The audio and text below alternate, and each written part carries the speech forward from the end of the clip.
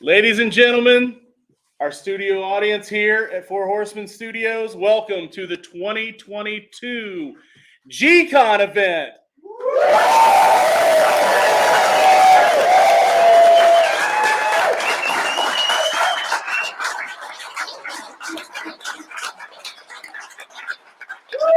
As everybody watching at home might have just heard, we do have a studio audience here at Four Horsemen Studios today.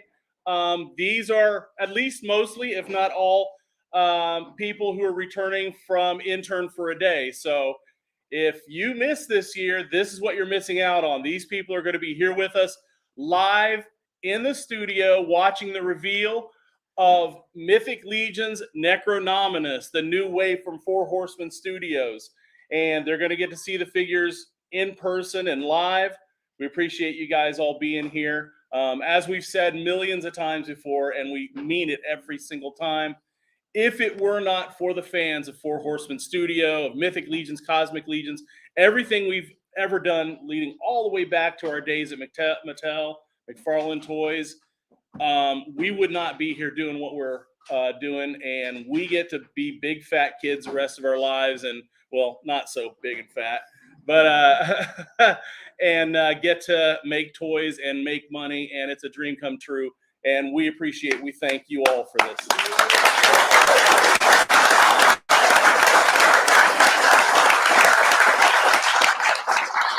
So as always with our G-Con events, today's going to be a reveal. We're also going to have, are we going to have the giveaways? Did we put that together? We forgot to do giveaways, but at some point, if we have those tickets, who's got those tickets? George, the blue tickets? Sure, we got those. Sure, we got them somewhere. We're going to hand out blue tickets to people in the studio audience. We're going to eventually pull those at some point during the day, and we're almost prepared for this one. The one thing that I couldn't remember to do. And we're going to give away a few things today throughout the day. So I think you guys will like what we're going to give away to you. We were here fairly late last night putting together the Paint Master prototypes, and we think that you guys are going to be absolutely blown away by this wave. A few of the people that are here now actually got to come back into the studio late last night. I was going to put them to work, but they were slow, and by the time they got here, I was almost done. So they got to see them a little early. They seemed pretty happy with what they were seeing, and I think that everybody here is going to be happy too, especially you. And I'm not saying who that is, but I think you're going to like what you see. So we want to welcome you all to G-Con 2022 Necronominus. And with that, let's get the show on the road.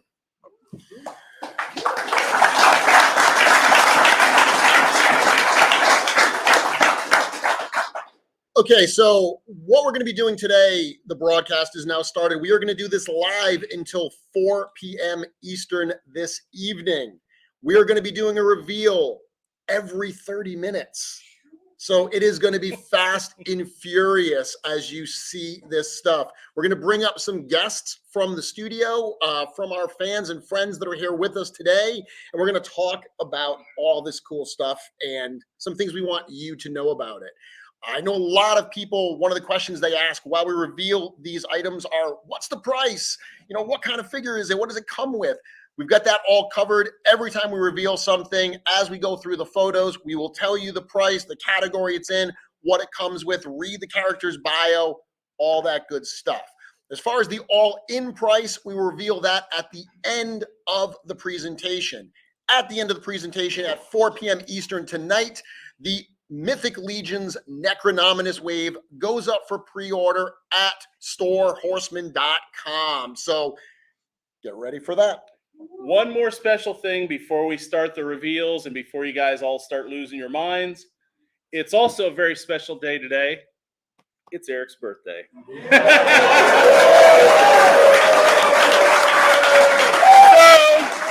ready? Everybody here and everybody back at the La Quinta?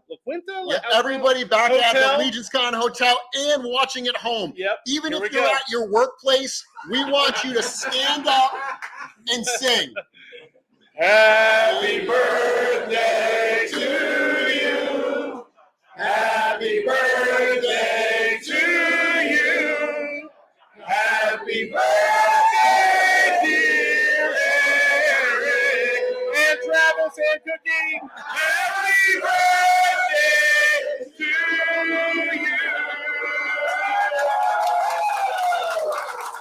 All right, let the show begin. I said Cookie. Pay attention.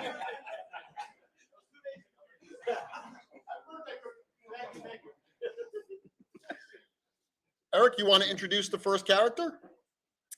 I don't know if I can follow that up. So yes, our first reveal today is a character called Sir Elijah. As you know, or could probably guess, this line is the Order of Aetheron versus the Congregation of Necronominus. And this is our first reveal from the Order of Aetheron.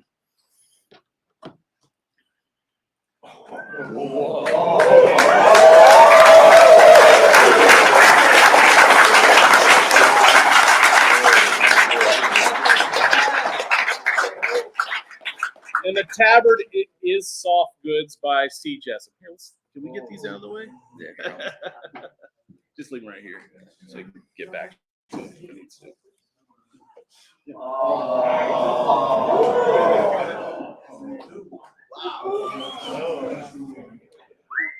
Gorgeous. So Sir Elijah is the standard figure that will come in at $37. Raised on a farm on the open plains of Etheros, Sir Elijah grew up around horses and he became an equestrian whose skills were second to none. It is therefore no surprise that this young man was eventually recruited into the ranks of the Templar emissaries. A subsect of the Templars of Aetheron, the emissaries travel the realm carrying important messages and items at the behest of their faction's leadership. In addition to his skills as a rider, Sir Elijah is also fluent in a variety of tongues and more than capable of defending himself in the important messages he carries. And the first reveal of G-Con Necronominus is Sir Elijah. And there's a lot to unpack with this guy, and that's part of the reason we started with him. So this figure is from top to bottom a brand new body. We've talked about it a lot here. This wave kind of feels like a full circle wave for us, because the initial wave of Mythic Legions, the very first body sculpted for Mythic Legions was a knight body, and everything was then built upon that. And in general, that first wave, it was very heavy on skeletons and heavy on knights. So this is the first time we probably sculpted that body 10 years ago or close to it. So this is our first time to like truly revisit this. The new body, it has more areas for customizing. The way that the upper arms are built, and the knee area has separate pieces for the armor plating that goes over the top of it.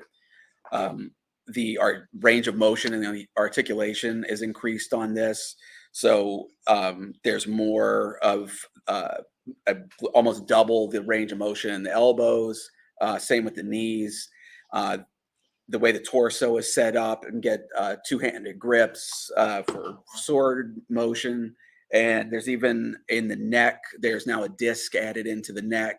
So it's still the same ball attachment point, but there's increased motion forward and backward. And so the challenge with this, and what we wanted to stick to, is it still maintains all of the points of customization and interchangeability, but improved across the board. Yeah, I'm super excited for that, because I love the aesthetic of Mythic Legions. But seeing all the incredible photography that people already get with it, the incredible poses, to give them even more range of motion, to be able to get additional poses out of that, but maintain that aesthetic, I think is absolutely incredible. Yeah, we're excited. And, like CB said, we can do this thanks to you, and the support of the line, and the growth of the line puts us in a very different place than we were when we first launched the line. So now, we can come back and add these these new body types and armor pieces and things like that, and constantly make improvements on the line. And the soft goods tabard is one of those additions as well. This is something we've wanted to do for quite a while. The look where it's sculpted fabric on the torso and then soft goods below, like it's not a perfect match, and so we wanted to have that consistent look throughout the figure, and with that added articulation where you can get the deeper motion, to pull in for those two-handed grabs. The soft goods allows for that, both in the leg area and the torso area. We actually have C. Jessam in the chat right now saying new What's up, torso CJ? with added range. Huge compliments, and love goes out to that team over there for what they pulled off with this wave. Yeah, this is already an amazing example of what they did for us on this wave, and it only gets better from here. Just every time we work together, they pick up where we leave off, and it's just like that communication level and just being of the same mind on things. It's the collaboration just keeps getting better each time. One interesting thing I think worth pointing out here is that new head sculpture. When we did PowerCon this year, we did a presentation about building systems similar to the pop-out chest plates that we see in the Alithia wave. And one of the teasers we showed for anyone that was in our PowerCon presentation was we actually showed this head minus that faceplate. So that head that we see for Sir Elijah, that is a faceplate that pops in there. That's going to allow us to do other faceplates or allow customizers to create faceplates for that as well. Absolutely. That's where a lot of the synergy with the customizers and the third-party creators comes in. Is it's helpful for us from a tooling standpoint and development standpoint, but I also, as these are being developed, we know, and we're thinking about the fact that, well, this offers an entire new product category for the makers to come in and make faces to pop in, or like the on the Alithia wave, the chest plates that pop out. As soon as those came out, we started seeing alternate chest plates. So they're upgrades that work on a lot of levels across the board. Let's talk about the weapons, because Sir Elijah comes outfitted with a whole armory of brand new weapons that are making their debut in this wave. Yes, again, going back to talking about the the full circle and how this is an opportunity to come in and develop new items that we haven't kind of gone back and touched upon in a while. This with brand new dagger with a sheath here. This little battle hammer is something that we've wanted to do for a while. That's just very different than any of the weapons that we've done so far. He's got a specific Templar sword. The Templars are wildly popular within the line, so we thought it would be cool to add that into the mix. And then a new shield type. I always feel like when we're putting figures together, like, there's just never enough shield types. They're big, and so I think they're just such a striking part of the setup. They really stand out. So a new shield adds to the look quite a bit. And this is a versatile shield. It's part of the same system that nobody has this yet, but the sigil shields that the Gorgo and the Attila have in the 2-pack. So this is the same system where the boss in the center pops out, and that's what the handle goes into. So it's more customizability, more versatility, more opportunity to custom create the looks of your characters. Speaking of more, he's got more belts. Oh, yes. That wasn't even on our list. I know. I'm freestyling. I like it. I like it. No, obviously I've been a customizer and, an LBC, a lazy boy customizer for years with this line. One of the things I love to do right from the beginning was take those simple brown belts that were included and use them in different configurations, put them across the chest, put 4 of them across the chest in a crisscross pattern to get some different looks, but they were obviously very plain belts. We've started to see, really beginning in the Alithia wave, more detail on the belts, different kinds of configurations.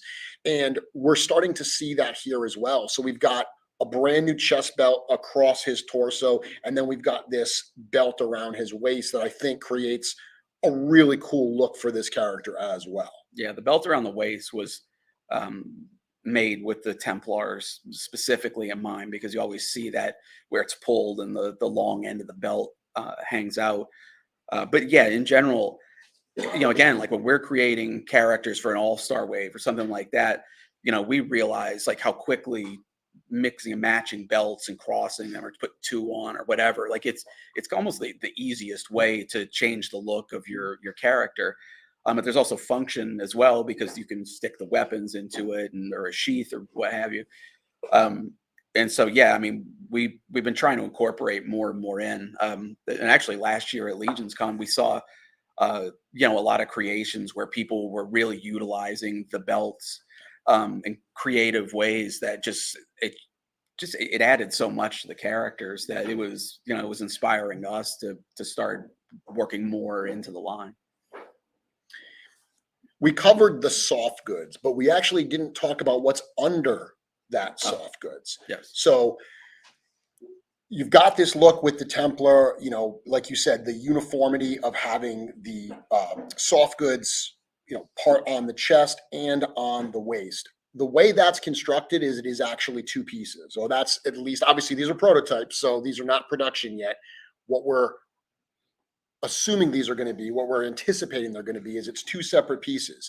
So the loin piece around the bottom is going to be like what we got with, say, the Artemis Silvercord 2 figure. Yep. So it slips over and the waist armor goes over it.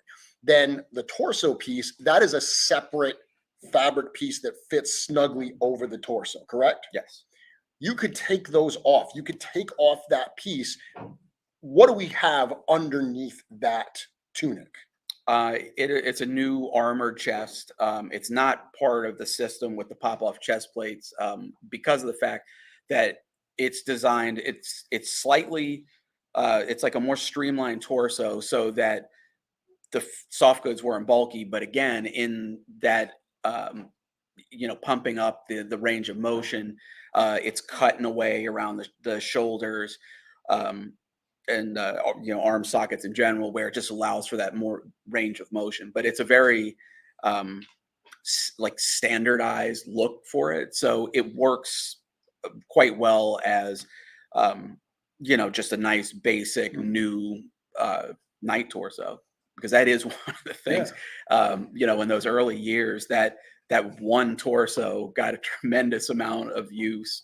We're very thankful that people didn't revolt after seeing it so many times. But after we did the Red Shield Soldier, we've started in with the chest plates, and then now this. There's definitely, in a shorter period of time, a lot more room for variation. So we created a brand new torso and we covered it up. We should probably use that torso without the covering on another figure at some point. That's a good idea. Okay, so let's see what we've got here in the comments. Let's go here. Let's see.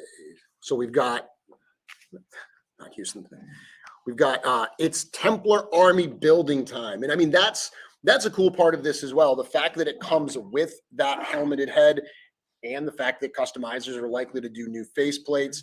This is another figure. We've seen people army build the Templars. This is another figure that I can absolutely see people buying multiples of to really flesh out their armies. For sure. Yeah. I'm trying to catch up with the comments, but they're coming in fast and furious. New helmet is awesome. Are the faceplates compatible with the Xylernian Guard? That doesn't have a poppable faceplate. That's a totally different type of head. Correct. So yeah, Yep. that's not. Can we get an example, an idea of how many figures will be in the line? We just started the broadcast. We've got Don't 6 worry. hours of content we've got to get through. As we go along, we're going to be telling the prices of each figure that you see it on the screen here. But by the end of it, you'll know how many we're going to be revealing and what the final price is, what the all-in price is. Yeah. And well, speaking of price, I mean, a standard figure at $37, that's the price point that we've had for over a year now. That started with the Cosmic Legions Volcatar Book 1 wave, that the price of a standard figure was $37. But even with head-to-toe new tooling on this figure, premium soft goods, prototype by C. Jessam, all these new weapons, everything you're getting here, still being able to maintain that price point to really do right by the fans. I think that should be called out for sure. I mean, as you see a lot of companies raising their prices, obviously they need to because of, production prices increasing, fuel prices increasing, so shipping is going up, things like that. They're all raising their prices. Back when we first released Mythic Legions on Kickstarter, they were $32 each. And we've raised them, $5 now in the past, 6 years? 8? Well, I mean, since the first Kickstarter. yeah, but yes, after the yes, first yeah. Kickstarter, they were discounted on the first Kickstarter. Right. But when we did the pre-order, they were $35. So it's Yeah. only gone up $2 in a matter of like 7 years. So we're trying to keep it as low as possible. Obviously, eventually prices will creep up a little bit here and there, but we're trying to toe that line so you guys can continue to Legion build. And I mean, again, I like, this is completely, a thank you for the support issue here, because the reason we've been able to do this is because as the support has grown for the line, that allows us to increase number of units at the factory. So even though prices are going up, our volume is allowing us to kind of even that out. So we're in a unique position, whereas the big companies, they're kind of, at an even number. So they just have to roll with the punches. What is his body weight? It's a 1.0 body. Good question. Yeah. Yeah, it's a 1.0 body, but it's a brand new 1.0 Yes. body. And all the parts on this, including the additional range of motion, they're compatible with. Yeah, that's the, that was the key, not to, kind of betray what's become before it, so that nothing in your collections becomes obsolete. Yep. So as awesome as this figure looks like in person, the photographs really do it justice. I mean, really. Trevor's here today, isn't he? He's right there. Oh, yeah. Trevor Williams, big round of applause for all the wonderful photography.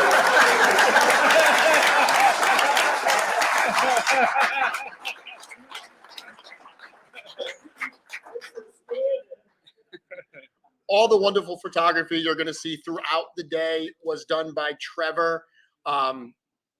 Amazing to work with. I get to work with Trevor very closely on, making sure that the store and the website and everything has the images we need. Trevor couldn't ask for a better person to partner with for something like that. It's incredible. Yeah, please, when you talk to Trevor, let him know that the photos do these justice. It might not be true, but you got to tell him that before. We want him to continue doing this for us. So Yeah, well, while we're already admitting that the photos do the figures justice, we also have to let them off the hook for as well. This is probably the most fragile, complex line that we've done, and they came back without a single piece broken. Yeah, because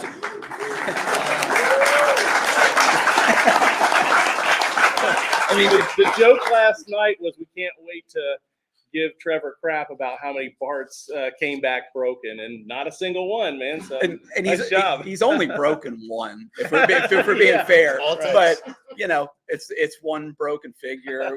A few mentions of Bonefish Grill. So I see Walter at the hotel last night, and he comes up to me and he says, "We had a great dinner tonight. I talked to the manager.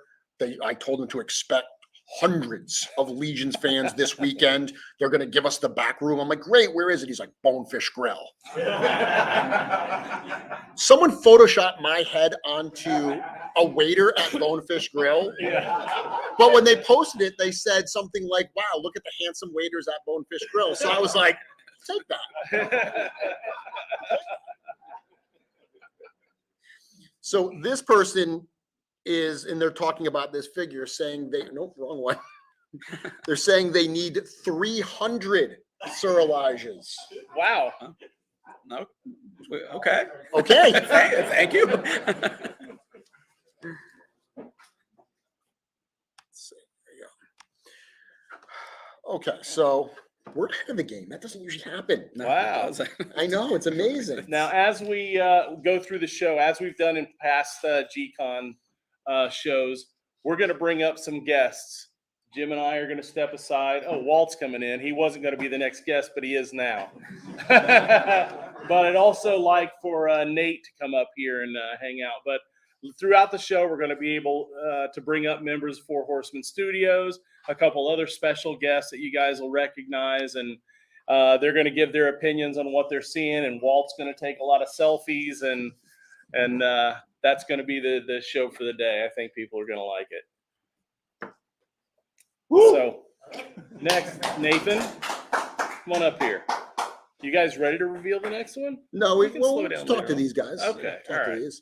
I love the Let's talk fact to that these guys. in the room, because you can't on camera, you can't see. We've got obviously all of our interns and friends here, and then we've got a screen for them all to see. And there's a momentary lapse when I go from slides where they can see some of the other names. And the minute I start doing that, every eye is just staring up there, and they're all just like, "No photos." Now, can you can put them on screen, can't you? Of course I can. So, Am I not- interns, you're all on screen. Say hi. Say hello, America. Hello, YouTube. There they are. What a beautiful, beautiful audience. And yeah, there's no 5-second delays here. So this is not "my wife is going to kill me." This is this is G-rated. So keep it calm, everybody. Walter Hagen and Nate Barch.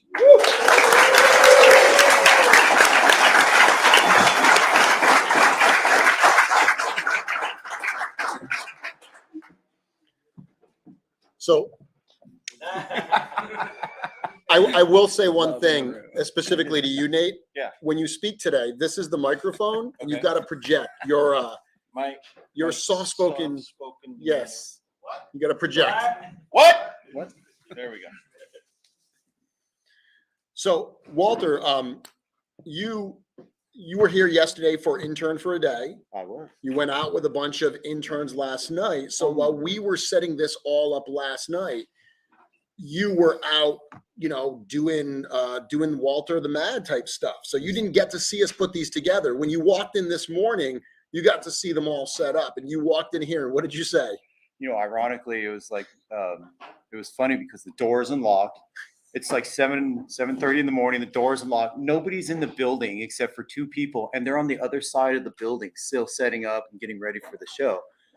And then there's stuff All over the table. all over the table, and this is stuff that I've been waiting for like 5 years. And I told Eric that earlier. And I'm in there, and I grab my phone, and I'm just taking pictures and taking stuff. But thankfully, I work for the company now, and it's a little different where I get to take pictures and get excited and show myself with nobody else around. And I'm surprised nobody called the police because me screaming like a little girl down the hallway and nobody heard that. So, but it was amazing. It was fun to just walk in and see what you had made. And here I am 20, 30 minutes later, after setting up the chairs for all you guys and hanging out and helping with Joe and Greg and Jeremy, 20, 30 minutes later, you know, Eric comes in, he's got his coffee and he's just like, so what do you think? As casual and calm as you are. And me being the very soft-spoken, well-articulated person that I am, just you know, so fumbling all over myself and trying to explain it to my friend and the person who created all this stuff. And I go, man, why didn't you make this stuff years ago? He goes, well, we saved the best for last. Don't say that.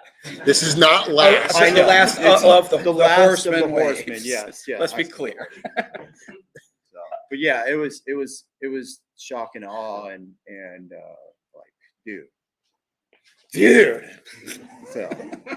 So yeah, it was awesome. I was excited. I'm very excited. Like this is cool. So Very. Nate, you got to see them for the first time last night. Last night, correct. Yeah. You have a really interesting role where you are involved in every wave that we do. Your work, your artistry is on every single package, but packaging comes later in the process. Near the end, yeah. So a lot of times, all of these new things, you've talked about them, you've been part of conversations with Eric and with the studio, but you don't always get to see the stuff up front. So last night, you're here for Inter, you're here for G-Con, you're here for Legions Con. You get to see all those pieces come out of the boxes. And what was your impression as you saw these things coming out? It felt like Christmas morning. I mean, because they're all wrapped up in bubble wrap too. So we literally had to unwrap all the prototypes and stuff. And so you'd get this piece out and it's like, like, what is this thing? And it also, it feels like you're walking into that toy store for the first time and you're seeing your favorite toy line for the first time. And which is dumb to say because we've all been collecting Mythic Legions for almost a decade now. And looking at these figures again and looking at what's in this wave again, just so much excitement, so much joy, so much and I will say this, I don't think this spoils anything, and I think we're all used to this, but the thing that marked me, being a visual person, being an artist, looking at Eric's work on this line, I'm amazed at the fine details that are coming out that are really pouring through this line. I mean, you guys will see these on camera. You'll see them sitting here. I feel bad because you're in the audience. You in the audience, you're still too far away from the figures. yeah, I'm excited for you to get up close and just really look at these figures because the artistry is phenomenal. It's absolutely phenomenal. They are the best action figures I've ever seen. there was stuff on the figures that I've seen them several times now and taken photos for later. But there's for later. For later, I swear.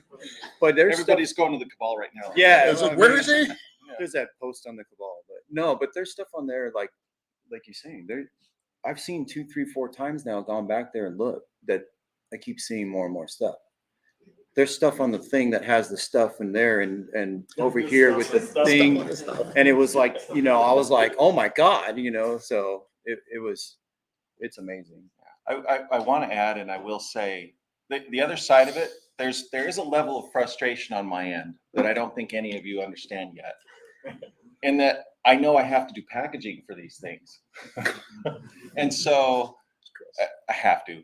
I get to. Let's put it in perspective here. I get to do this packaging stuff. And what I was saying about that detail, how in the world am I going to capture that? I hope these guys give me just a little more time. Where's Chris? Just a few. I was just less looking for Chris. slaps. I'm like, is he in here? It's like, Chris, I need another 2 or 3 weeks just for those paintings. Because I mean I cannot wait for you all to see what I'm talking about. And you said that last night. We're pulling them out and we're looking at them set up, and you were already saying, I can't wait to paint. Yes. And we were talking about different poses and Trevor's photos, and you were literally saying, oh, now I'm imagining the thing with the thing, and he's doing, you could see the creative gear starting to turn as you looked at them. This is the most cryptic I know. conversation. We've done one reveal so far, so we can't Right. talk about. This is the worst reveal special ever. You should be me or the social media guy that's like, you can't talk about any of this stuff and post it online. I'm like, yeah, sure. That's Yeah. my job. Only having convulsions over in the corner, from excitement. Well, we started early because we did the first reveal was supposed to be 10:15, but we kind of got right into it. So this first stretch is a little bit longer than the others. We're supposed to do a reveal at 10:45. Should we go ahead and do one right now?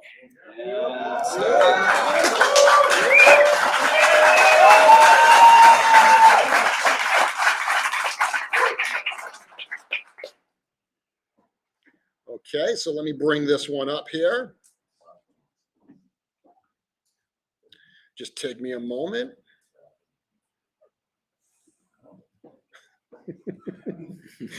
You can hear the hush. The hush of the crowd. The hush goes over the room. I'm going to take a selfie again.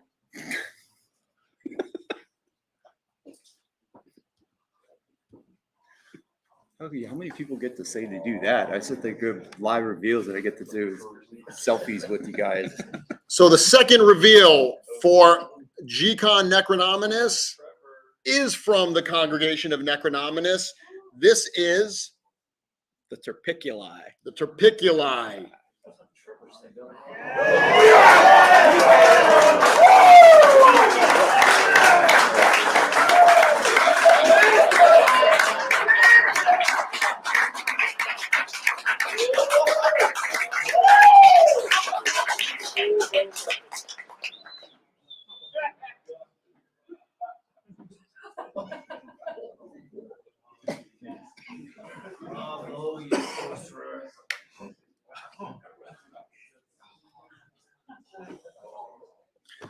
So the Terpiculi is a deluxe figure.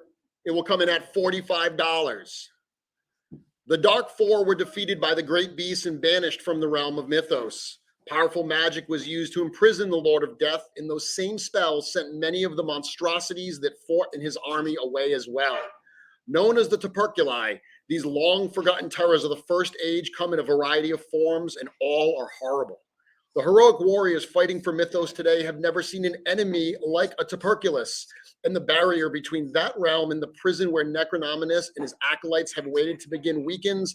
These rotting denizens of death stir and prepare to fight once again.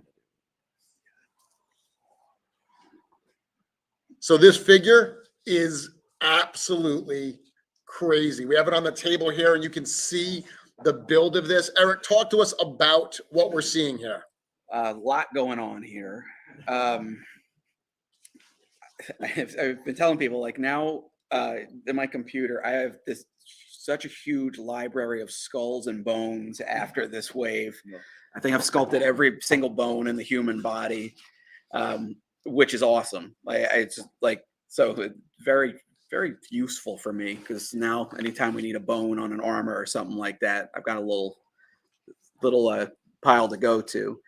But I mean, as you can see here, this character is the first skeletal character that we've done that's a fully bone character. No, no armored lower legs or gauntlets or anything like that. And this figure really serves as not only a builder kind of a figure with the multiple parts and multiple configurations, but really like a toolkit for anybody who wants to customize skeletons. There's just so many new parts here. So skeletal tail, which is going to be a bendy tail, which is new for us. So just added articulation there. The arms on the back, the center set is a standard 1.0 set of full bone arms. It has these little mutant wings on the back, and then it has the extra long arms with oversized hands in the front. The first time that we've seen a skeletal torso in the line. One little cool little bonus extra that some of you guys might like. The thighs there are dwarf dwarf skeleton thighs.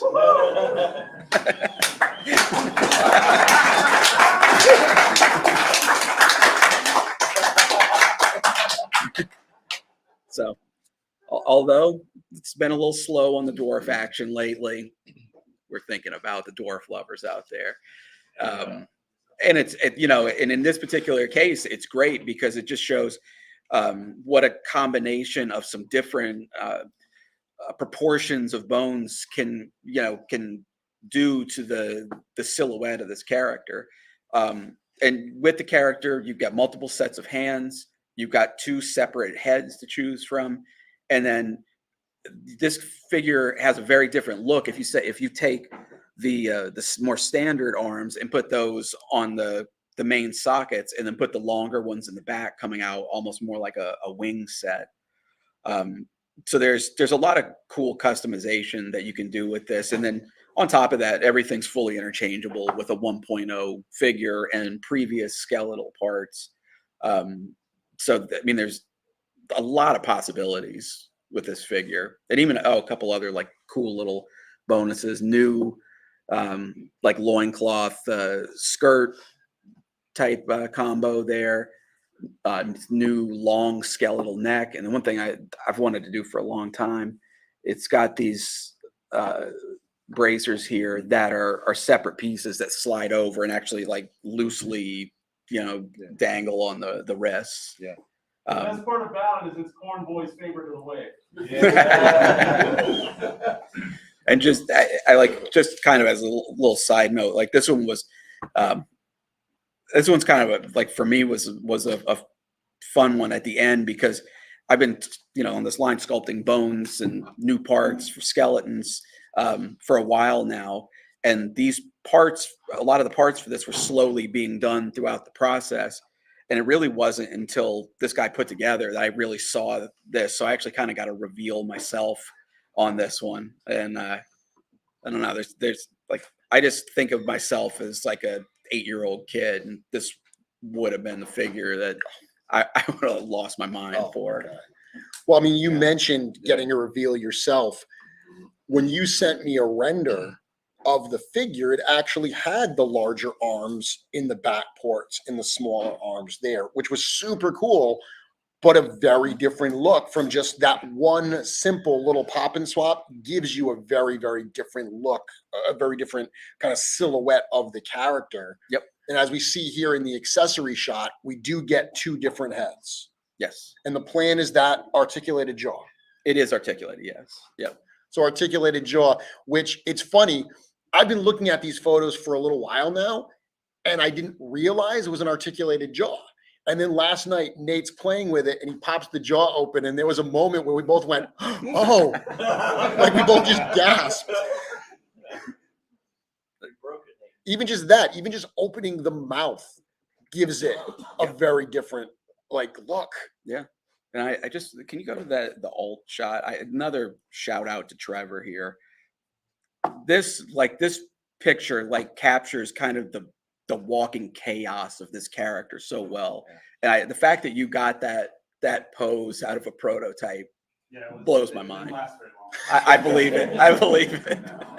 When you made and thought of this, was that basically the idea and concept when you see this and you're creating this? Is that something, I mean, before Trevor had taken this photo and you visually see it, but is that stuff that you think of when you create these things? Yeah, for sure. Because this goes back to like, sculpture classes that I took at college. And I remember like one of the, I thought the best like tips or points that one of the professors said, was just, because I drew and painted and stuff up to that point. I didn't really start sculpting until college. And, we've just emphasized how important it was that, a sculpture is something that you look at in the round. And so you want it to be dynamic and interesting from every single angle. Yeah. And that's why I love a figure like this, where especially when you can start posing those limbs out and adding weapons in. And you look at them in this pose in the picture. Yeah. And I also, I also think a lot about silhouette. Yeah. And so if you were to break this into a silhouette, like any angle you put that into, like if we did a teaser, like I think people will be, fascinated to see Yeah. what that would look like. And Yeah. so I mean, that's what I love a character like this where, it really checks those boxes off. Yeah, it's beautiful. One thing to see it static and simple, but when Trevor puts it in poses and displays them like this, it makes the mind go in a million directions of how this character is going to act in our universe as fans. Yeah. And that's the great point when Trevor does these photos is he's bringing them to life, and then what you're thinking of while you're making it, that's the part that as a super fan and getting to do this is what makes us go crazy and want to buy a few of them, so. Do you want to talk about how that ball joint works in the skeletal chest? Yeah. Oh, good point. Before we go there, I just want to answer a couple questions that are coming in right now that are relevant.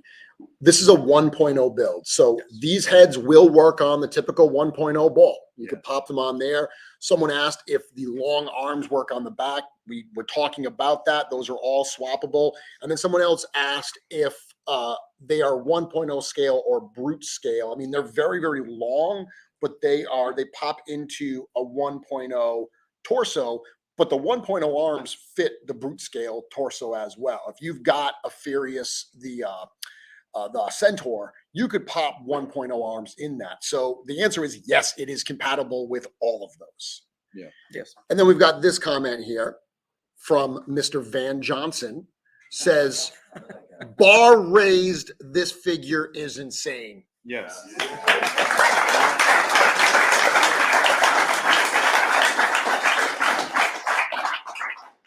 Talk to us about this new torso and the way that's- that system works. That's an excellent point. So if you look at this, this is an interesting challenge on this one because the structure of a skeleton and a spine and a rib cage and all that does not work with a 1.0 build. So we needed to figure out some ways to make it work, and again, maintain the system with backwards compatibility and all of that, which is it's key to the line. So the way we built this character, it still has the exact same wall socket that the regular torsos have. The chest plate is a separate piece, and then it's got a separate belt. Again, you mentioned the systems. It's got a pop-on belt that again, we can do multiple versions of the belts. But third-party makers can do custom belts in there. But by adding this piece of armor and having the overhang of the ribs, we're able to keep the look of a skeleton, and where you can look through the ribs and it feels hollow, while maintaining the mass enough to where we can put that big ball up into the torso. So yeah, that's the sort of thing, as a sculptor and designer, like it's, I said it was a challenge, but that's a fun challenge. That's like it's like solving a puzzle type of a project. I love how you say that. Oh yeah, that was a challenge. Like it's something easy that anybody can do. It's just like that's amazing, of all the parts and articulation and the different sockets and joints that are in there that you've been able to figure out. So. I shouldn't make it sound like it's just like this is amazing. Like developing a new body. Like when we're showing these parts, doing like a new head or some new armor pieces. Of course, that takes some time, but it's just not as intensive as as something like this. Developing anytime it's a new top to bottom body type and we're dealing with joint sizes and compatibility, that does take a lot of time, and it's a lot of printing things out, testing the fittings and the functionality, and then going back to ZBrush, trying it again. By the time George and I were done with prints in his office, there's just trays and trays full of discarded prints that didn't work. And you take actual anatomy and figure this all out and where the placements are and all that kind of stuff. It's not like you're just throwing it out there too, right? Oh yeah. I mean, and of course, I mean this, make no mistakes, that this is highly stylized anatomy. Like this is taking, real anatomy and putting it through the lens of what, the Mythic Legions style is. But, I am like looking at like medical anatomy renders and like, looking at like thoracic vertebrae and, cervical vertebrae and, all this kind of stuff. And it's tight. it's Well, really interesting to do. To bring the point of what my question would be is basically you guys, when you get to see this in person and see the closer photos, there's like decayed lungs in here and liver and organs where like the rib cage and everything comes off, and there's stuff there. It's not just a matted down sculpture. There's things there that you can recognize from anatomy. And that's detail, and that's the detail when you guys can come back and look at it once, 2, 3, 4, 5 times, especially in hand. The photos are amazing, The photos do them justice, but to see them in person and pick it up and hold it like that, that's amazing. Yeah. Well, yeah, I mean, like something like that. I mean, unless we took a photograph where we actually took this apart. I mean, generally, like the inside of this rib cage is something that a lot of people may never take this off and they see. may never see. Yeah. But if they do, there's something there. I always loved toys like that when I was a kid, where there was something that you couldn't get to, but you could see inside of it. Like I had a stretch X-ray when I was a kid. Yeah. And like he had all alien anatomy inside of him. But I mean, the only way to get to it would be to cut the rubber open and destroy the toy. So you just kind of had to dream of what that stuff actually would have looked like. So I like that, that kind of mysterious element. Yeah, that's beautiful. That's amazing. You're looking at the questions. Yeah, I'm just going What's through that? the questions. How How does the tail work? Oh, So the tail is, so the tail itself will be a bendy, and at the top of this bony, the top of the bony section, it's going to have a plug, and there's going to be a converter where on the back of the crotch there's that socket in there, and there's going to be, it's going to be somewhat of a standardized attachment that goes on that has a socket for a bendy tail. So that way we're again creating like a new little system where moving forward we want to do more and more bendy tails. Just it's after really part of the inspiration for that was after seeing like some of the sashes on the Lithia and even just the skirting that CJSM has done, like that's added posability in the figure. It's amazing how much drama you get out of those soft goods.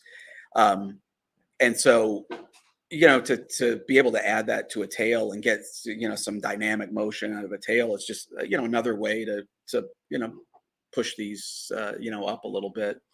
One of the things that's probably worth mentioning is when we answer questions about how something's going to work, again, these are prototypes. The factories that we work with are incredible when it comes to looking at these things and actually even coming up with ways that, parts are going to be broken apart. Chris has talked about the way they do the tooling and the way that they break certain things apart to maintain the look, but sometimes even increase the way that it actually goes together, improve the way it goes together. So that kind of synergy between the studio and the factory that produces them is one of the, I think, important reasons why this line has considered to not only maintain quality, but improve it over, a number of waves since the beginning. Right. And I mean, that's where Chris comes into the equation. Because like this is where, I mean, Chris has done enough production management over the years where, I could print this out and I bring this to him because I like to do a bendy. We need to sculpt it straight so they can put the wire in. So I did a bent one for display and then a straight one for tooling.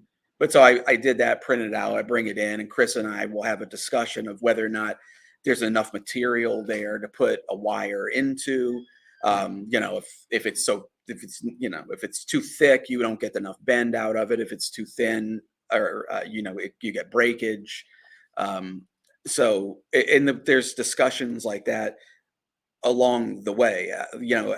We've never, even back, in our early days, we always sculpted the articulation into the figure. So we know that it works and we know that it can function.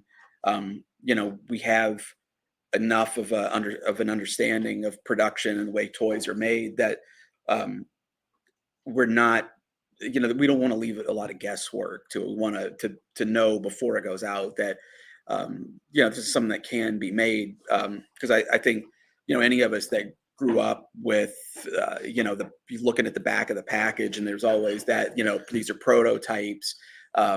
Final product may vary. And then often it did, and it was very frustrating. You fall in love with something on the back of a package, and it didn't look like that, and so that's not acceptable for us. I've heard that in reviews. I think Bill from Doorclear is here. I think you've mentioned that before, that what you see in the photos are prototypes, but it's remarkable how close the final products look to those prototypes. There's not a lot of surprises, which is not always the case with some other releases out there. To add That's a great compliment. To add on that goes to the photography, what Trevor's doing. That figure has the potential to do what can be done in the production photos and the packaging and everything else. When you see these things, you could do that with that figure. It's just, that's the amazing thing of the art and the photos, and then the sculpt and the articulation that you put into these things. What you see is what you can do, and you have that imagination, and then create those photos and then bring that character to life. It's not going to be like your classic toys when we were kids. You'd see that and it just kind of stood there and that's all it did. And you'd have to make all the motions and have fun with it. This time we can do all that fun with it and take 1 million photos. Hopefully as cool as what Trevor's doing for us. Oh, that's, it's when I, see these photos and see, the work that the photographers do out there. Oh, yeah. It's always amazing to see. Like I love seeing the way that they bring this stuff to life. Because I mean this looks like this is off of a screenshot from film. That looks like something like Netflix is going to be putting out. Album cover. Yeah. Like out of a movie scene. That looks like something. If that came up on my TV, I'd want to watch. What show is this coming up next? Yeah, like this looks like this could be like, Witcher season 3, like first look or something like that. Oh yeah. But it also, if there's any, there's always debate about articulation. Some people love it. Some people want more. Some people want less, whatever. Like if there's any question about like the capability of the figures, when I look at a shot like this, it's, there's so much life in this that tells the story. I mean, if that's not enough, then that's fine. But just you can get a lot out of these. Yeah, I mean I hear from photographers all the time talk about what they're able to achieve with these figures. And I mean, all you have to do is look on the Cabal, look on Instagram to see the incredible range of photographers and what they're accomplishing with these figures. Oh yeah. I mean, they are incredibly photogenic. Yeah. Some of my favorite photography is what the fans do. Oh, yeah. It's amazing what everybody creates. I mean, it's one thing to see your production guys, Trevor, doing these type of photos, but it's another thing when you start seeing the fans that are sitting right in front of us that do these photos, man. I mean, seriously, this is awesome. So For sure. So let's go here for a minute. I'm gonna take this off. Couple of things. They were mentioning bendy tails earlier. For those of you who don't know, that's I'm sure you guys all know, but for people in the audience who don't know, that's like a softer PVC rubbery kind of thing with a wire through it. So when they talk about bendy, that's what they're talking. And also, you in the studio audience might have noticed that Stephen Bisciotti's going around handing out little tickets. Put them to work. Pete McCarthy, yeah, I actually put these Boys from My Wife Is Going to Kill Me podcast to work. And Pete McCarthy cut out a bunch of numbers. Steve's handing one out to each of you. hang on to those because we're going to be doing drawings in a little while. And I don't know what we're giving away yet, but some of you are going to receive something. Woo, something.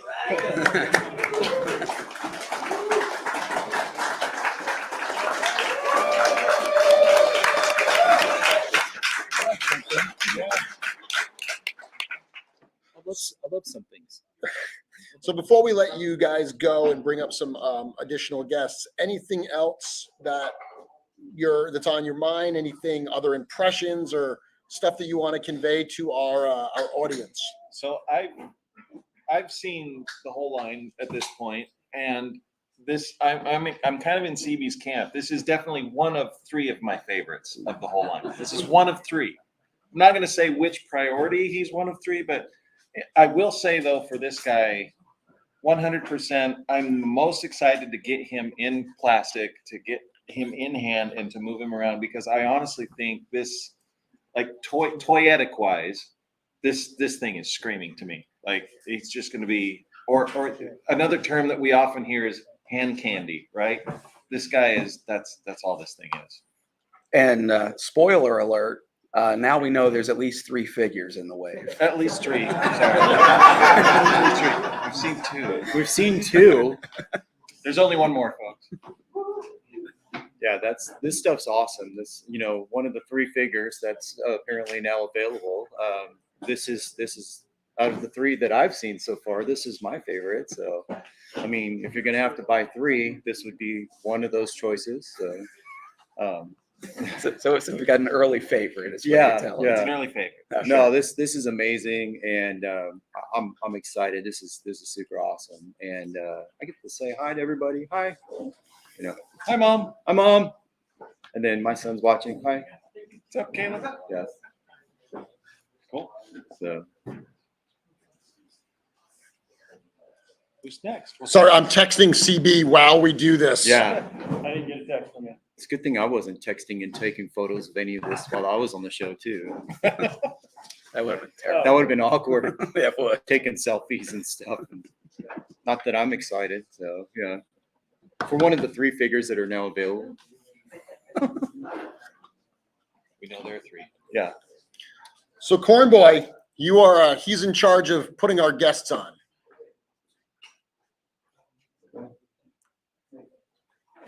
In the meantime, we'll look at what the comments on here. Skeleton warrior vibes, yeah. Absolutely. This And is then Things are awesome. tight. Things are tight. I guess while we're looking at that, I also can't help but keep thinking about the compatibility and just like the different ways this guy is going to start looking when people get him in hand. I guess that's the other side to this that we often forget is we're getting all these new parts that's just going to continue to build your libraries and allow you to customize and make amazing monstrosities of fun and goodness. Oh, the different ideas of setups where you could remove the arms, add more to it. Armored pieces, armored non-armored pieces, yeah. non-armored, different heads. I mean, this is one of those characters you could have. You can go nuts. You could have 24 of them, and none of them would look the same. Right. Yeah. Yeah. Thanks, by the way. That's all I need is more. I was thinking about you a lot on this wave. Yeah. Like, I knew this was Some going to be Malleus a armor good on one. this guy. Apologize to my wife now. She's watching us on camera. So, yeah. So we've got this is only the second reveal. How do they top this? Well, there's one more out of the 3. At least that we've- one more. There's at least At one least more. one more. So, I mean, Absolutely. How do we I'm top completely these? blown away. Yeah, this hella is dope. I love those. Hella dope. Hella dope. By the way, thank That you guy's to from everyone California. who is Yeah, tuned yeah. in California guy. early-ish morning, depending where you are. I mean, we've got worldwide fans. So, on the West Coast, it is, 8 o'clock in the morning. We started at 7 a.m. on the West Coast, and we have fans tuning in to be a part of this. That's absolutely incredible. Thank you. Yeah. Thank you very much. Yeah. Thank you guys for definitely tuning in, watching this. Walter, Nate, thank you very much for joining us. Thanks, guys. We're going to let you go and mingle with the crowd.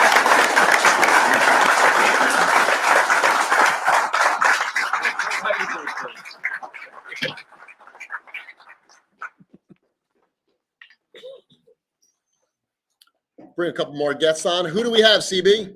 So the next two coming up from the My Wife is Gonna Kill Me podcast, we have Travis, and we have our own photographer, Trevor Williams, 1/6 shooter.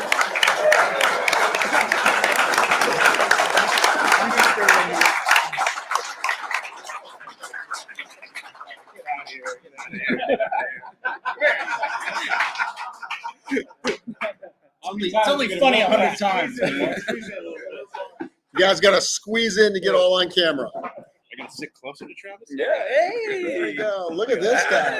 Yeah, I kind of like this. I know, it's nice. Look at that sexy sweatshirt you're wearing there. Look at that. Little retro rags right here. Yeah. I'm pretty excited. Look at that shit. Ooh. Self-promo. Very Yeah. nice. After this one, I don't think we need to show anymore. This is You think we've done it? We've peaked? It's I'd be pretty happy with amazing. that. I'd be okay with that. It's pretty amazing. Just wait. Hang on, Just wait. did a lot more work than I know. necessary.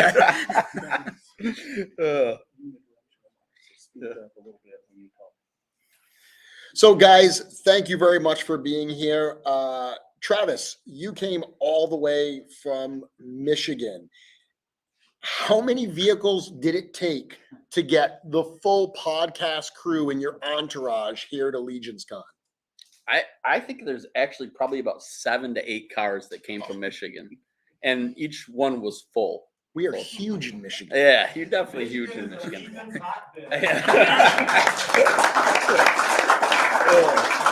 I'll tell you, after this wave, every state's going to be a hotbed because this is pretty impressive. Yeah. Thanks for having us, by the way. Oh, absolutely. Thanks for coming. Yeah.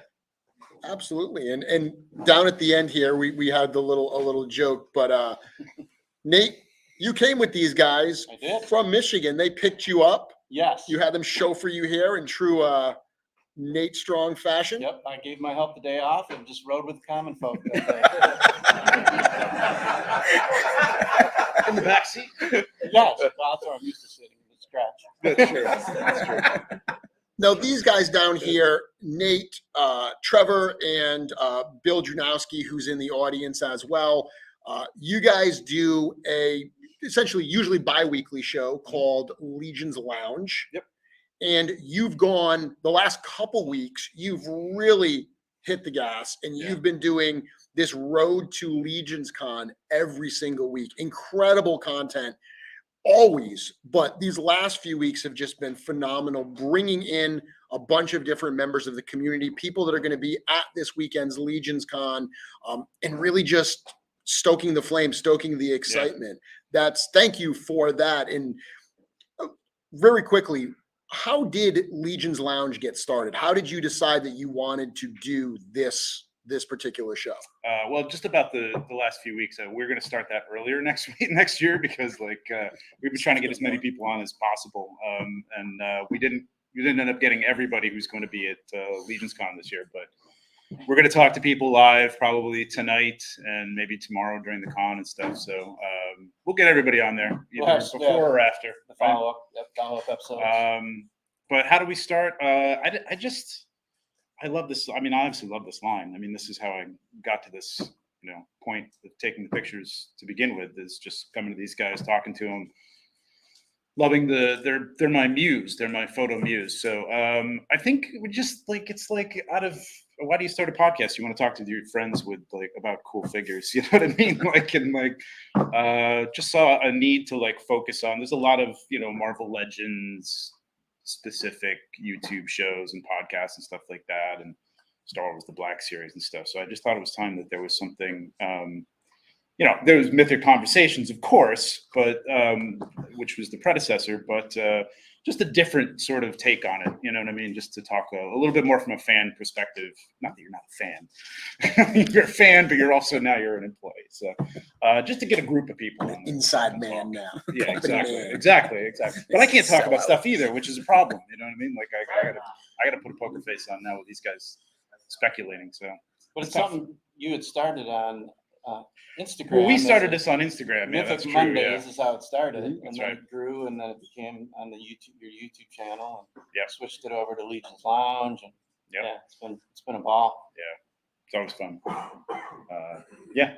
Yeah, it's great. And it's the casual conversations that you're able to have, because you are right. You do bring on, you have topics that you talk about, but there is a very conversational quality. There's very much a bunch of fans hanging out in a lounge, having a whiskey and just talking about their favorite Yep. toy line. And we've had celebrities. You have That's had true. celebrities. Celebrities Who who have- collect who- Mythic Legions. Which Who is have been insane. some of your big celebrity gets on the show?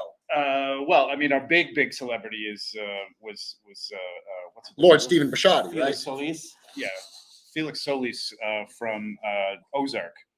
It was a great show, and he's fantastic on that show too. I mean, the show's over now, but he was great on it. And I was watching another Toying Around, my friend Kevin's show, and he got him. I guess he had texted him or something like that.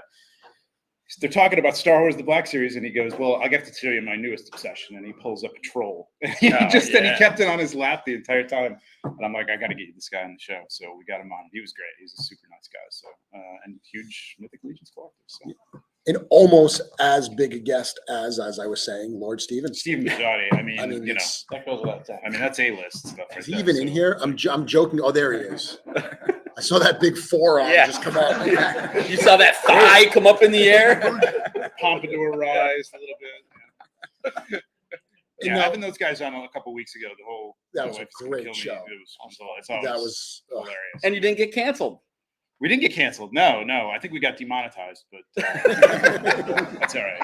It's fine. Been there. We're not making much anymore. Yeah, we're not. At least I'm not in for the money, obviously. No, I mean, really. And It all Travis, goes to charity.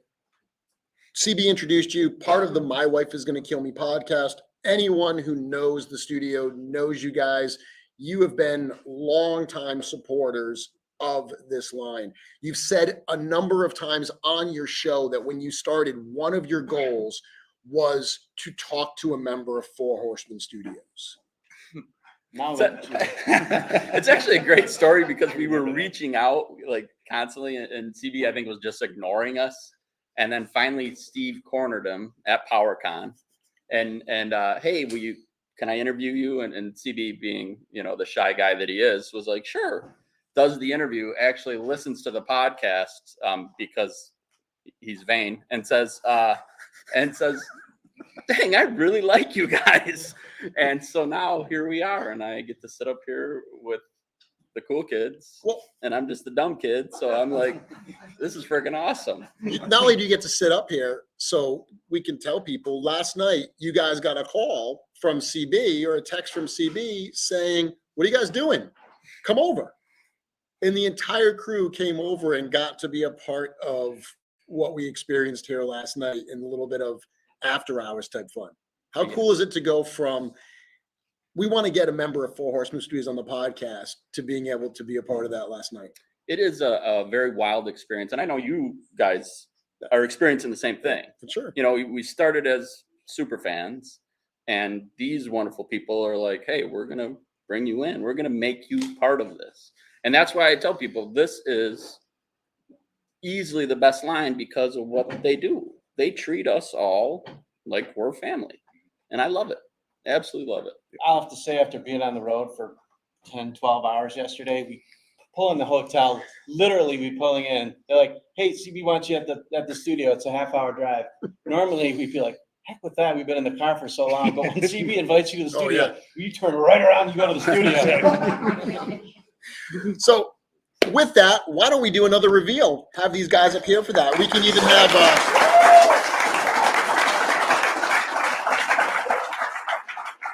so Travis, at some point I will bring it up on the screen here when you see the bio. Why don't we we've got a little tradition here of having you read the bio. Why don't we have you read this one? I'm sure you planned this perfect. I know which one this is. Based on that. Maybe not.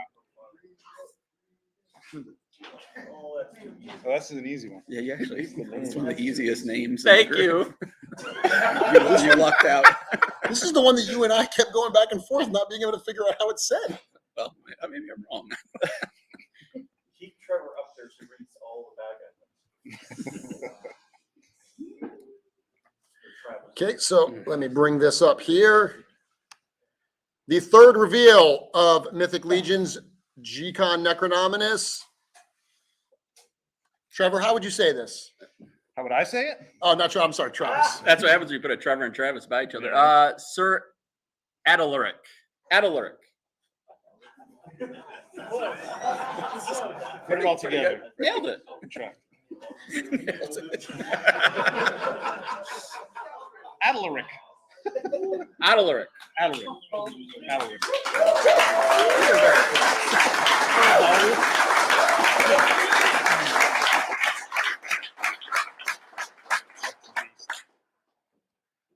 So for those fans that like the Knights, got some really cool stuff to look at here.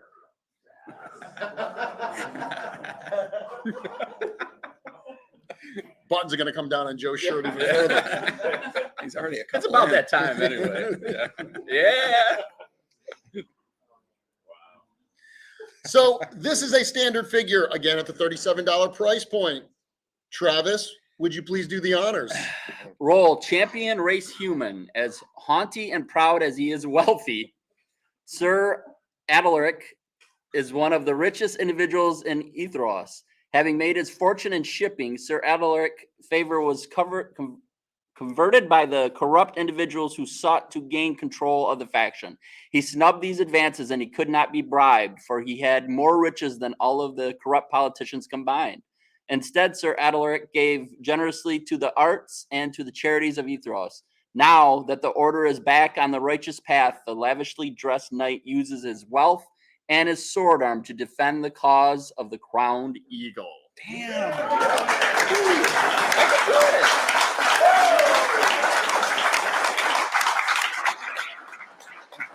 Yeah.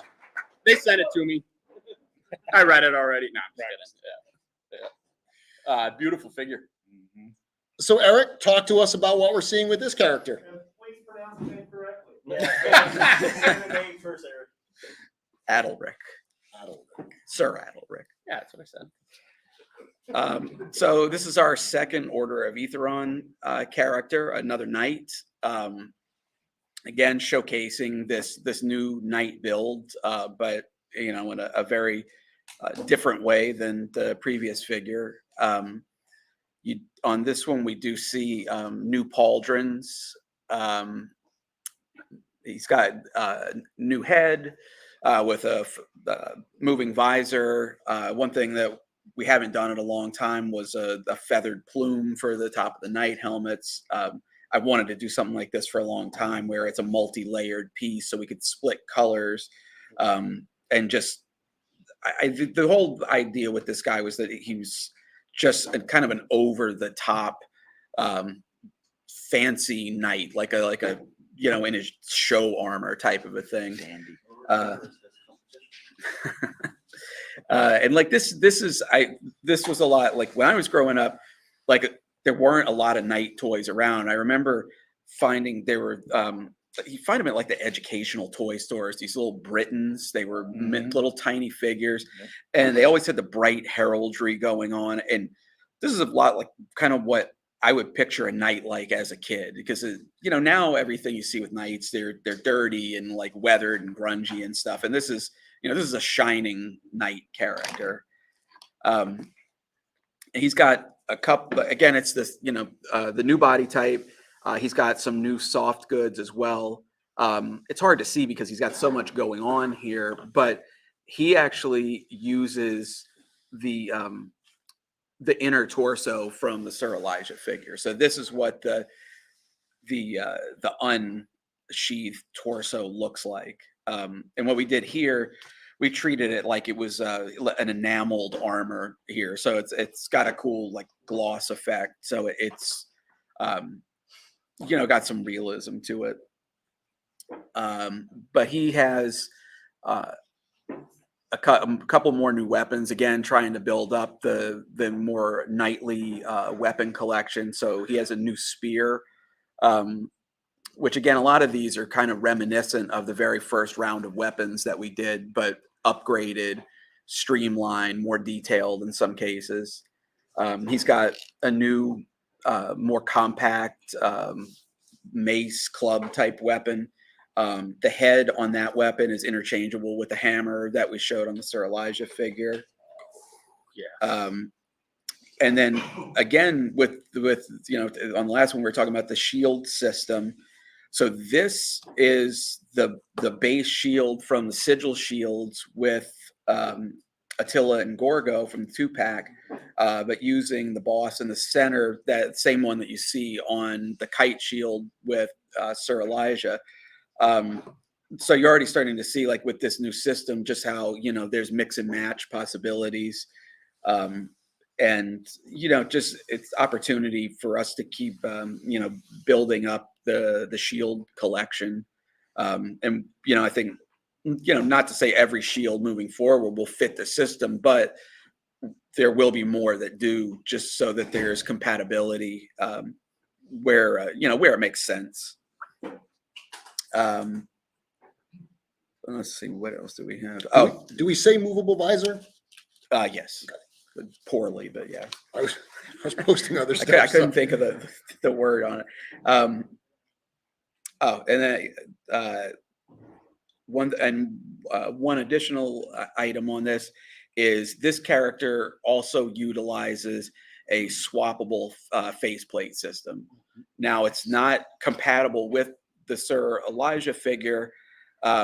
This one's a little different in that the Elijah face will just pop straight out. This one had to be different in that you'll take the visor off. There's the surround of the face that comes off first, and then the face comes out. So the front of the helmet actually kind of sandwiches in the face. And again, this is rather than trying to make it completely uniform where you could switch those two faces up, we also at the same time don't want to, when we're doing these systems, don't want to compromise the look of any of these figures when it's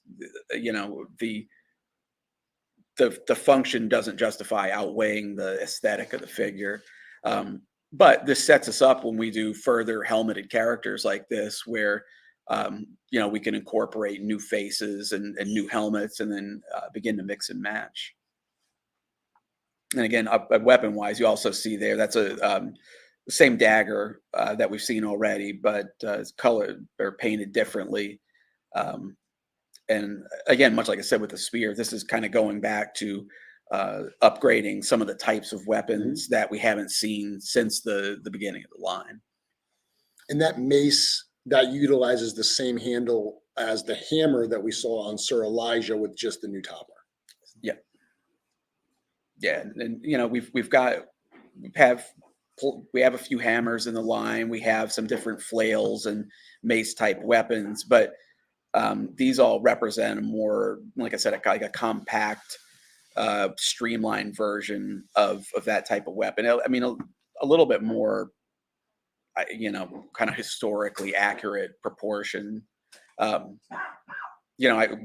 We like to do the exaggerated, like super fantasy weapons, but also, ground that with some more, I guess, accurate styling and sizing on the weapons.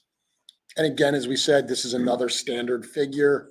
We get a lot of questions as we do the broadcast in terms of what each figure is going to cost. This one is $37. And as we said at the start, I know when you do a 6-hour broadcast, you're going to have some people that jump in midstream. Right. We will announce the price of every figure throughout the reveals as we're doing now. The price of the all-in will be revealed at the end of the broadcast. Also, the pre-order period, how long we're going to do this for, will be revealed at that time as well. And the pre-order goes live this evening at 4:00, just as we get ready to go off air. I got to tell you, the feather plume, it's beautiful. Beautiful plumage. It's beautiful. Developing this line was, I think this one is, out of all the Horseman waves, the one it's most like visually coded between heroic and evil. Like it's such a contrast between, walking skeletons and, just kind of decay versus, the the Order of Aetheron is the most pious of our heroic group. So they're the most polished and Polished and pristine. shiny. Yeah. As opposed to Yeah. definitely. I love how you're bringing yet more diversity into the realm as well with the sculpt. And that's part of, again, that ability to introduce more unique parts and custom parts into the line. It's just we're able to do it very organically, and it's important to us to do that. And so again, we feel very privileged to be able to inject this type of new tooling to where we can make, really we're to the point now where every figure has a unique head, which is a far cry from where we were early, using some of those heads a lot of times. And in a lot of cases, some of these figures are getting 2 heads even. It just adds so much more depth to the world. Absolutely. And not, besides the representation, it's great to see it. And I gotta say again, CJ knocked it out of the park in this whole. I mean, you've yet to see some of the other amazing stuff that's coming, but like just killer. And again, you guys keeping this price point at this point is just, it's amazing. It blows my mind. For what you're getting, the sculpts, the unique parts, the new tooling, the soft goods alone. Again, I've said it before on this and other, our show, you can't buy this stuff for less than $25-$30 alone, the soft goods stuff at this quality, you know what I mean? And this is the same quality. What you see here on the prototype is what you will get in the box. It's amazing. Yeah. And this is arguably, I think the simplest piece of soft goods that they did in the line. So this is comparatively, but like you're going to see, it's just amazing.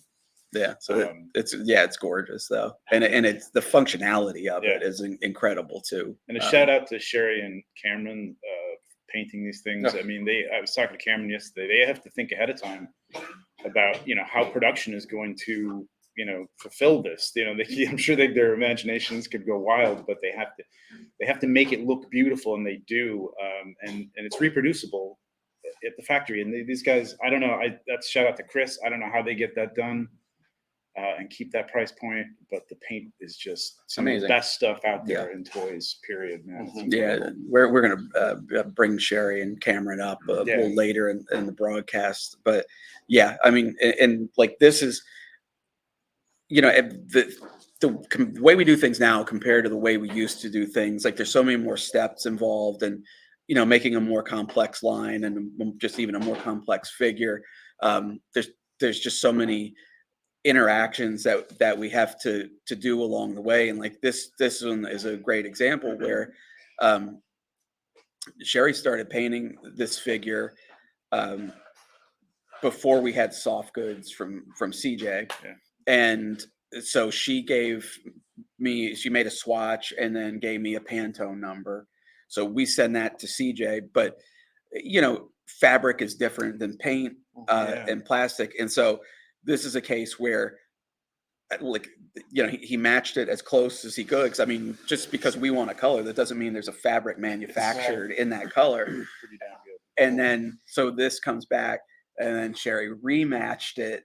And then, it was like a hair off, but enough where we do a little repaint on it.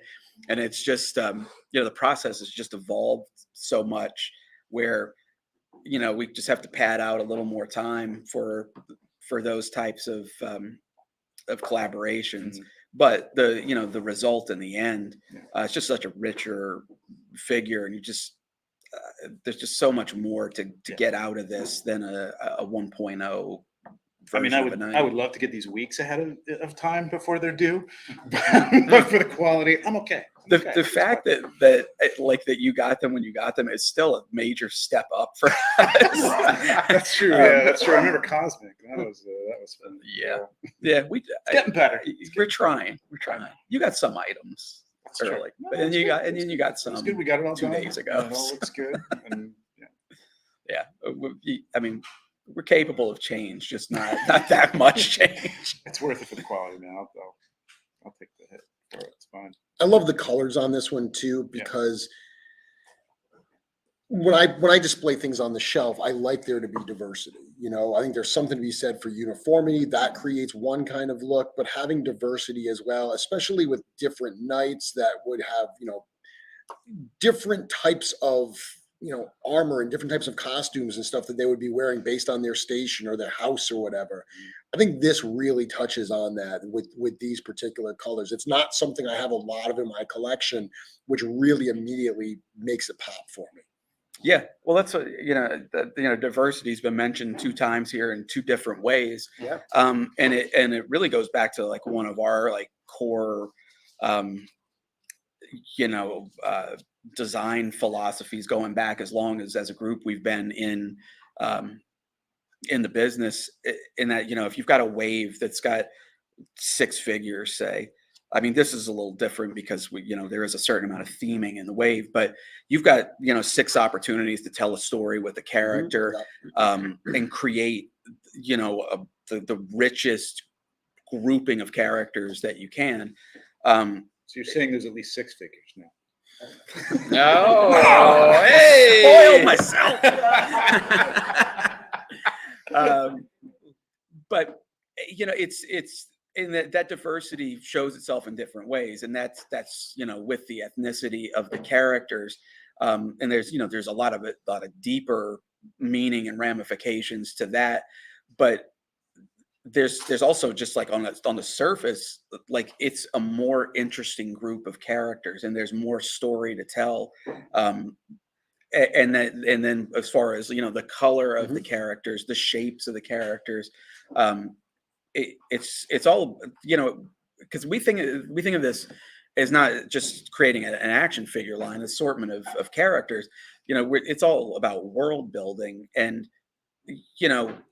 you want somewhat of a reflection of our world and what makes it great and interesting and worth living. You want to see that reflection in the line. So again, the more opportunity we have to inject brand new pieces and themes into the line, it just it allows us to grow this world. Like this comment here, Mindless Focus says, shout out from the hotel viewing crew. Bring on the dwarves.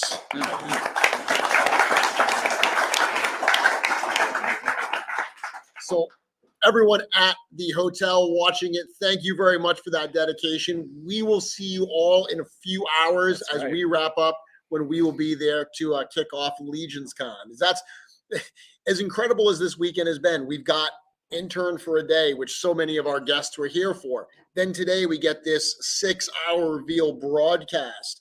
We're not even halfway through Mythic Weekend yet. It's crazy. We still have so much more to come with Legions Con. If you are not here in New Jersey, the epicenter of Legions universe this weekend, we definitely hope you will join us in future years, because if you love this stuff, right, guys, this is where you want to be.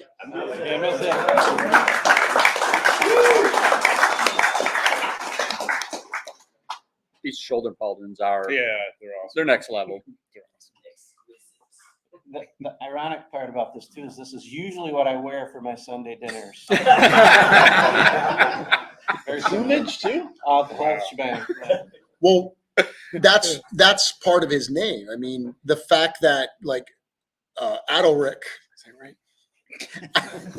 that one has stumped me so bad for some reason. Terpiculi is fine. Terpiculi. But Adaloric is. Adaloric. Why are you struggling with that? In the native tongue of Etheros, where he's from, that translates to Nate Strong. That's what it translates to. Secret tribute figure. Thank you. His Sunday dinner outfit.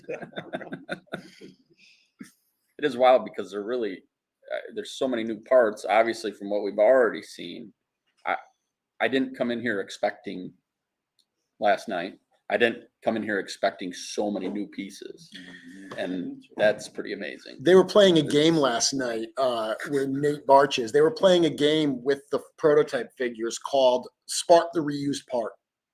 And they were looking at them and they were like, oh, I see one piece in the entire figure. It was like, that's the only piece that is existing tooling. There's a lot of new tooling on this wave, and we're seeing it just in these first 3 figures. We are seeing an incredible amount of new tooling that not only give us that aforementioned diversity of what we're going to have in our displays, but so many new parts for the library. And that's a big thing for us as well, because while we talk about customizers having access to these and figure fans being able to display them, that's a huge part for us as well. Like what we've seen with the Alithia wave, the fact that all that library of tooling is now available opens up so many possibilities. And a wave like what we're seeing here is going to increase that library and what we can do with it in an incredible way. And not only that, but you guys have been talking about this from the beginning of today too, just the new possibilities for the third party pieces, right? So, and those that aren't here, we're going to be seeing a lot of those creators tonight, and I can't wait to get there and start talking to them, because you know their gears are going crazy already. For sure. Yeah, They're going to be setting up and they're all going to be buzzing about, Big time. what they'll have next year. And can you think about the energy they're going to have after being immersed in this all weekend, seeing all of this, learning about these new possibilities? They're going to go back to their workshops, and they're just going to be so energized to create. And that is amazing. I mean, and I just, that's that part of that symbiotic relationship, because I think about the pacing of like when we're doing like Covenant of Shadow and 1.5 and things like that. And, we were just trying to find new ways to use those existing parts, over and over again. And like now we're pacing so differently that it really goes into the hands of the customizers and the third party people so much quicker, because, we're introducing something and we're not even giving ourselves that many opportunities to reuse it before we get onto something else new. Yeah. So, but that's great for everybody. Like that's what's helping to keep this thriving and keeping, the community is as strong and just excited and creative as we all are. The timing that those chest plates came out from third party people was astounding. Yeah. I mean, they're on it. Yeah. Well, that's a especially with the way the factories in China have been now, there's such a contrast between like the pace that we can do things and the pace that third party can do. I mean, you could sculpt something, print it, and sell it in a 2-day period, whereas we're like in a 2-year period. But it's we look at it, it's helpful for us because there's these long waits in between releases, and all that third party and customizing activity, it keeps it engaging and fun for people, rather than you just, if you put in your pre-order and you have to wait, then what do you do? Rearrange the figures on the shelf? I mean, you can do that so many times, but it might get a little old if that's all you're doing. What you got to do, my friend Curtis has talked about getting on the pre-order train. Because when you first pre-order Legions, when you first start with the lines, you place that first pre-order, it does take a period of time for that first pre-order to come in. But once you start pre-ordering some waves and they start hitting, there's that regularity. That's true. There's that regularity that they start coming in, where every few months you're going to get some new boxes of some awesome toys to be able to have some fun with. Yeah, I mean, really, COVID is what put such a dent in that, because the repercussions of it have been. COVID's still around. It's not done, but for the the worst days of it, the repercussions of that are still playing out. I feel like we're with this kind of summer of shipping, we've kind of gotten out of that a little bit, but it's still we're still catching up from that. So, and they work hard. I mean, the conversations that we all have about trying to streamline the process as much as possible, trying to shorten those pre-order windows as much as possible while maintaining the quality. I mean, that's a conversation we have weekly here at the studio. Yeah, and there's a lot of internal changes and adjustments that we've been making to try on, because there's only so much we can do with the factory. So we're trying to change things on our end to close those gaps up as much as possible. Shout out to our friend Bill and our co-host Bill with the Dorkler. I can't wait to see what he does with pop and swaps on this one, the colors and stuff. It's like where he excels. Oh yeah, Let's see that. Absolutely. So we are just a couple minutes away from our next reveal. Before we do that, any last words you guys want to offer on what's going on, either with this figure this weekend? No, this is you guys. These have been amazing. There's just more amazing stuff, man. It's such a good wave, and I think I say that every time, but this is something about this wave is really cool. I mean, I love the skeletons, so I can't wait for it, and I can't wait to go over Bill's prediction video. If you haven't watched that, we're gonna probably tear that apart. Maybe, I don't know. Maybe he's right. Who knows? We'll see. We've got at least 3 more figure to see, at least. I will tell you that.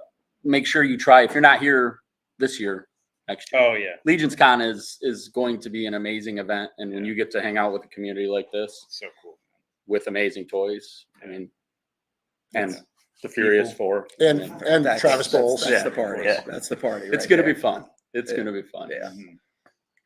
for sure. Bring on the bad guys. Thank you, All right. gentlemen. Yeah. Thank you. Thank you, guys.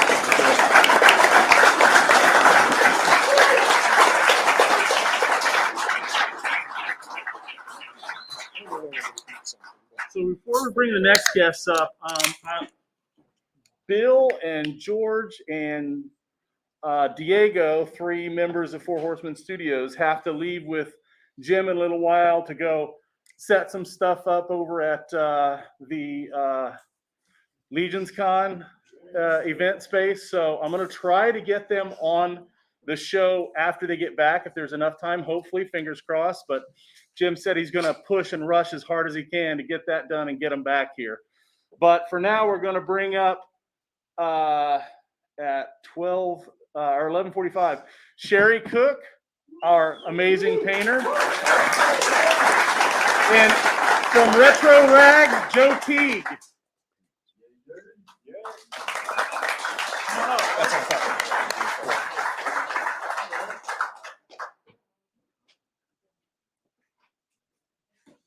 So what CB was saying, Jim and the crew are headed to the hotel.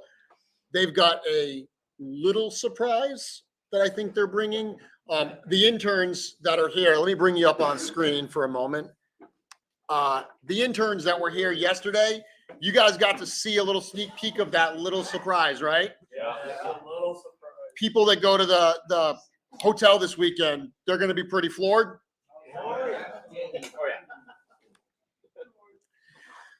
Bring up the next reveal. Let's do it.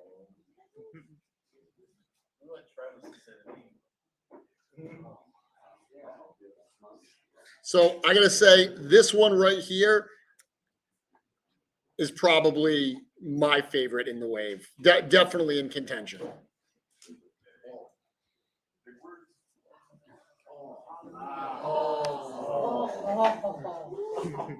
I was like, what are you looking at? It's not on screen yet. That name is incredible. The 4th reveal of G-Con Necronominus, Belualith.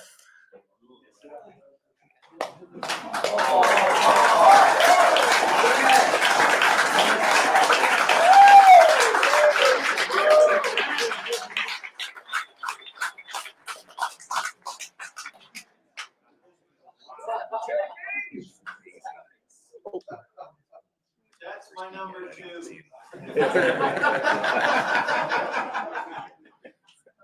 So Eric, there's a lot going on with this character, including this. Talk to us about what we are seeing.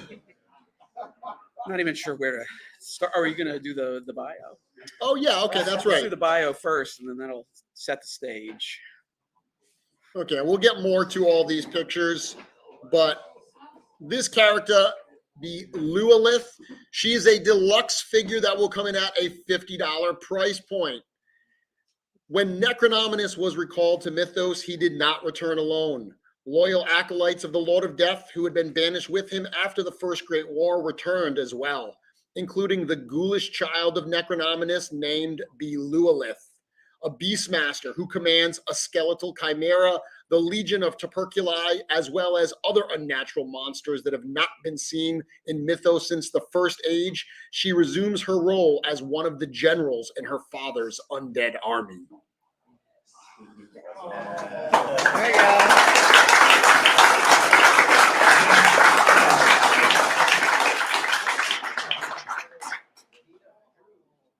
So Travis last night, when he saw this, referred to her as beautiful. She is eerily beautiful. Yeah. You know, Yeah, it was the one with the nose more so than the one without. Yeah, that was. I love the idea of the contrast of that, where she's kind of has an ethereal quality, and that we liked both of the heads, but I consider the one with the nose to be her more primary look, and there is just a really engaging contrast between her kind of undead beauty and then the fact that she's just covered in dead things and surrounded by the dead. And so, I mean, obviously, as you can see here, this one is packed with accessories. It's that's where the deluxe part comes in, specifically this chimera. So let's start with the chimera, because this is obviously a huge part of this. This is a companion figure, basically another figure that's in the package. Yes. Talk a little bit about what we're getting here, what the articulation scheme is on this. So it's fairly articulated. It's articulated at the hips, the shoulders, at the mid tail, where it kind of transitions into the tail transitions to the snake. There's a swivel. The snake head is on a ball joint. The double neck coming out of the collar at the base, there is a swivel joint, and then each of the lion head and the goat head are on individual ball joints as well. We didn't go for joints in all of the individual little joints on the legs, just because of the fact that, considering that it's bone and it's tiny, we just weren't confident that the structural integrity would have been there, and we'd rather have a nice looking piece that has a lot of posing and character within the heads, rather than something that's gonna flop around on your shelf or fall down. What's that? No jaw on these, because of the size of the heads where the ball joints had to go in. There wasn't enough room for this was Jeremy has an interesting anecdote story about this that can bring me to my next point with this one. So when we were talking about this wave and the different types of characters that were being planned, Eric, I swear, said that he wanted to do a female ghoul blade master. So I'm imagining this already, and I'm like, okay, well, she's going to have a couple swords on her back, maybe some at her waist. I'm thinking lots of blades.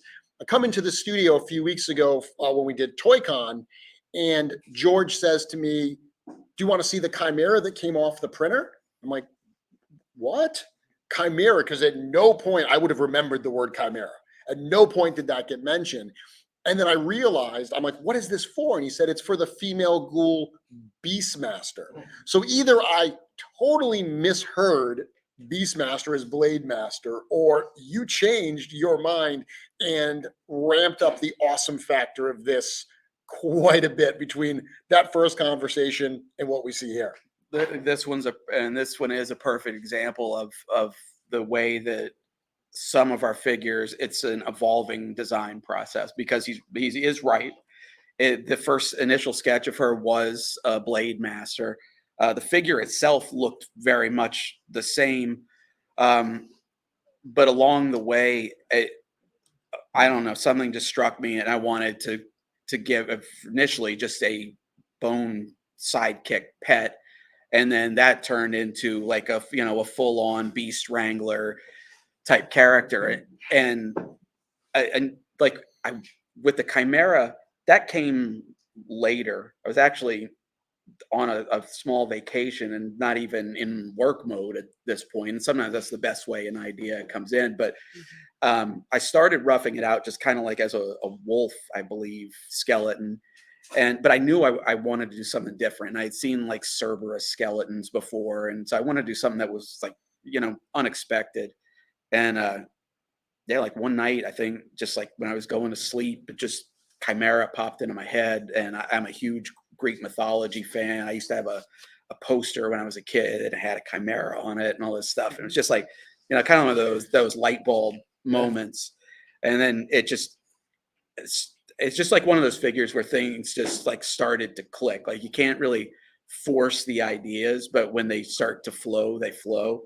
And this went from what I think would have been a cool figure to, one that seems to be for, kind of a standout for people who've been seeing it. So I'm excited about it, this one. And we have Sherry up here. We Yes. have to talk about Yes. the paints on this figure. I mean, Sherry, these paints, it is stunning. This is an incredible job. Thank you. Good. Yeah, I mean, she came in on a tray in pieces, and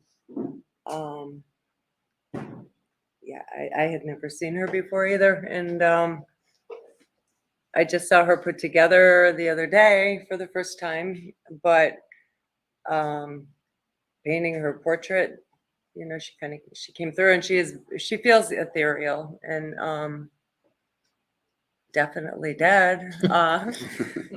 And I like to think that, maybe on the other side, she's, keeping it good there too. So, and she has a lot of company, and it's gorgeous, fragile pieces, and so spirited feeling. Yeah, she's a joy to paint, and she just came through pretty quickly. And there's a lot. Yeah, she has a lot of There's a lot going on. I mean, there's so much going on the figure between the blue colors of the skin are so striking, but then there's so much bone on the character, and then the leathers and all the accessories. Yeah. Eric, I've got the accessory photo up now. We just spent a bunch of time talking about the Chimera, but it's a Beastmaster. That's only one of the beasts that she includes. What else are we getting here? So she's got an undead bird, an eagle, which this one is a nice, like just seeing what we've seen in the line before, and one of the few, or maybe only, like sidekick type animal familiar-ish type characters that we've done is the two birds that we've done on Dubon and Valak. So to add an undead one, just it's a striking contrast to that that particular accessory. And then I knew I wanted to put something on her back, and then figured out a cage would be something really cool to put back there. And then normally I think when you think like a animal cage, you think of a bird, and then but a snake is just so much creepier and fitting for this. I mean, with some of the accessories we've been doing, I like that, so much in the past, especially when you're trying to make accessories that can be used over and over, they're weapons. So, lots of swords and shields and things like that. But I love these accessories that are more world building accessories and storytelling accessories. So this cage, this is something that diorama builders will be able to use. They can it's just like a great set piece. And even to that, going back to the Chimera, along those same lines, and even the Terpiculi as well, these are all ball joints on the head. So all of these heads can pop off and, just as props, like now there's all these animal skulls that you can just put in your scenery. And, it just as, as we've put figures together before, like there's been times where if we only had like a skull that this character could hold, or Mhm. a bone that we could put in the, the belt or something like that. So,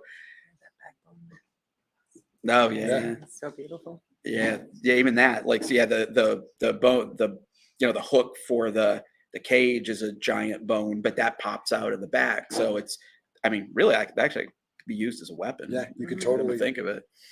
Yeah, so there's, a lot of versatility with these accessories. If you, like I said, if you're a diorama builder, like you're looking to set build, and then she's also she's got, though the actual, like, I guess, living skeleton animals, but then she's also got bones in the skull on her shoulder. She's got an arm bone, and a few skulls on the belt, and just there's a lot of little touches like that like you mentioned with the paint. There's a lot of color on the figure itself, which offsets all of that neutral bone. Yeah. But like, this was one, as soon as it was finished, like I knew this was a job for Sherry. After what she's done on like Thrace and Ziri and stuff like that, which have been two of our more popular female characters. Like this one, there was no question. Now, this figure is a 2.0 build, like, Yes. Our other females in the line. And this one, the body itself uses some existing tooling. Really, a lot of the new tooling on this figure is focused, besides the head, on all of the accessories that we have on her. Yeah, it's a very accessory and kind of layered. Like the new parts are all in there. And one thing, I don't know that we've done this before, but I like, actually we did it with Imbira and Cosmic.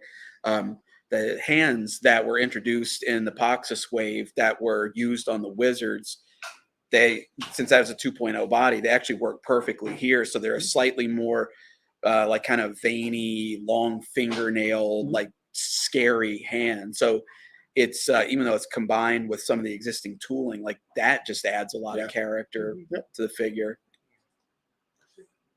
I see that the cage is removable and then it has like a base. Is the space removable from it too? Is that part of the reason? It's removable as well.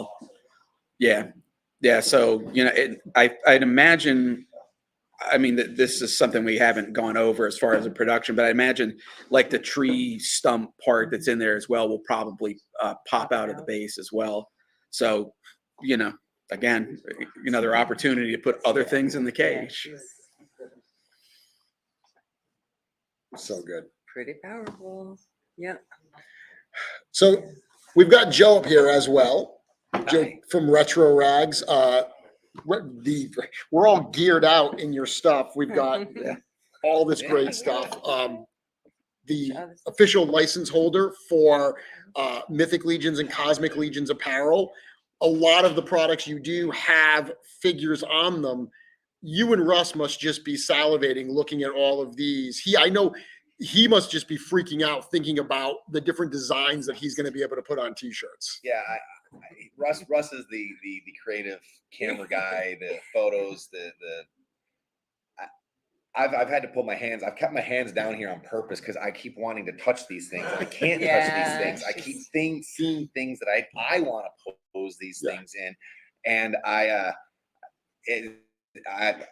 having a hard time even to articulate it because there's so many ideas I have, and Russ is really the creative camera guy behind a lot of these things that we do, and I can't imagine where his Russ, come here. Where his brain is going right now because it's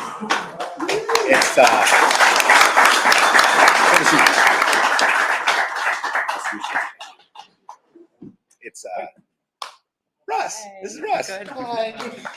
So yesterday when you guys got here, you can I'll bring this off screen just for a moment. You guys handed me this sweatshirt, this hooded sweatshirt. It's got the big Four Horsemen skull. I wore this for an intern for a day yesterday, and almost every intern stopped me and they were like, "Where'd you get that hoodie? Where'd you get that? Is that Retro Rags? Are they going to be offering that? So you continue to add new products to the catalog of what you're offering. These hoodies are something new. Yep, these hoodies are going to be available. They should actually be live. I'm going to disappear for a few minutes this afternoon, and these will be live later this weekend. So not only will the faction hoodies be live this weekend that you guys can all take part of, but also you may have seen Travis wearing his Furious 4. That will also be available for purchase as well. These are all made to order, so they'll be online. So anyone that's not here, they want to get advantage, they can take advantage of them as well. Awesome. And we have a few more other surprises as well that we will show later on this weekend as well. That is awesome. Good. Yeah. There's a surprise in your email too, right now. So when you get a chance. My email? Yes. Oh my gosh, that's right. Setting expectations. I probably won't be checking that today. Idea from yesterday without reveal, it's done. Nice. So that can also go live at later on today. I know I'm speaking cryptic, sorry, Is but that what we're- that can Yeah. go live later on this Good. weekend as well. Okay. Uh-huh. Oh. Nice. Good. You're gonna like Sorry, this. This you is guys are fun. gonna get a kick. Well, I hope you all like her. It was actually inspired by you yesterday, and it's a shirt today. Mhm. So That fast. like- that fast. That's Yep. made to order right there. This Yeah, she's. Can I spin this? So because Yeah, I didn't I'm get a chance kind to of look at these Go ahead, things go ahead, yesterday. take a look. Take a look. Yeah. Eric, what else do we want to cover with Yeah. this particular figure?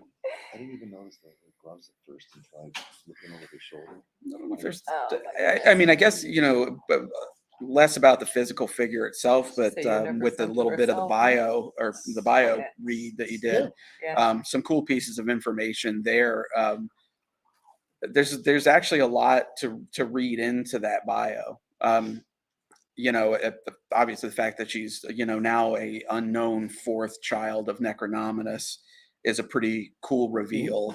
The talk of the first age and creatures not seen since the beginning of the early years of Mythos.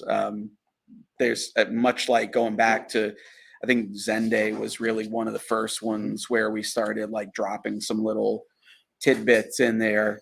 There was at one point the kind of rumor misconception that after this wave, Mythic Legions was a done deal and we're finished, and that's couldn't be further from the truth.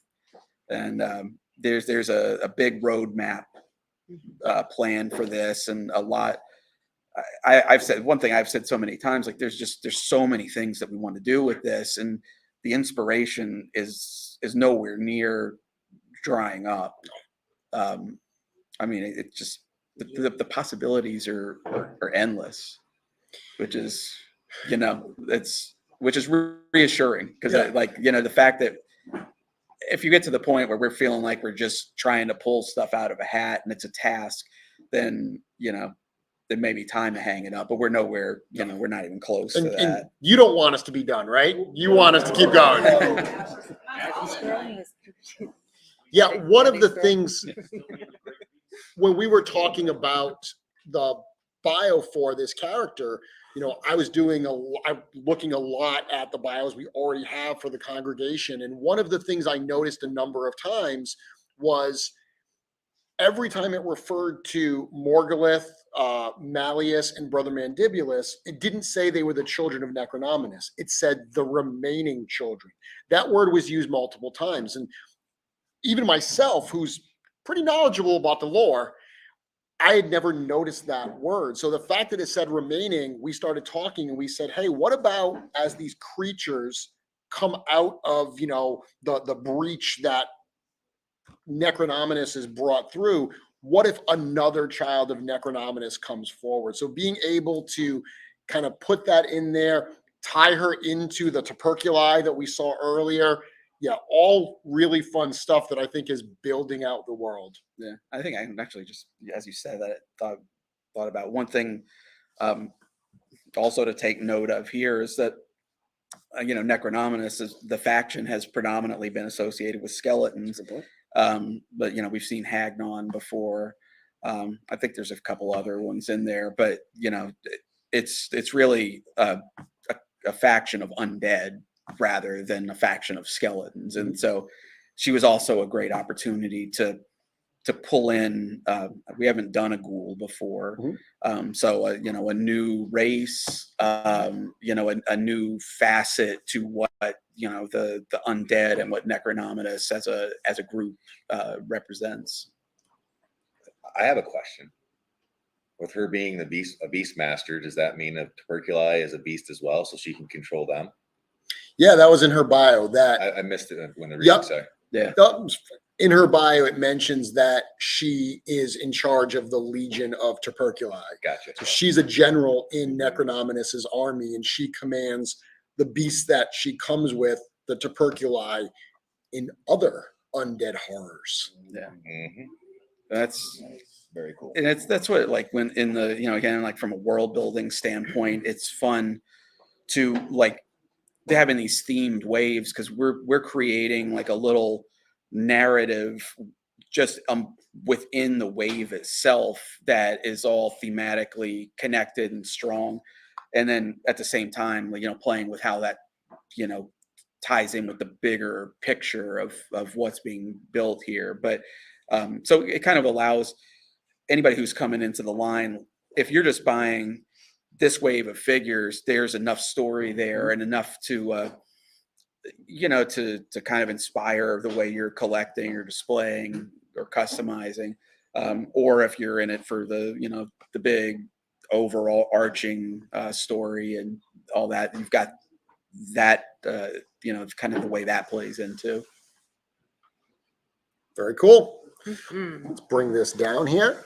Checked her out.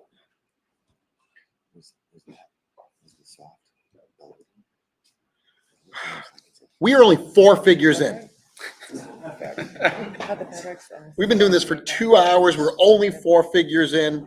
The comments that we're getting here, people are clearly very excited for what's been revealed so far. And we're just getting started here. Yeah. That is, it's hard to believe. That is pretty exciting.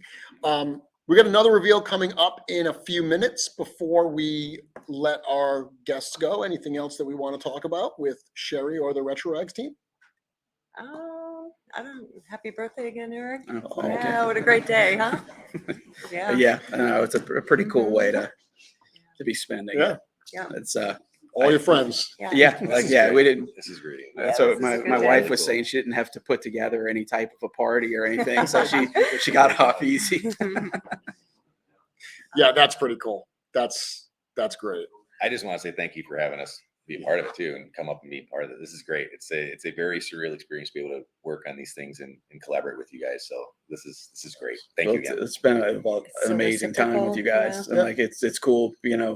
I think we've talked so much about how much fun this is, and like the family reunion aspect, and then we had a fun time at PowerCon because it was like the traveling family reunion, and it's I don't know, it's so fun, like going to like these shows where we're seeing so many of you guys at Zolo or PowerCon or whatever, and it just I don't know. I like that the love continues, well past this from one show to the next. Yeah, it's great to have the kind of the entourage that follows. Was it yesterday? Not yesterday, Wednesday, when we did my show, someone referred to us as like the Grateful Dead of toy designers, where like the crowd follows us around and it's just a cool, chill vibe atmosphere. Not a bad kind of community to aspire to, I guess. Pretty cool. Yeah. That's awesome. Yeah. Doing figures here that look like the Grateful Dead mascot. Well, you know what? They're the dead, and all the fans are grateful. Right? Yeah, there you go. Well, so are we. Yeah, very much so. So thank you guys. You will be at Legions Con this weekend.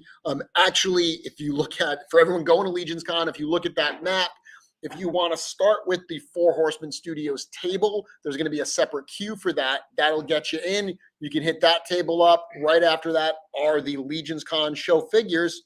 And then it's Retro Rags, because you guys are going to have some really cool stuff. We see Russ wearing that Furious 4 t-shirt. You'll have some of those at the show as well. Very cool. Yeah, we'll have a few other things there too. Some of the patches, made to order hats, Very doing good. stuff in real time. So yeah, we're having a good time. Excellent. Thank you guys very much for joining us today. Yeah. Sherry, thank you.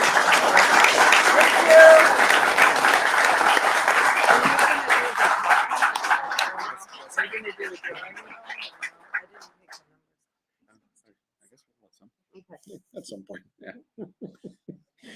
So I don't know what happened to Corn Boy. Our stage manager is don't know who's coming up next. Did he tell anybody they were coming up? He told you? Well, Oh, you guys, good. Perfect. Cameron can come up. Perfect. Yeah. Cameron come up. Bill can come up from Darklair. Oh.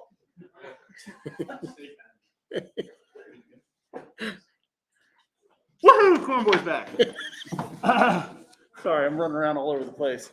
So next we got coming up, I was upstairs taking pictures of something that you guys all saw yesterday. It's getting ready to leave the building. So next, the people we've got coming up, one of them standing right in front of us doing something that's outside his job description. So your insurance doesn't cover that, Cameron. One of our amazing painters here at Four Horsemen Studios, Cameron Smith.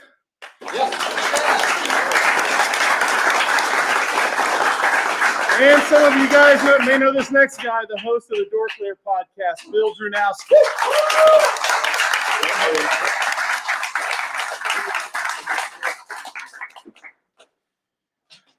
So I'm going to start with you real quick, Bill.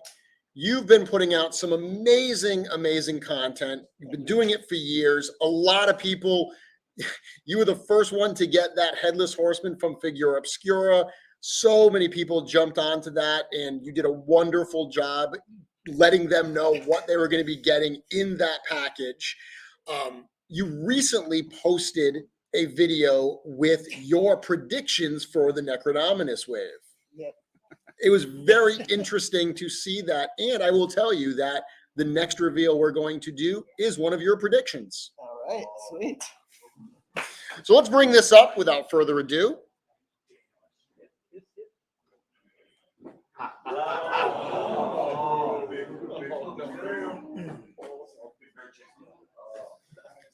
Just bringing this up. Give me one moment. I haven't seen this yet.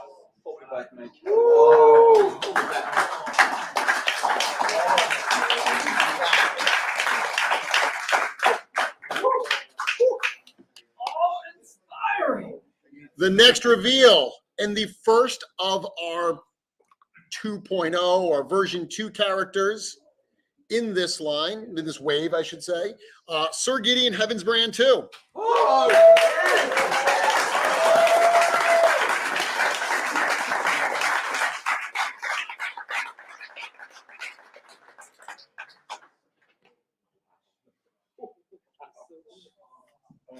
We got a night fan right in front here that's just. Here,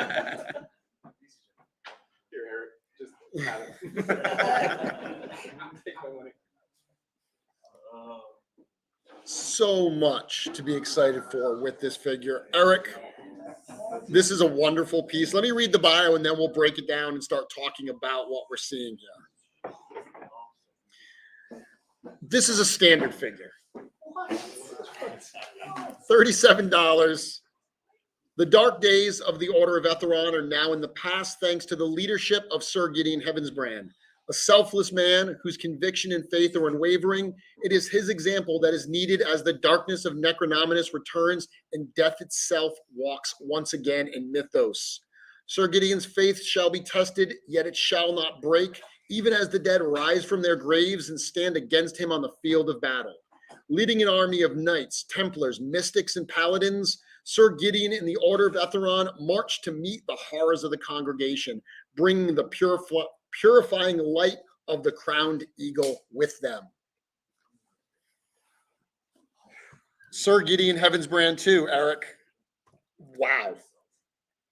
This is I think kind of the epitome so far of what we want a 2.0 version of a figure to be.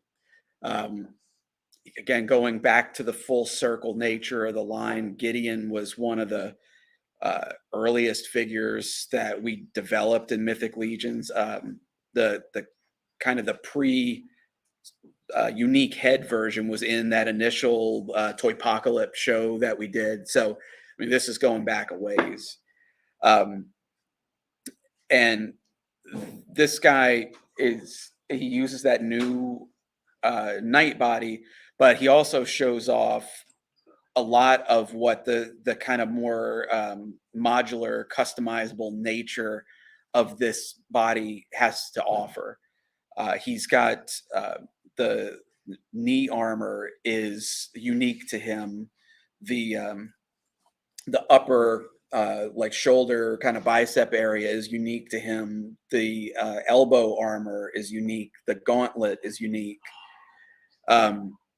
So it's, I mean, you know, again, going with this idea that these are the most devout warriors and you know, holy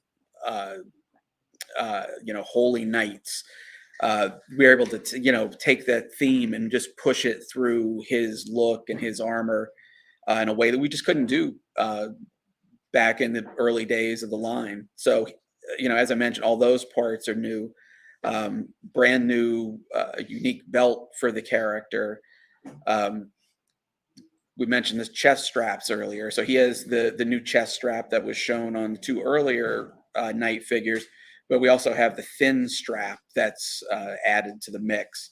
So for those combinations where you're just looking to mix and match straps and get unique torso combination, you know, it's just another piece in your arsenal.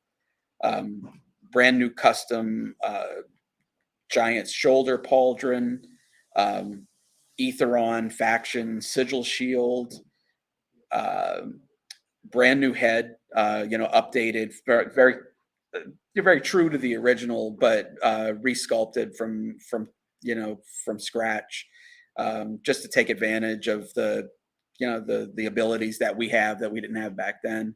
The visor on this one, rather than pulling it off and popping it back in, it's actually a sliding visor with fluid motion. Second, alternate head, unhelmeted. We were able to do that with Attila and really like that. For one thing, it's another unhelmeted head just for the line, human head. But it also, allows you to become more familiar with these characters that are so important to the story and to the lore. And one thing it may not be as apparent on this one, but there's a brand new Heavensbrand with added detail and just a more refined polish, styling and look that goes along with the armor, and also an accompanying scabbard specifically designed for the Heavensbrand. And the soft goods. This is one where, emailing back and forth with CJ, I had just kind of a white tunic roughed in, and then he came back with a number of suggestions about the trim and the sigil. And then through the process of this, I was actually working on the Heavensbrand early, and so I was doing some print tests and paint tests, and Cameron painted up the sword for me, and he added that blue into the combination, which was not part of the original Heavensbrand design, and I fell in love with it, and then that worked its way into into the pauldron and some elements like that. And then CJ suggested adding it into the loincloth as a further accent. And I couldn't be happier with that. Like, there's not a lot of it on there, but it just adds a kick to the look of the figure that it's just got that, I don't know, that polished knight look. He is still a golden knight, but there's more to it than it's just not a solid gold figure. I think when I looked at this figure, what really made me realize what you said earlier, where this is what we imagine a new version of a character would be, you resculpted the wings on the helmet. Mhm. Like something like that could have easily just reused the ones we have. These, they're more detailed. They fit this figure in a way that the other ones would have been okay, but these take it to that next level. Really shows from a sculptural standpoint what we can do with these second versions. And then Cameron, I kind of fanboy with Sherry there about her paint job on the last reveal. I'm going to now do it with you. This one is absolutely incredible. I love this thing so much. Eric was just talking about those little pops of blue. I love this character, and your paints have elevated this figure to make me loving him even more. Thank you. It's fun to.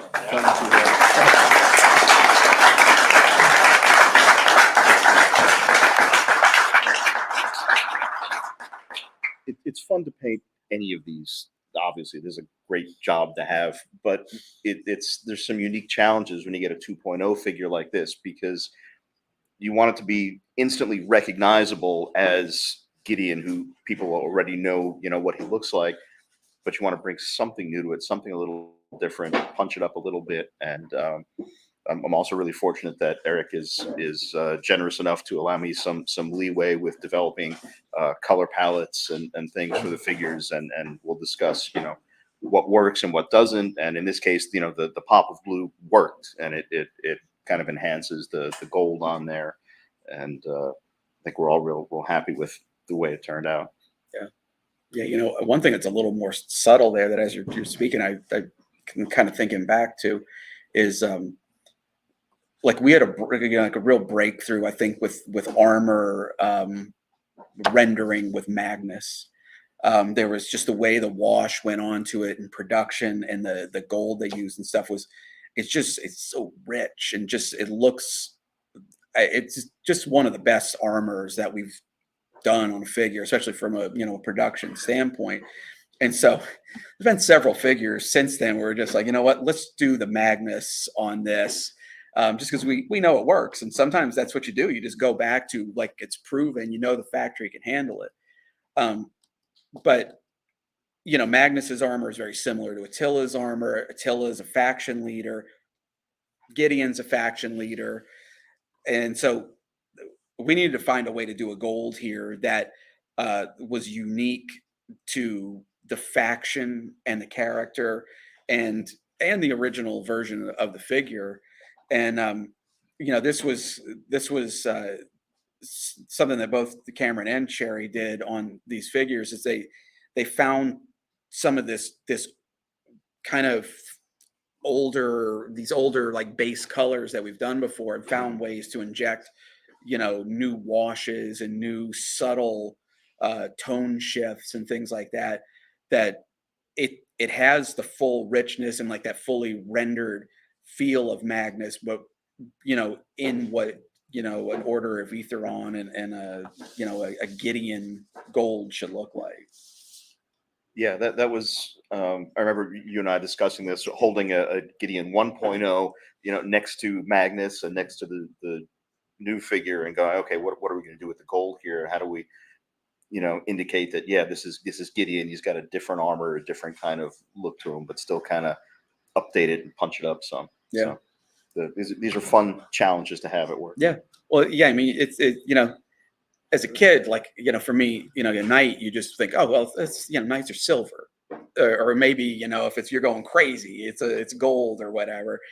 But, when we're, a couple hundred figures in, like, we got to find ways to, make these characters unique and fresh. If any of you have ever heard Cameron on, some of the interviews he's done, like, Cameron has an extensive knowledge of history and armor and armor smithing. And so he brings so much knowledge to the conversation that, I think on a case like this or some of the other things you'll see in this line that brings a level of subtlety to these armor treatments that, I think, again, this many figures in the line, I think is really just so beneficial to us because it kind of breaks the pattern and the mold a little bit. Bill, you called it.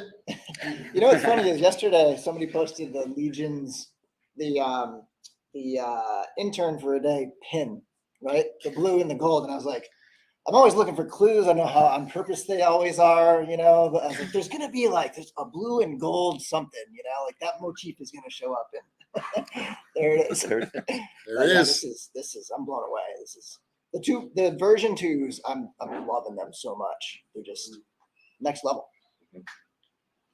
And for us, they are they're really enjoyable to go back to. But, especially like I said, a lot of these early ones were sculpted 10 years ago. So to go back and revisit, it's kind of like going back home. There's a comfort to revisiting these characters.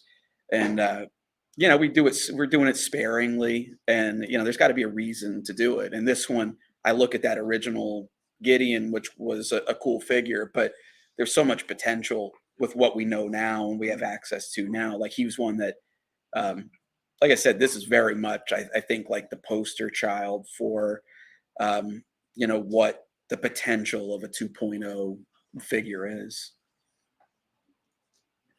Love it. The comments, people are absolutely loving this.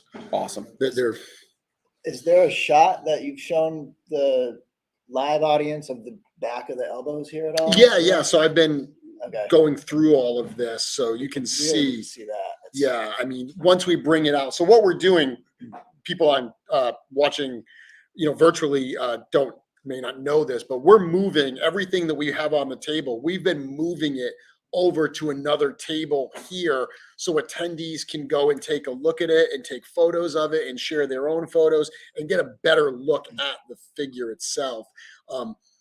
So many subtle details. I think Nate was talking about that when he came up, that these figures, there's so much visual eye candy for you to really take in when you look at these characters.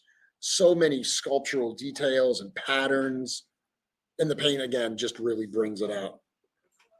Yeah, with something like this, with a really limited palette on it, where almost the whole figure is gold. Eric, you make it easy to throw something on there where it's a simple paint scheme, but it's not boring because it brings the attention to the details in the sculpt that can really pop when there's not a huge mishmash of color in a small space. It is actually a pretty straightforward paint job that really accents the sculptural details. Yeah, I mean, it harkens back to the early waves where, the necessity of Legion builders and how, how to make those work was if we put enough detail and enough visual interest on a figure, even if you put no paint on it at all, it looks like there's something going on there.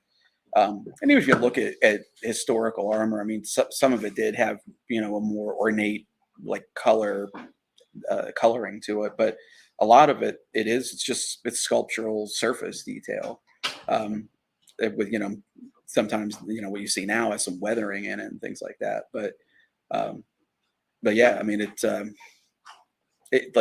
for the most part it doesn't cost us more to put surface detail on a figure, so that's you're getting that for free,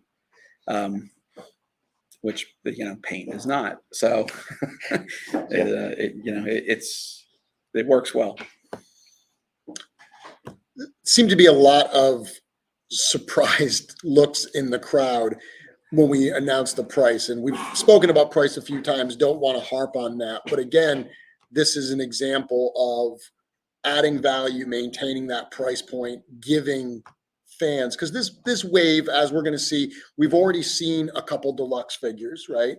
The Terpiculi and the Beastmaster were both deluxe figures, trying to balance that, having some of those deluxe figures that have more pieces and more parts, but then also provide these standard figures. But I mean, looking at a figure like this and what you're getting, this still being a standard figure is incredibly impressive. It's gorgeous.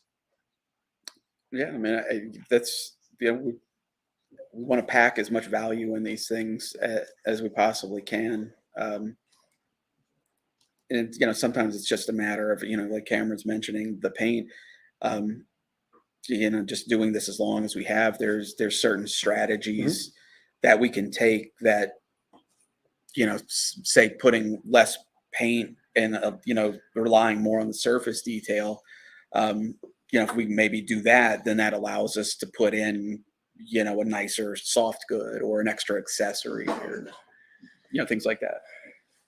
I'm chatting here while we're on the broadcast with the person that runs our website hosting, because they've now crashed the site twice. Oh, and there's comments in here where people are like, I'm trying to get photos off the website, but the site's crashed.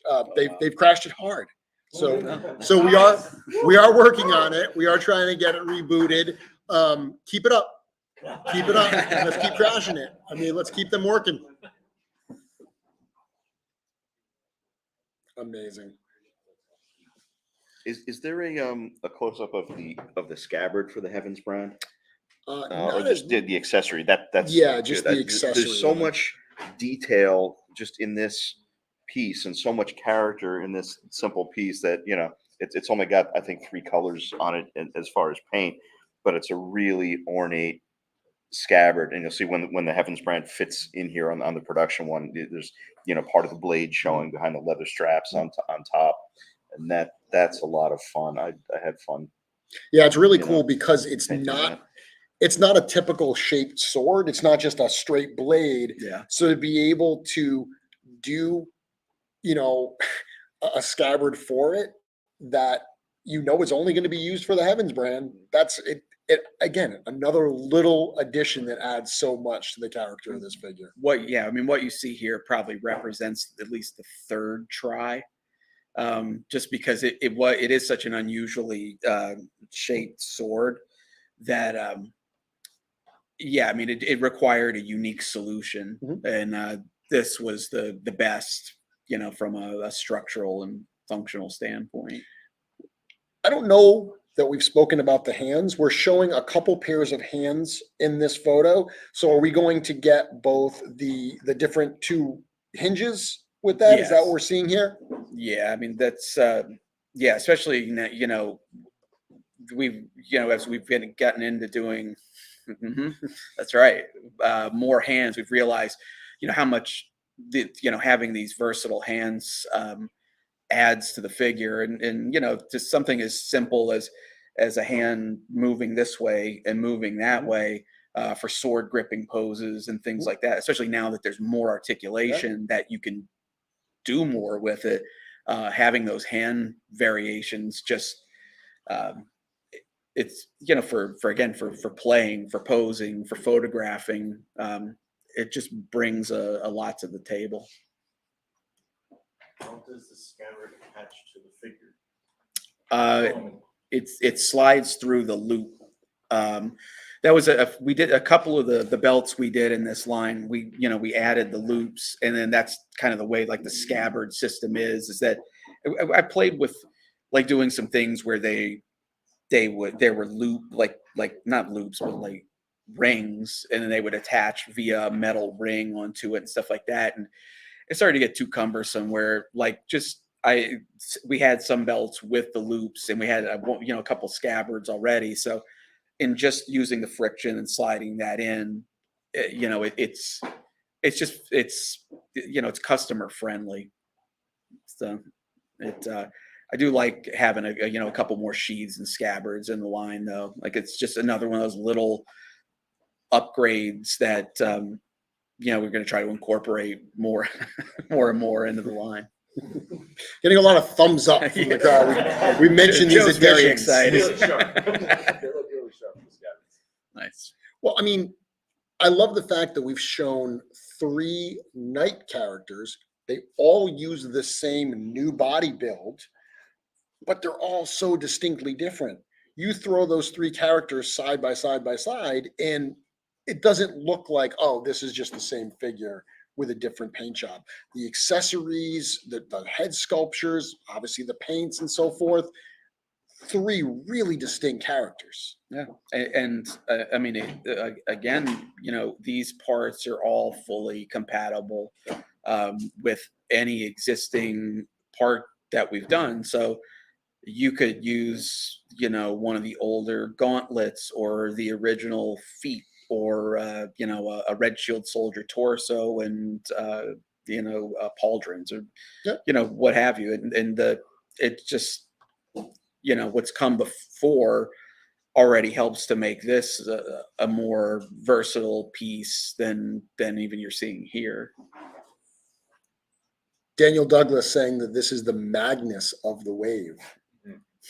Well, he does have the stylish facial hair feature going on. George, the unhelmeted head, he loved that mustache on that figure so much that he printed a head about that big to put on his desk. Like, that was, I think, the thing he was most excited about on this wave. So now we've got the beard and we have the mustache. So we're. I think one of my favorite things about this figure too is the fact that it's asymmetrical. You have this one big pauldron on the one side, and I'm kind of a fan of that asymmetry in the toys. Where obviously you can see it in the photos, but that kind of stuff for me is really comes into play when you can mess with it. You have it in hand, and you have a production toy that you can really manhandle and pose, because that for me makes some visual interest that you wouldn't necessarily get with the completely symmetrical figures, and it gives you some more options when you're posing it. It makes it look a little more dynamic. And I always imagine I like that a lot. A soldier might have their armor side where they're, the heavily armored side with the shield, and then the more agile side with a sword, like that's lends to the asymmetry as well. Yeah. And in a line where symmetry is pretty dominant, a lot of characters come with the same two pauldrons. We've had a handful that have some mismatched pauldrons, but something like that really does further allow this character to stand out. Yeah, and by nature of what the line is, the symmetry is a necessity in the line, just from a modular line. And so, but again, it's, I keep going back to it, but the more access and ability we have for new tooling, we can do something like this, and it's within budget to do it. And it's absolutely true. Like, it adds a lot of character to a figure. I think that's part of why people like the Gladiator design so much. Yeah, like that asymmetrical look. It's very dynamic. It's, they have all the heavy armor and then nothing on the other side. It's cool. Yeah. Before we let these guys go, any things that you want to talk about? Any things? Bill, actually, why don't you give us a plug? I've mentioned your YouTube channel a few times. Where can fans see that Headless Horseman review, this prediction review, and everything else you're doing? So that's all on the Dorclair YouTube channel. And then I'm also on Instagram at the Dorclair. And yeah, so all my videos go up on the YouTube channel. Then I sometimes cut bits out and put them up on IG as well. And then you are also the only member of Legion's Lounge with a full head of hair. That's true. I have all the hair that anybody can need. Very good. So they can catch you on that as well, talking about all things Legions. Thank you very much on behalf of the studio for being such an incredible brand advocate for what we do. And thanks for having me. Absolutely. Cameron, again, absolutely incredible. This thing has been amazing. After the work you did on the Arachagor figure in the Poxus wave, that blew me away. And you must have said, like, I've got to do something even more incredible to blow Jeremy away for this one. Mission accomplished. Thanks. That Arachagor is a great deal of fun to work on in a totally different way than this figure. And yeah, again, every figure brings new challenges and new kind of design elements to it. So I'm really happy to take whatever challenge comes next. He wants more challenges. I do. I've been accused of providing that. So. Yes. Again, Thank you again both. from Chris especially. Thank you both very much.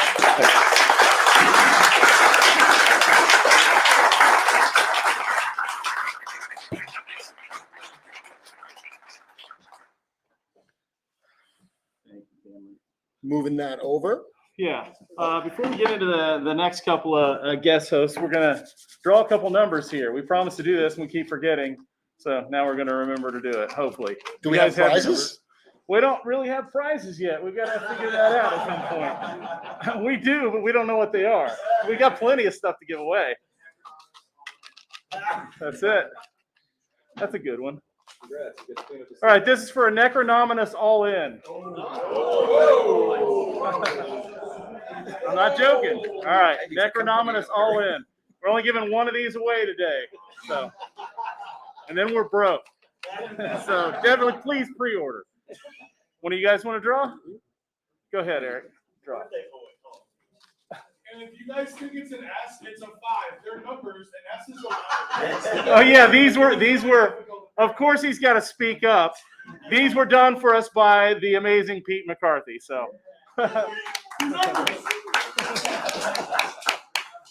So the winner of the Necronominus All In is number 61. Who is it? Who's got it? All right.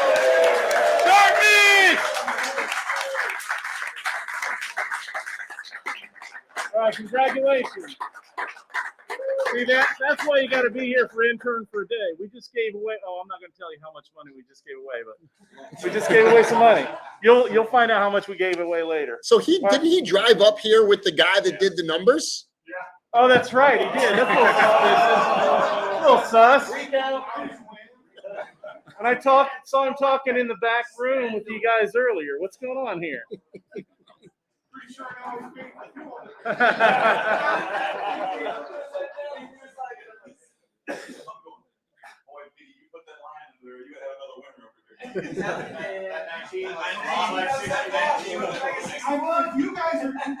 All right, they're talking in the back. So the next couple of guests we have coming up here. First of all, the amazing Joe Vassapolo. He's working here at Four Horsemen Studio. He's the guy who makes sure stuff gets out to you. We've got other people. Diego was here earlier. He was going to come out too, but he had to go with Jim. He's working. So he'll be back out in a little bit, hopefully, by the end of the show. But Joe Vassapolo, and he's also making sure you guys don't see our stuff early. So if you want to sneak back there and get a peek, you got to wrestle past him first. And then also the Lord of the My Wife Is Going to Kill Me podcast, Stephen Bisciotti.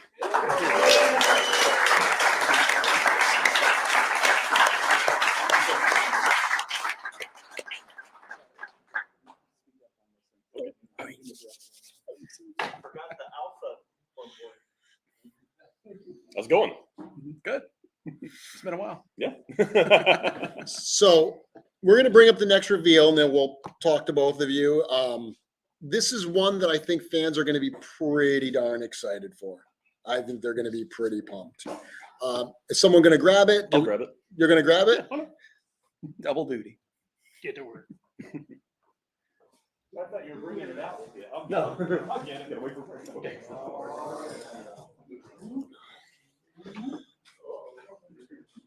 Get this queued up here.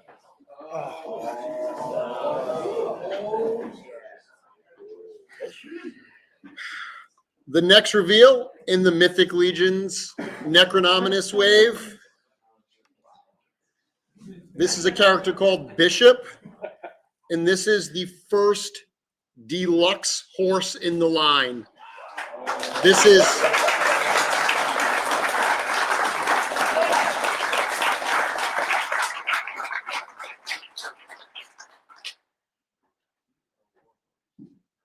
so staying with the prediction, Mr. Dorclair also predicted we may get a white horse, and he nailed that as well.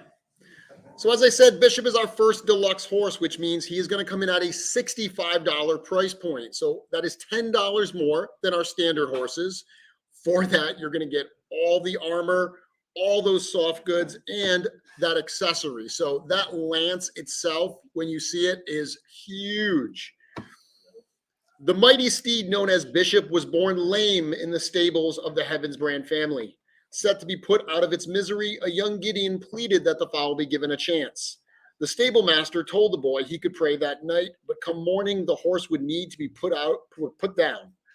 Gideon stayed by the white horse's side that evening, praying continually until sleep overtook him. When he awoke, the horse was miraculously cured, and it was deemed that the healing touch of Etheron himself could be seen in this miracle. Since that time, Sir Gideon and Bishop have been inseparable. They ride into battle as one, their hearts pure and true, for they know that faith has the power to turn away even death.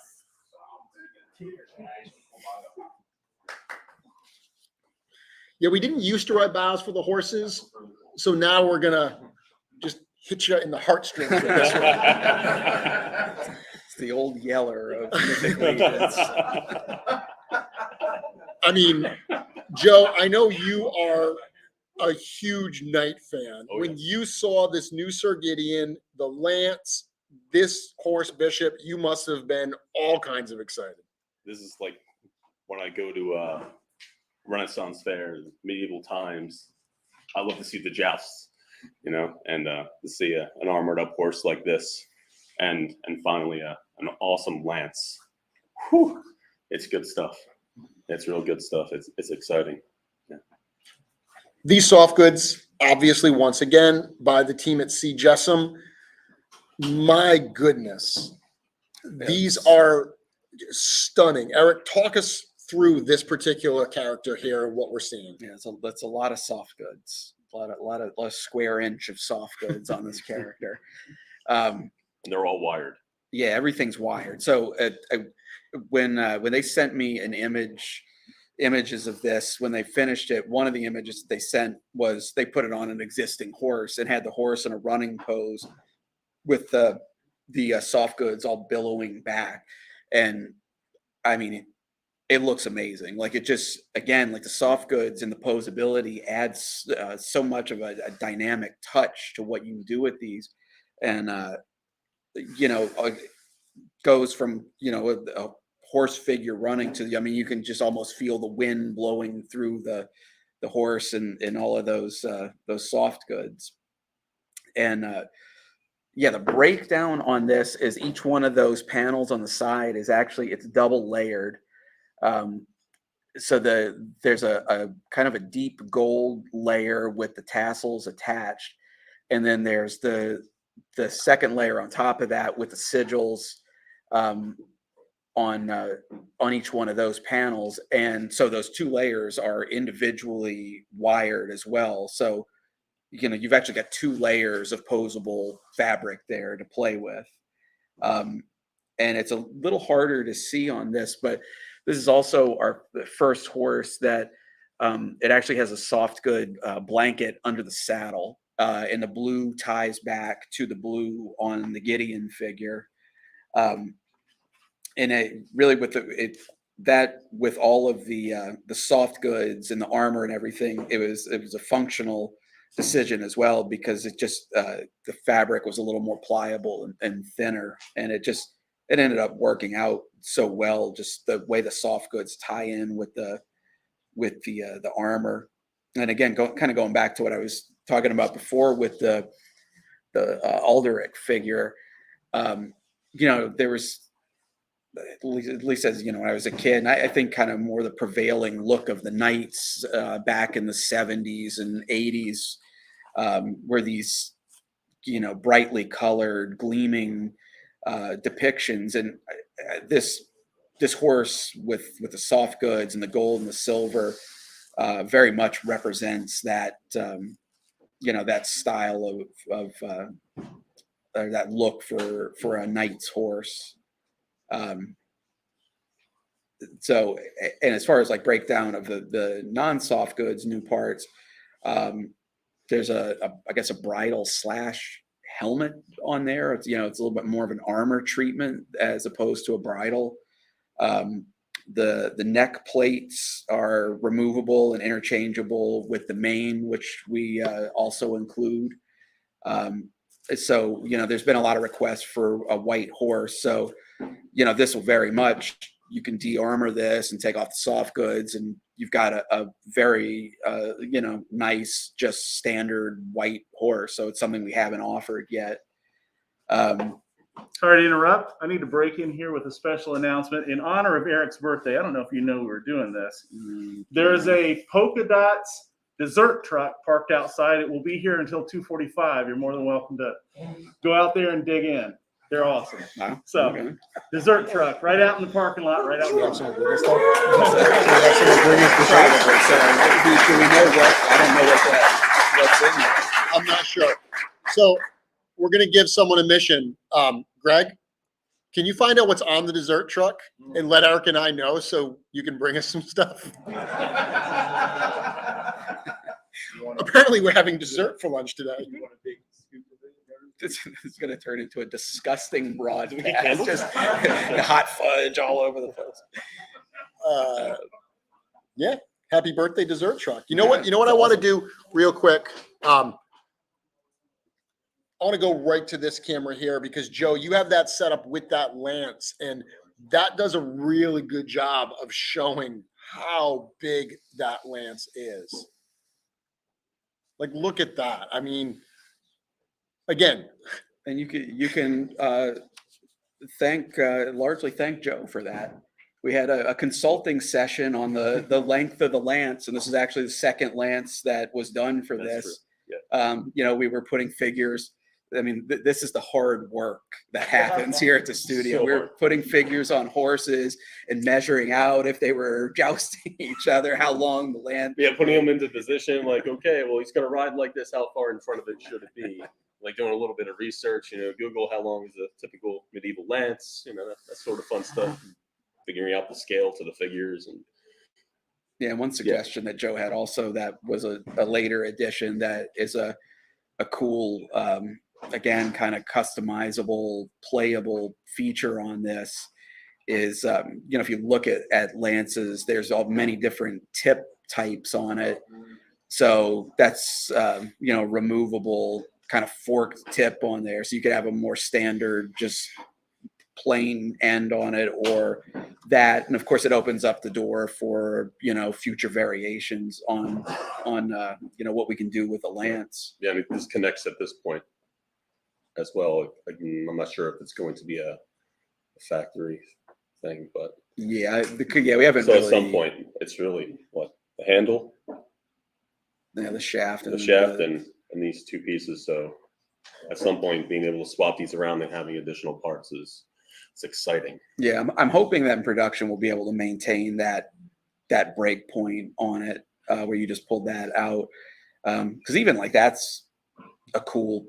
It's not historically accurate or anything, but it's got a cool accessory.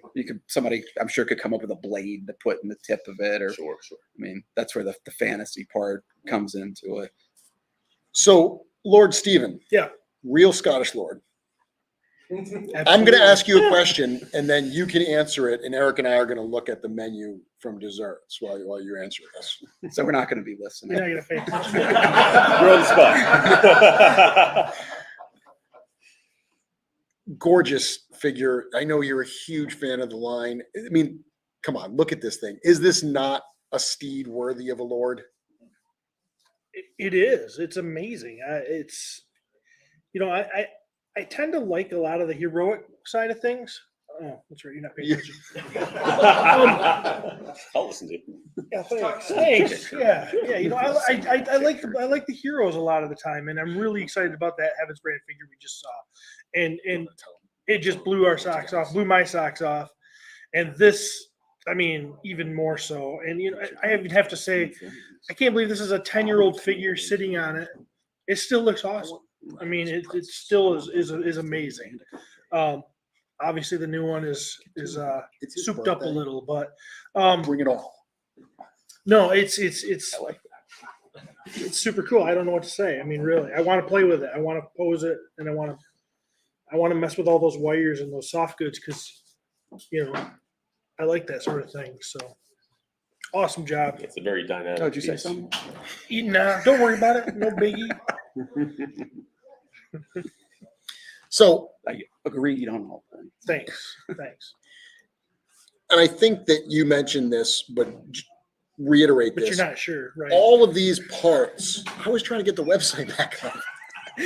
All of these parts are totally compatible with the previous horses because underneath all this, this is the horse build we've used on previous steeds. Yep. Balius, the Headless Horseman set that came out.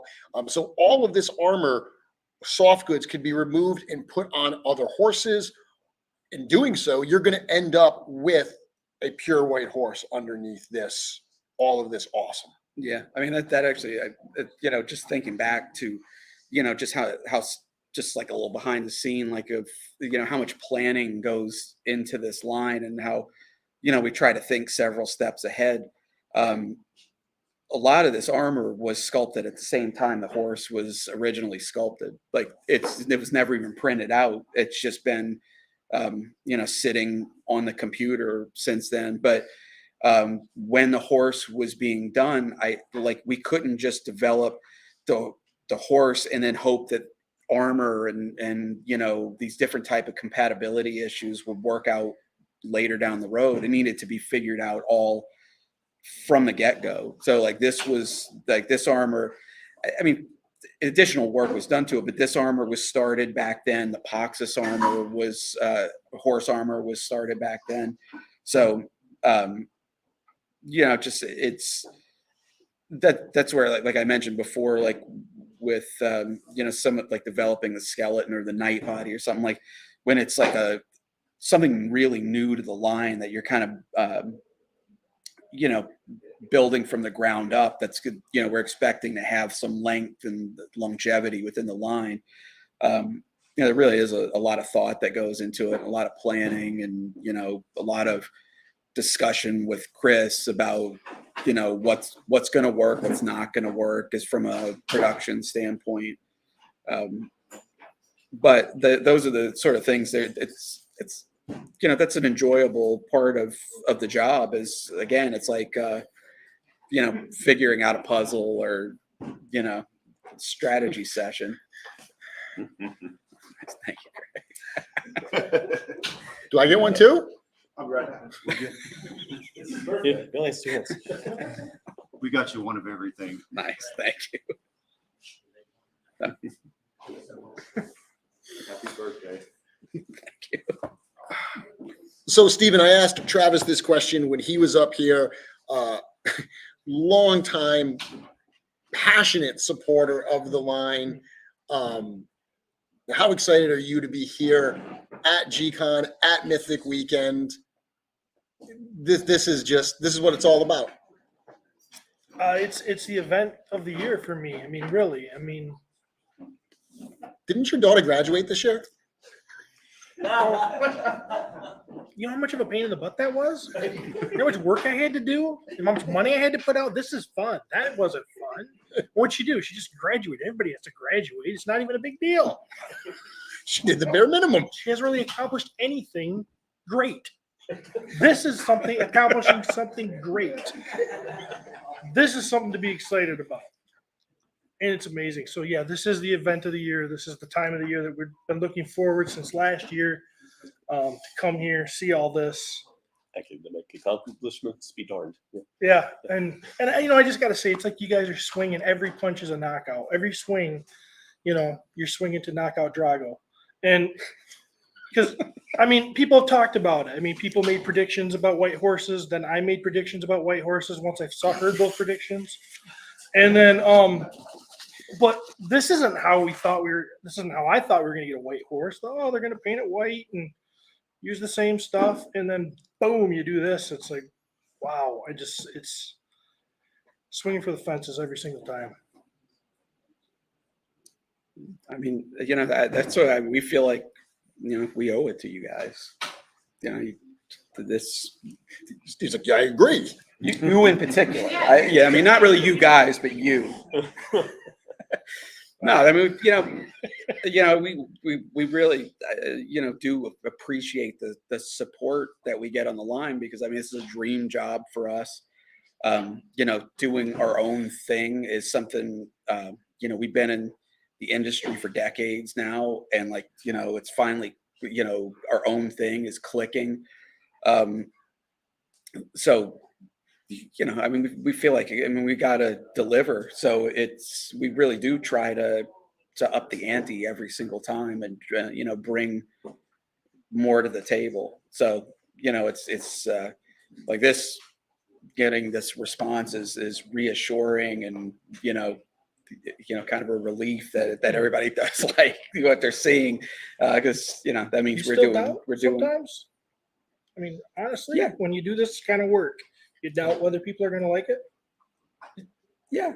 I mean, it's, certain things I think are, of like this, I would say I felt like it's a little bit more of a sure thing, just because we got a track record with the horses, and it's not like a risky character necessarily, but certainly, yeah, there's ones where I feel like, you're taking a chance on it, and yeah, I mean, it's, it's just susceptible to like normal human emotions. I feel like, but I feel like if you didn't question yourself, and you didn't think that there's more to learn, you need to do better, then you just yeah, I mean, it's not, it's not worth doing anymore. So yeah, for sure. It's amazing. Necronominus is dark. I mean, this wave is. Are you okay? You're not in a dark place, are you? I mean, because it all comes out of your head. Not at all. That's what's funny. Like I've gotten that ever since I was a kid. I just draw monsters and stuff, and people are like, "What goes on in your head?" Like, or you, even people now. When we were showing this last night, people were like telling me, "Man, you're sick," and stuff. But there's like, I'm a positive person. Like I'm not. I guess it just comes out through this, but this stuff brings me a lot of joy. So it's quite the opposite. It's the worst ways for it to manifest. That's for sure. So yeah, we all appreciate it that you do it this way. Yeah, well, it's a good outlet for everybody. You play with toy swords and not real swords, or whatever. Yes, it brings me a lot of joy too. It's awesome. Good. Is Bishop's horse head new? I can't remember, because there's one. It might be. There is one horse head that we tooled up at the beginning that we hadn't used yet, and I know we were looking at it when we were putting this together. I don't remember what ultimately made it in there. It's a subtle difference, though. Can we then tear down all the armor, and if we wanted to take Ballas's saddle there and put it on and make it a white horse? I guess my question is, I thought some of the older horses had two hair pieces, like a piece on their head. Oh, he has that. Yeah, I mentioned the mane. That's in the pack as well. Yeah, it didn't make it into the photo. Oh, okay. Yeah, but it is completely compatible. So yeah, which is every time we release a new horse, it's just more options for saddle colors and combinations. Steven. Yeah. Let's talk about your shirt. I know. Pretty nice, huh? Very, very nice. So this is a new piece of Nate March art that represents the Furious Four, your tribute figures at this weekend's Legions Con. Yeah. It's going to be pretty surreal to have the whole Legions community walking around buying your figure, asking for autographs. Yeah, it is. Yeah, I mean, I've peaked. This is it. It's all downhill from here. I love the fact that all four of you rolled in today, all coordinating the shirts and everything. Very on brand. Mm-hmm. Go team. That's how we do it. We're professionals, like right down the middle. We don't even have fun. we're so professional. Is that shirt under that hoodie? I love the fact that he's gonna. Now that's Walk on right brand. into that one. Yeah, that's on brand. Yeah, for sure. No, For awesome shirt, art done by Nate. Doesn't get any better. So it is 1:05. We are halfway through this reveal special. We have now revealed 4. Look at the page here. 5 figures and a deluxe horse. Already an incredible standout wave, and we're halfway done. We still got a lot more to go. Yeah. This not bad. As Cornboy likes to say, it definitely doesn't suck. It's true. Let's look at the comments here.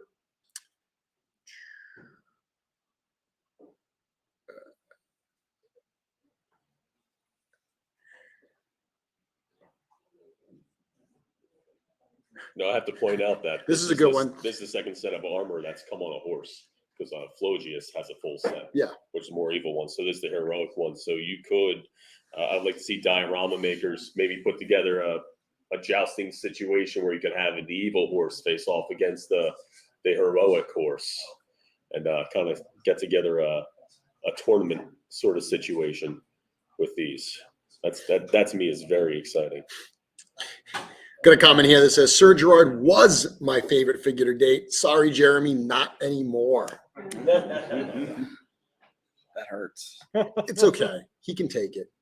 He can take it. You know, Joe, to your point, the armor thing, it really is kind of quietly become like a new category of part for the horses. Because I don't think we talked about it that much with Poxus. There was just so much going on, but that's certainly something that we hope to revisit in the future. Oh yeah, this is number 2 for me. That combo, the combo with that and 2.0. I don't think it's being sold as completely. Yeah, that's a good thing to point out. We've got Sir Gideon, we've got Bishop. They are characters that are meant to go together. We're not doing a 2-pack of these characters. So this will only be available as separate items. We're not packing them together like we've traditionally done with the Dark Four and their horses. Technically, he's not a horseman. Yeah. Well, the other 4 are, which is the point. Yeah. And I mean, who knows? Maybe down the road, if the demand is there, could happen. But for this release, we'll just see the single pack out here. One interesting thing someone was asking in the chat was whether we've ever considered doing a stand for the horses. We have our figure stand, which works great, but specifically was asking about for like raring up poses and stuff like that. We did talk about that quite a bit when we first started work on the horse and we're ready to introduce it. We ultimately didn't at the time, just because creating the horse and the additional pieces to go with it was such an investment that we didn't do it then. It is, it's something that we have discussed, and I think stands in general are something that we would like to kind of go back and take a second look at, and it would add a lot to the horses. I think it's a matter of just figuring out exactly how we would want to do it.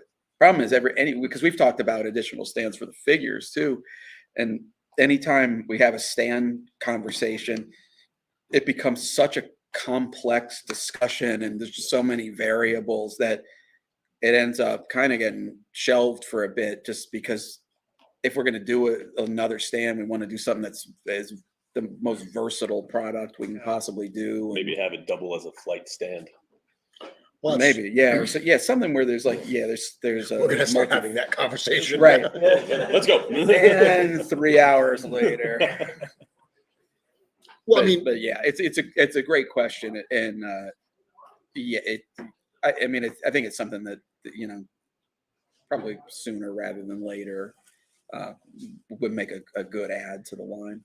Yeah, I mean, it makes sense. We have so many different scales and kinds of characters that wanting to create something that's got that versatility also adds a level of complexity in terms of how do you do it and make it work well and look good for all of the ones involved.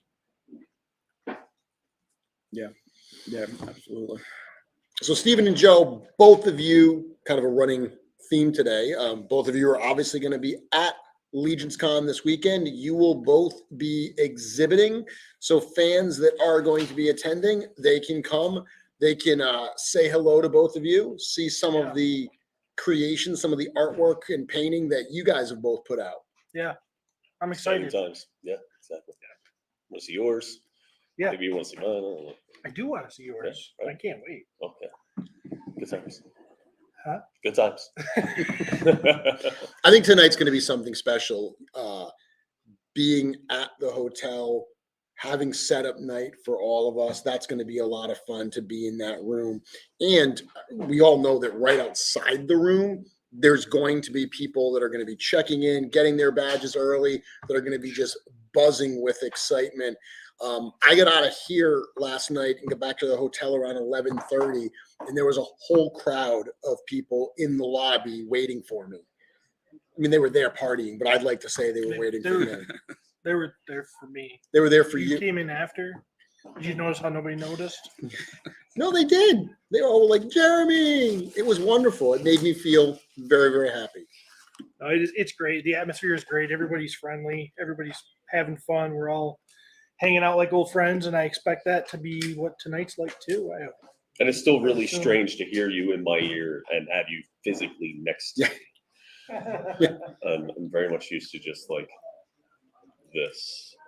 There he is. He's somewhere knocking around there. But I know they were here last. Change of pace. They were here last night, and then they left. And when I left, I was listening to one of the recent episodes of the podcast, so it was similar, surreal to. I was just talking to them. Just heard these voices. Nice. Excellent. Well, guys, thank you so much for joining us. Joe, we were both here pretty early getting all this ready. So early. yeah. Joe's like, I haven't left. I've been here since Wednesday. Thank you guys very, very Thank you much. guys for having us. Of course, absolutely. Sir Gideon and Bishop, man.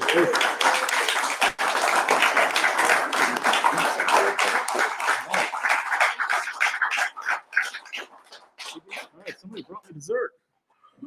Is there pizza out there? Yeah, somebody from this group here was kind enough to buy pizza. Curtis, you bought that? Awesome. Thanks, Curtis. Thank you. Curtis bought us some pizza. Kept smelling it. I was like, wait, I thought we had a dessert truck out there, not a pizza truck. What's going on? So next we got coming up our very own sometimes lawyer, sometimes proofreader for Four Horsemen Studios, Israel Ramirez. Where'd he go? Oh, there he is. And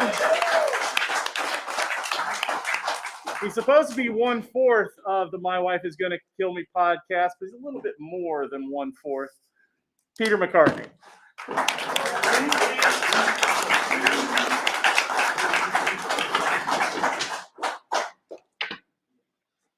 Hey, guys. How are you?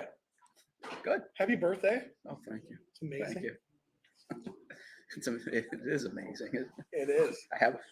I lived another year. Another successfully. Successfully.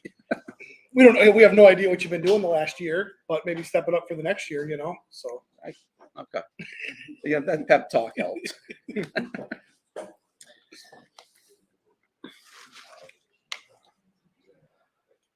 Oh yeah, you guys. So I just realized this is the last set of items that Trevor shot. I haven't prepared the images for it to do the presentation. So, well, let's talk about it. So I need a few seconds just to do. Okay. I'll do it while we're doing this. I'll let them. They'll get a little bit of a sneak peek because I have some placeholder images in there. But I will do this while you guys are talking. And you guys are up here for the biggest reveal of the day. Are we? Oh, it's, Is that what it is? It is not. Oh, okay. You guys are actually in the crowd seeing something you're not supposed to be seeing. But Avert your eyes. but there's not much I can do about it as I get this ready. So crowd so far, I mean, we're pumped, right?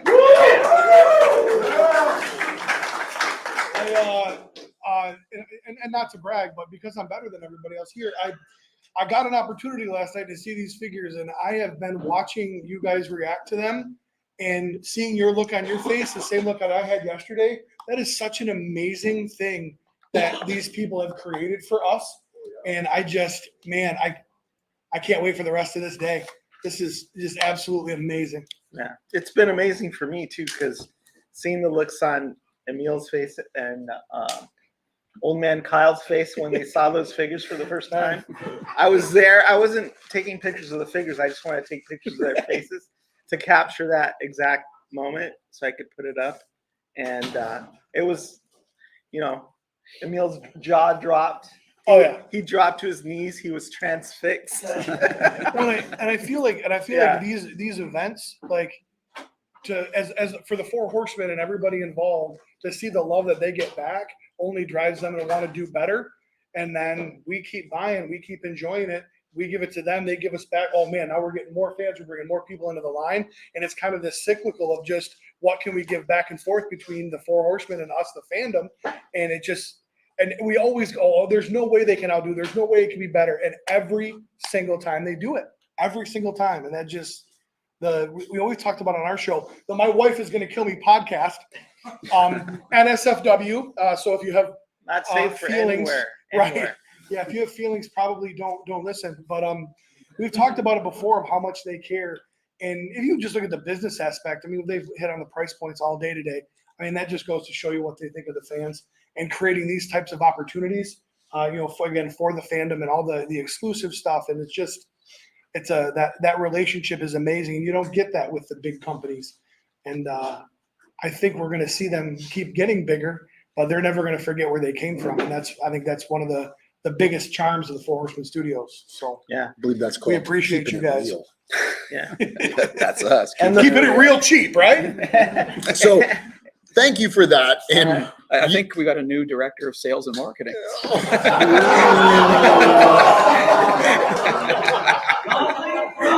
I would be the Robin to your Batman any day, and you know that's a big deal because I hate DC. So I do.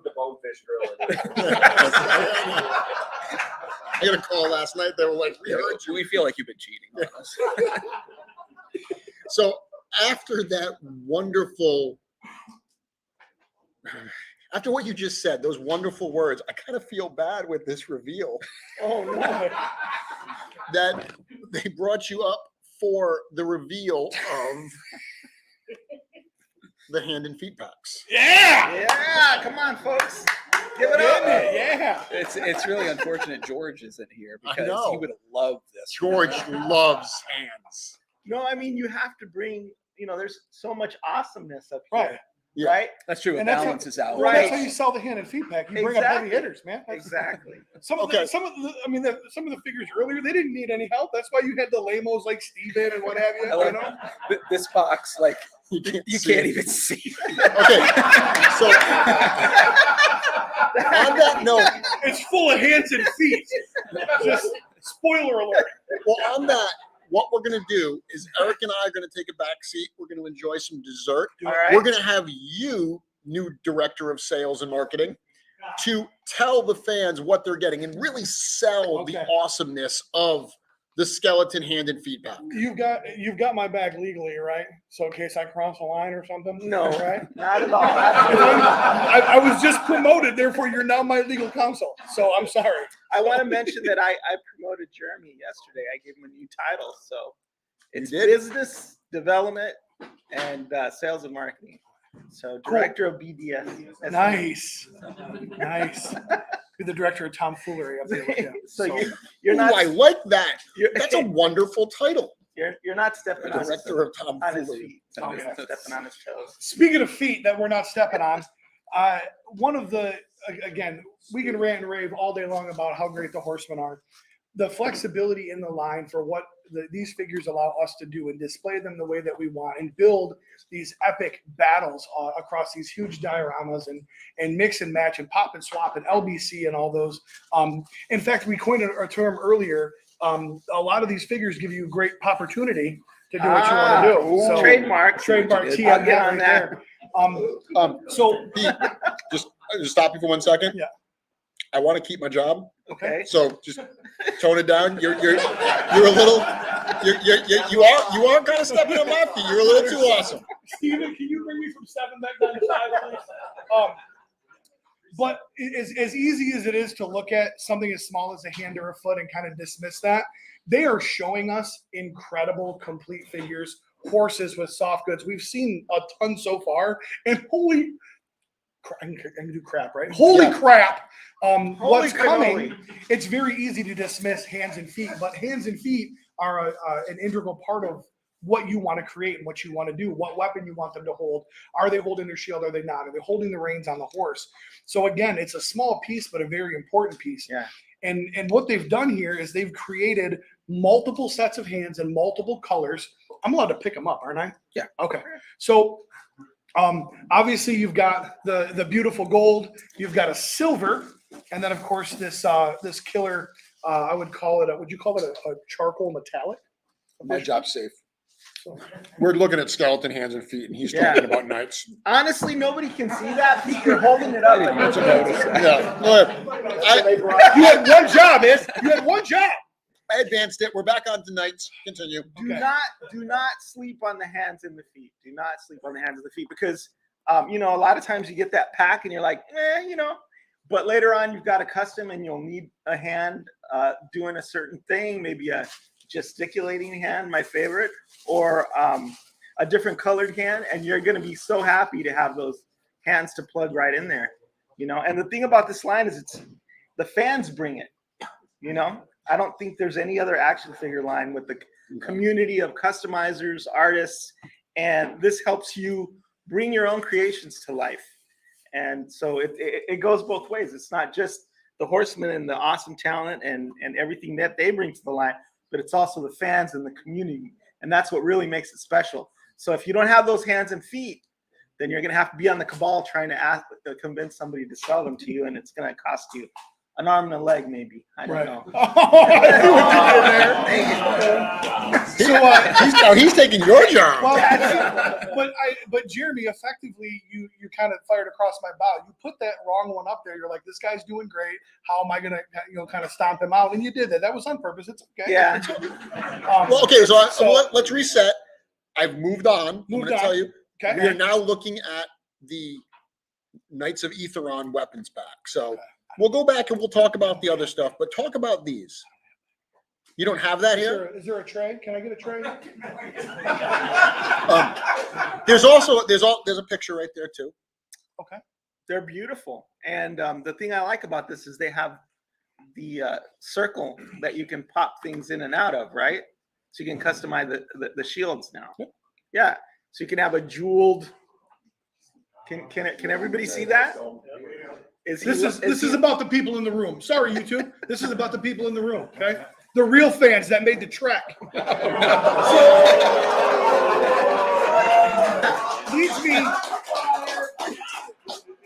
Leads me to my next question. What's the farthest anybody drove to get here? How many hours driving? 14 and a half. Anybody be 14 and a half? Wow. Well, yeah. Billy Beige? Billy Beige did. Drove 10 to me and then the 14. Okay, he's crazy. So, but think about that. That the people did that, of course, and not everybody's able to come, which is a bummer. And of course, that joke about not being a real fan is just that. It's a joke. But people drove all over. They flew all over. They packed stuff. They shipped stuff just to get here and be able to see this in person before anybody else. These shields are absolutely amazing. Absolutely amazing. The weaponry, the attention to detail, and you guys have seen it on the screen in the packs all day.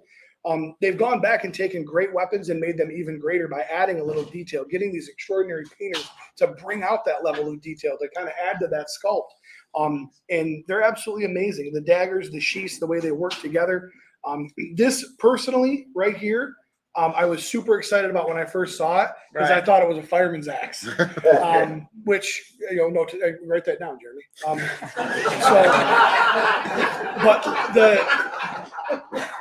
But the creativity behind these little weapons and the ability to do what you can do with these are your figures left-handed or right-handed? How do you set yours up? Where do they mount their dagger? How do they want to have their sword? They give you all the weapons to do it. They give you all the hand options to create exactly what you want, which is what makes this so darn incredible. Yeah, and I was thinking, ice axe. So you put it in Ragnar Stormforger's hand. Oh yeah, and she can climb up a sheer cliff with it. Right. So amazing. I like the mace head, the alternate mace head there. Is it? Can I actually pop and swap that out, or is that against I the believe rules? so. Okay. So and then I'm not Steve. Everything is fine. I've got normal human fingers, so swapped out to the mace head. Absolutely cool. the spear is super sharp. You could actually cause some real damage to yourself. Do not fall asleep at your desk as you're fiddling with it because you might impale yourself. So What is that memo across your desk like as the legal counsel for? Well, unfortunately, as we had a third guy fall asleep at his customizing table, and he lost an eye this time, and so all I have to say is assumption of risk. I'm telling everyone now, these are sharp, and don't poke yourself in the eye. And so this is not the first time that I've got to be a part of this live at G-Con. So the Four Horsemen completely understand assumption of risk by having me up here. Exactly. So yeah, like their hands and feet and shields and weapons, and we could go on for another hour. That's how it is. Can I jump in? No, absolutely not. So, hey, yeah, why don't you talk about the shield, but put the feet up so that it doesn't match correctly when you talk about it, so that you know how it feels. Hey, Jeremy, anything you'd like to add? So you covered that wonderfully. One of the things you could have added was how many hands and feet they get with the pack. I got cut off. I got knocked off my game, and that's on you. I was going to double back, but go ahead. How many we got, Jeremy? With the skeleton hand and feet pack, you get 6 sets of hands, 2 sets of feet. These represent both the more 1.0, more human-looking style feet, as well as the more beastly feet that you saw on the Terpiculi. These are painted the same color as that particular figure and the bones on that. So one of the things that we talked about recently, the skeletons in the line come in a few different colors. We like that from the variety standpoint because it creates some variety in your display, but it also makes popping and swapping challenging. So what we decided to do was standardize a bone color for characters that are meant to be pop and swap and builders, while still doing more unique bone colors for characters that are more important name characters, like say Malleus. That will allow you to kind of have best of both worlds. Of course, if you're going to paint, it's all moot and you can just paint them the colors you want. But all of these will work really, really well with that particular figure. And I believe they're very close to Tibius, correct? Yeah, that was the one we looked at the most. But I mean, arguably, considering that up until this line, any spot where you've got an arm, there's a gauntlet in between, or any leg, there's a piece of armor in between. And I mean, there's variation, but they're generally ballpark the same, except for like an Ilgar or something like that. Yeah. So I mean, the builder, the original Skeleton Legion builder. Yep. So these are, the what we pick kind of split the difference between the two extremes. So I mean, this goes back all the way to figures that you may have from the very first wave of Mythic. To take a set of these hands and a set of these feet and put them on a Skeleton Legion builder, it's going to change up the look of that figure dramatically. I want to point out a feature that I really like, and that's on the wrist. You have the swivel wrist that goes up and down like this, and the one that goes side to side. So if you want to have your character holding his weapon aloft or his sword aloft, kind of like He-Man, then you use that particular wrist configuration, and you can do that. Or if you want it just side to side, you can pop and swap and put another hand in there, and you're good to go. Yeah, and you covered that earlier where you were talking about the knights coming with the different, kinds of hinges. We talked about Sir Gideon coming with 2 sets of hands. We've heard a number of fans ask for more expressive hands for knights. So in this particular hands pack, you get 15 sets of hands, 5 each in the gold that's going to match Sir Gideon, 5 each in the silver that matches Sir Adaloric, and then 5 each in the more kind of gunmetal that matches Sir Elijah. So while they work wonderfully well with those, these are also colors that you see throughout the line that you can use with a number of other figures as well. You see there's a mixture there of closed fist, open expression hands, slightly open, a lot of variety with this hands pack. Yeah, and to Iz's point with the, that kind of forward sword thrusting articulation, that's something that I think every single set of hands that we've added to the line, that's now become a standard add, just because it does add so much expression and versatility to the posing and weapon grasping that you can do. Absolutely. I was given a figure to put the hands on. They don't fit. So I'm not sure why. But obviously you can see the what I call the bone tone is very similar. They did a great job on that. This is probably one of my favorite hands right here. This is, and I'm gonna do it like, hey, you know what I mean? Like, or depending on it, maybe it's a bad skeleton. Like, I can't believe you did this. I'm number one. I'm number Yeah, number one. Yeah, we could do that too. Yeah. And then of course you got the classic fist bump. I mean, who doesn't have 2 skellies give a good battle, buddy? You know what I mean? Fist bumping. So, but the one I showed up close to some of the fans here in the front row is absolutely incredible. With the long claws, kind of the gripping, grasping. You had a fancy name for it. What'd you call that? Fancy man? I don't know that I called it anything. You did. It was a really good word. Anybody remember what word you used? Gesticulating? You're talking about gesticulating? Is that a word? Gesturing. Of course. Gesturing? We're going to go with gesticulating. I'm going to Google it. So,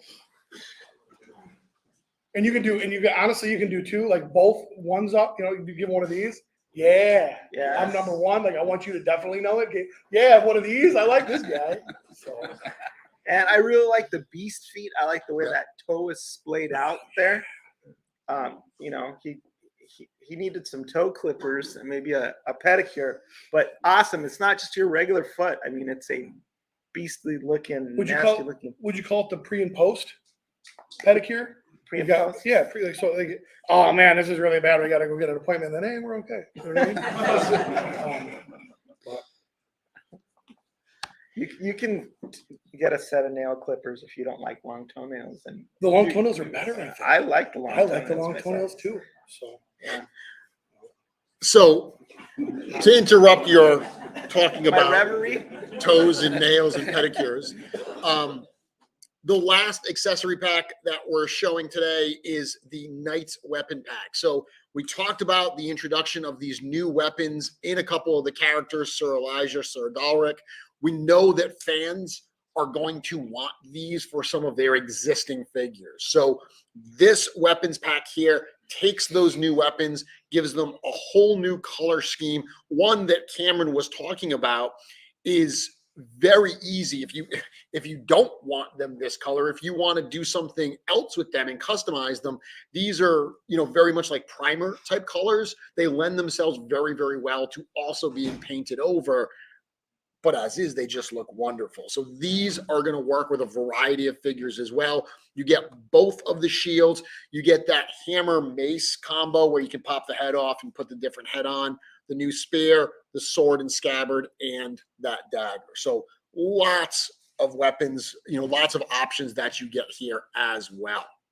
Yeah, purposely very neutral color scheme, aside from like Cameron said, it's great for just painting over as a customizer, but also being as neutral as they are, it should be as versatile as we could make it for, as many, backwards compatible characters or, characters in the future.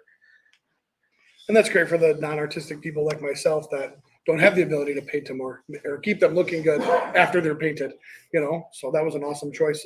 with the fans in mind. So Yeah, and my wife will actually be happy. She won't kill me now because I've been taking some of her jewelry and popping it on the old shield to kind of, bedazzle it and give it some extra flair. So now, she won't have to worry about me raiding her jewelry cabinet. That's good. Yeah. I bring up Manny's and Petty's and Jeremy loses his mind, but you're bedazzling stuff and it's totally like that. So, anybody else see what's happening here? Big target it. So, Pete. Yes, sir. You are my ace in the hole this weekend. Perfect. Like last year at Legions Con, I'm going to be honest, I felt like there was a point that I was a little overwhelmed. Everyone was coming in and, the crowd, we were trying to organize them. And you could see the stress on my face. And you came up and you were very respectful. You said, hey, I don't want to step on any toes. We're on a roll. Dad with jokes. this Yeah, one. boy. They call him the Punisher. I nailed it.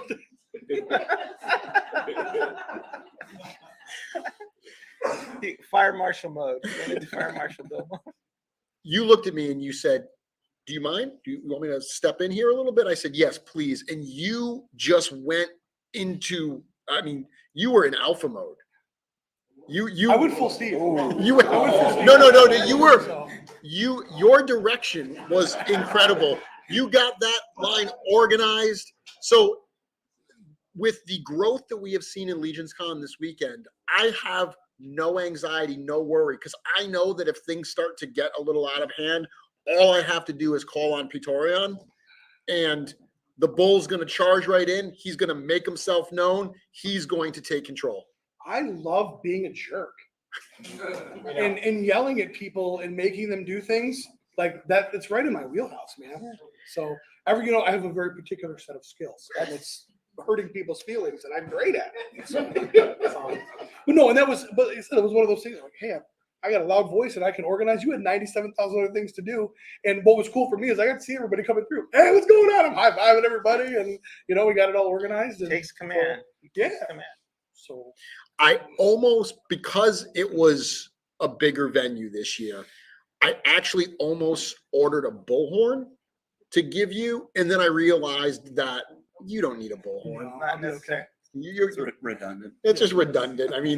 And the guys that rode with me know that too, because I was bullhorning every song I do the lyrics to the entire ride here. So we got here and everybody's like, what do you want to do? They're all like, we want to get Tylenol for our heads. How was the ride? We talked earlier. They were saying it was not bad at all. We really had no traffic issues. And long rides are all about the company you keep. Yeah. And I had 4 amazing people in the van with me. That kept me awake, and like I said, we all sang along and we goofed off, and we stopped every 8 miles so Uwit could use the restroom. Seriously, my 7-year-old daughter could have been with us, and she would have been like, "Really, Dad? We're stopping again?" Like it was bad, but no, it was so much fun. We laughed the entire way, and great conversations, and we know more about everybody's families now and how everybody's doing and what's going on in people's lives, and what a great opportunity to catch up with good friends that you don't see maybe as much as you'd like to, because you can't go anywhere. You're in the back of my van, so answer my questions, And you've corrupted the Swedes, I think. So I had no idea how easily corruptible Swedish people were. And now, to my credit, Tomas Reinberg and Emil Wickman are actually number 2 and number 3. Because one of my full-time firefighters is from Sweden, and I broke him years ago. So I had a little practice before I met these guys, and you're gonna get a Jurgen. I've been gonna make me do it. So. You ever learn something from another culture and you don't use it correctly and it's super funny? That's what a Jurgen is. So all of you coming tomorrow to get exclusives on either Saturday or Sunday, step out of line, Jurgen is coming for you. I'm not sure what that means, but it sounds like whoa, I'm not gonna mess with the Jurgen. I'm gonna step to the left. Yes, sir. These guys are longtime supporters of the studio and the Legions lines, but you go back even further. We had a heartfelt, touching interview the other night on Mythic Conversations. Finally got on Mythic Conversations. It was wonderful. The first person to ever interview me here at Four Horsemen Studios. Full circle. how cool is it for you to be a part of this after all these years of being such a friend of the studio, to see the kind of growth and success that they've You know achieved? what? The thing that amazes me is how they keep upping the ante, raising the bar, getting better and better, you know? And from the top down, they've stayed humble, because these guys are, let's face it, the rock stars of the action figure sculpting community. And so that amazes me. The growth of the community amazes me. I go back to the days when it was just a bunch of grumpy old guys fighting it out on the forum, and so everything is just so much better. The artistic talent worldwide, people coming from afar, so it's just amazing. And then every year it gets better. You think you can't top it, but somehow they do. Speaking of topping it, we are coming up on another reveal. We're in the home stretch. We're getting ready to. We're getting really to really kind of. It's Nothing's gonna be 41. hands and feet, guys. So just relax. We've got about just over 2 hours left. We can do it. Kick it in. We can do it. Guys, thank you very much. I look forward to spending some time with both of you all this weekend. Thanks always for having us, man. So. Pete McCarthy and Iz Ramirez.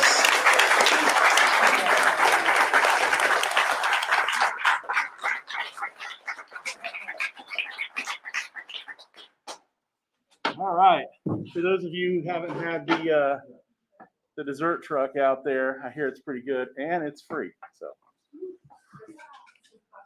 and it'll be here till 2:45. So, dig in and tell the guy it's for Eric, so he looks like a pig.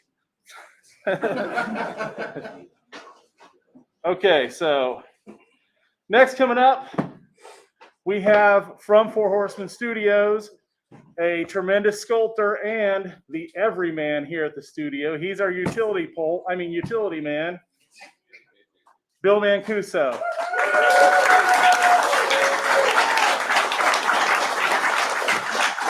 And from the company Ideas from Mars, the creator of the Defenders of Eden comic book and soon to be Defenders of Eden action figures, which were sculpted by Four Horsemen Studios, Matt Rodriguez.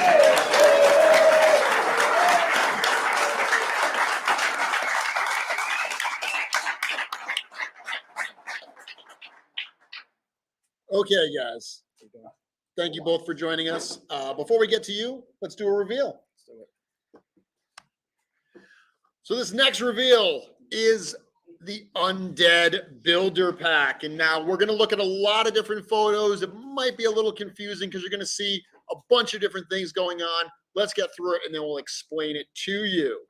So we've got the first, we're starting with this wonderful image from 1/6 Shooter.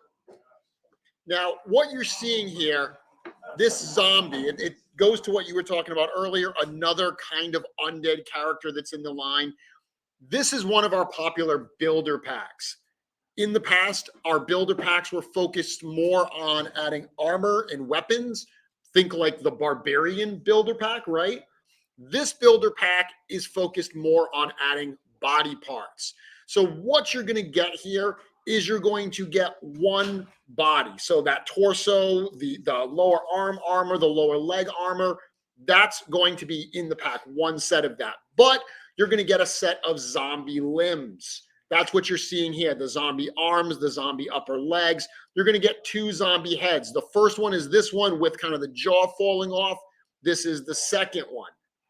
In addition to the zombie limbs and parts, you're also going to get ghost limbs and parts. So these are a second set of limbs, fully transparent. Here's one of the heads, and we do have a caveat to mention on the head in a moment. You can see this is a skull with kind of this like translucent flame smoke type thing coming up. Ethereal mist. Ethereal mist. This view here where you see it also coming out of the eyes, that is the intended look. We're not sure if those pieces are going to be affixed in the eyes or if they're going to pop out. They were shot, popped out. So this is one of those, might change a little bit in the final production. They'll be there. We're just not sure if they'll pop out.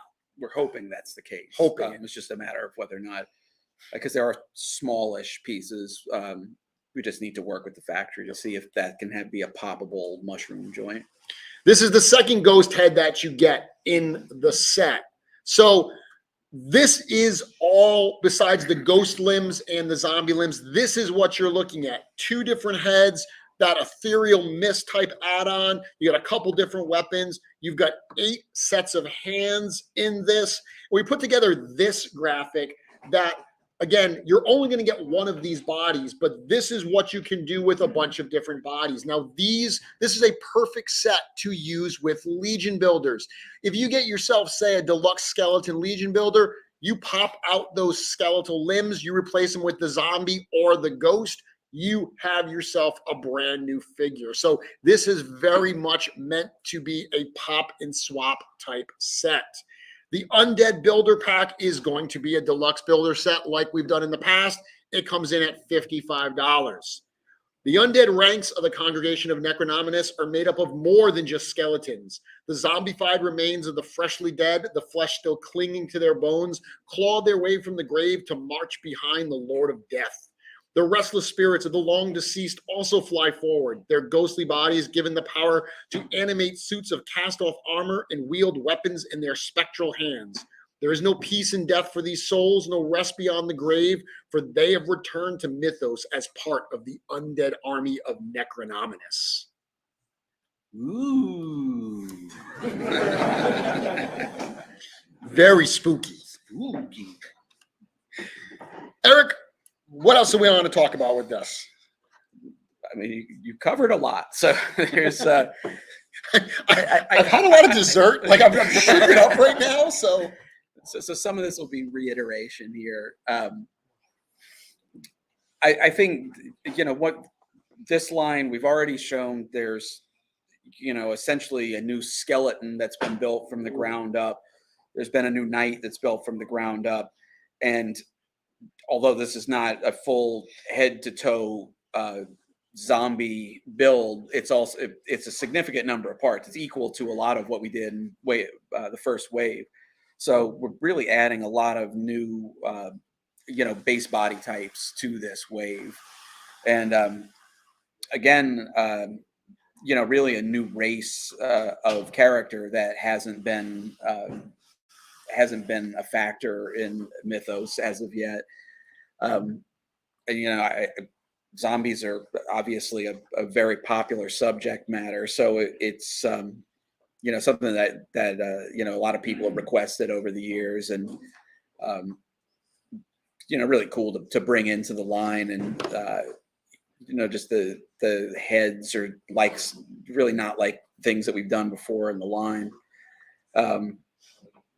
And I think what Jeremy said, that these are perfect for Legion builders. I think that's that's a great point, because there's enough body parts there where really any type of armor sets that you have that you want to pull off of a Legion builder, or armor sets that you have laying around from pop and swaps.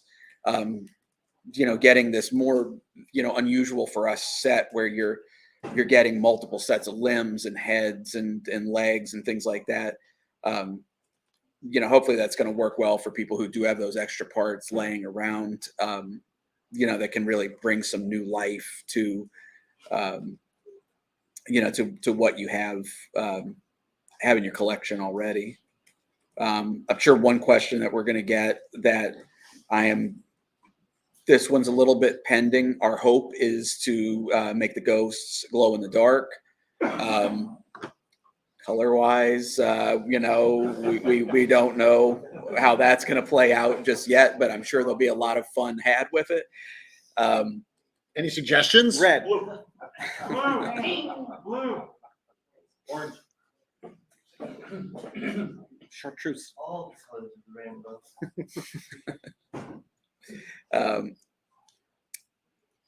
And again, like Jeremy mentioned, our past sets have been about multiple sets of pauldrons, multiple head attachments, multiple weapons, and things like that. Again, this is it's heavier on the body part building. It does have 3 different weapons. There's the shackle and chain set, so you can tie your ghosts in visually with, with Hagnon. More than likely, these parts will match closely enough with Hagnon where you'll be able to take some of these pieces and interchange it with that character.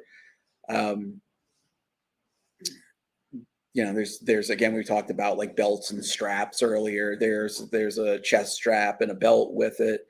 I like that neck piece too. Yeah, a few different neck pieces. So that there's, even though there's less in terms of armor and like accessorization from a costuming standpoint, there is enough there where you're going to be able to get a reasonable amount of variation. And it's also the torso that with the interchangeable chest plate. So once again, if you have other figures with that setup, you'll be able to switch there for even more looks.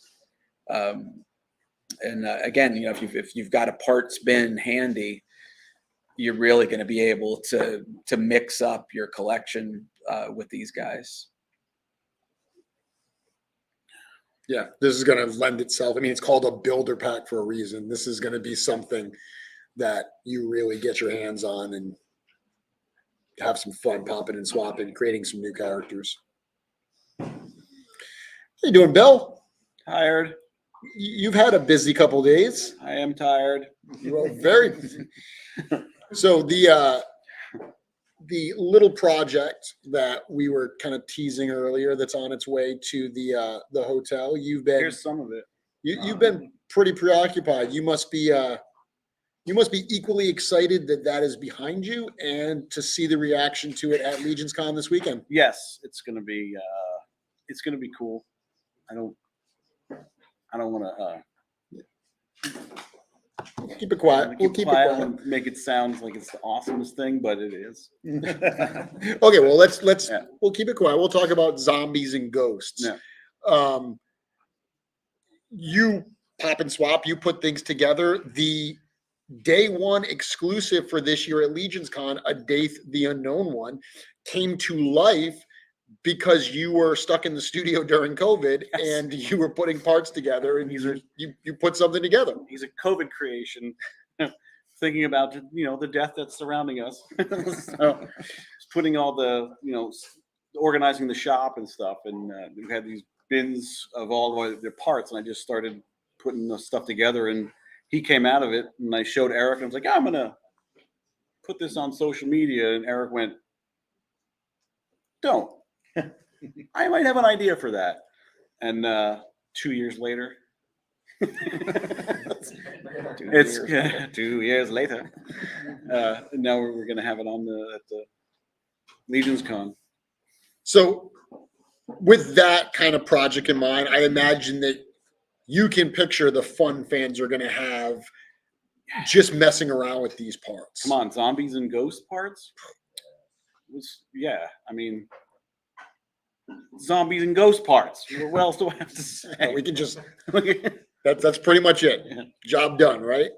Well, that's the thing. So for me, even you guys revealing this stuff is like, not once as a fan have I seen you guys throw up a price point or an idea and then not seen the value in what you're revealing and what you're showing. I mean, you put all those parts up there, and it's like, yeah, I see why it costs that much, and it's not cutting any corners or giving less and taking more as far as value. It's the value's there. It's just awesome. And yeah, you guys could have stopped at zombies and everyone would have loved it, but you guys took that extra step creatively. Hey, what can we do? And then, I mean, ghosts, it's brilliant. I wasn't expecting ghosts, so I'm excited.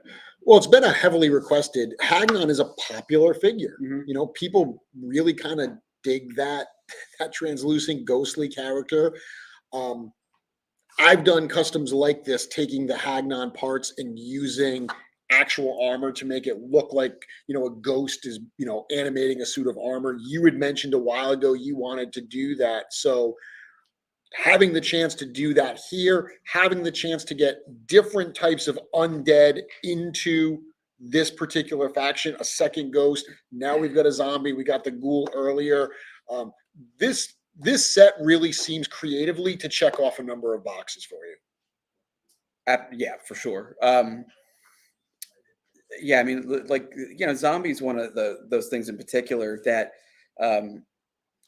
you know, again, like I said, you know, we know that zombies are just such a popular subject matter and just so pervasive in, you know, pop culture and, you know, the comics, television, movies. Like, it's just one of those subject matters that just keeps coming back over and over, and people never seem to tire of it. So, you know, it seems like you know, just a given for this line. But it was also, a lot of times with things that get requests, you know, there's a time and a place where it makes sense for us to drop it in. And, you know, the thing we've known for a while that this wave was really going to be the time to add that, you know, that type of character into the line. And it's just, you know, when we're trying to do you know, a big wave like this, it's a special wave. That's part of it, is bringing something new to the table. And even though it's one that it's not, I don't think it's a shocker, you know, that it's in the wave, but it's satisfying to bring it, you know, bring it into the collection. Very much so. Yeah, very much so. I'm going to bring this down for a minute. Matt, Cornboy gave a bit of an introduction. Yeah. To kind of your background. Yep. You're going to be at Legions Con. You're actually a late addition to I am a Legions late Con. addition. You reached out and said, hey, if you have a spot for me, can you get me in? And we got a cancellation, fortunately, got a cancellation and got you to be a part of it. And it actually makes a lot of sense to have you at Legions Con as part of the Independent Toy Creator Showcase. So for those that may not know, last year we started doing a little kind of show within a show at Legions Con, where we brought in other independent toy creators doing their own IPs to be a part of this fun, to be able to show this to the community. This is something you are doing. So you would have fit anyway, but doubly so, because as Cornboy just said, you actually decided to work with Four Horsemen Studios for your project. So I don't have any photos of your project, but fans that are coming to Legions Con this weekend, they're going to see them, going to have some photos online. Tell us a little bit about what you are working on. Yeah, so essentially, it's been in the works. I mean, these guys are showing off stuff that, you know, you have a year, 2 years, and you're kind of hiding details and stuff like that. And so it's been incredible going on this journey as far as the toy side of things. So we've been working on my comic book, Defenders of Eden, for a handful of years now. But in the back of my mind, it's toys. It's always been toys. It's always been going to the toy aisle and seeing that stuff. And so luckily, thankfully, and the relationships all worked out well, and the stars all aligned, and it's been awesome. He paid his bill. And I paid my bill. That's most of it. We're able to hire, you know, Four Horsemen Studios to sculpt wave one of the Defenders of Eden action figures, which is called the Armies of Ashmore. A lot of you might have seen it online. I just couldn't wait. I'm still working on that. I'm still learning from you guys. You gotta wait. And so a lot of people are gonna be able to see those tomorrow and tonight. So yeah, we have five ogre size-ish figures that we're kind of revealing the paint masters to. So it's super exciting. And like he said about the creator side of it, you know, Four Horsemen Studios, not only talent-wise and creatively, but also relationally, they've just set this standard with the fan base and with the communication and with the give and take. Like somebody mentioned earlier, the relationship that you have, and it just seems like this wheel is just turning, where you push the fans creatively, they push you creatively, you see something custom, then you come back and give us this, and back and forth, and it's such a beautiful thing. And at first you're like, wait a minute, these guys, they run this big company and they make this awesome stuff. They've got to be jerks. They're up here, you know, we're all down here. And then you meet them and you shake their hands and you get to know them. And it's been a wonderful experience from the business end, working with the studio, but then also just from the friendship side of it and going to these shows and meeting these guys. It's obviously they're the real deal, and that's why this continues to grow. So I just want to say thank you to the studio, and it's been a dream come true for me. So, well, you mentioned the Paint Masters, Bill. You got to actually paint the Paint painted all Masters. the Paint Masters. Yeah. So Awesome. yeah, it was great working on those because you had all your color call outs, and the instructions were paint it like you guys would paint it. Right. So I did. Yes. And Definitely don't paint it like I would paint it.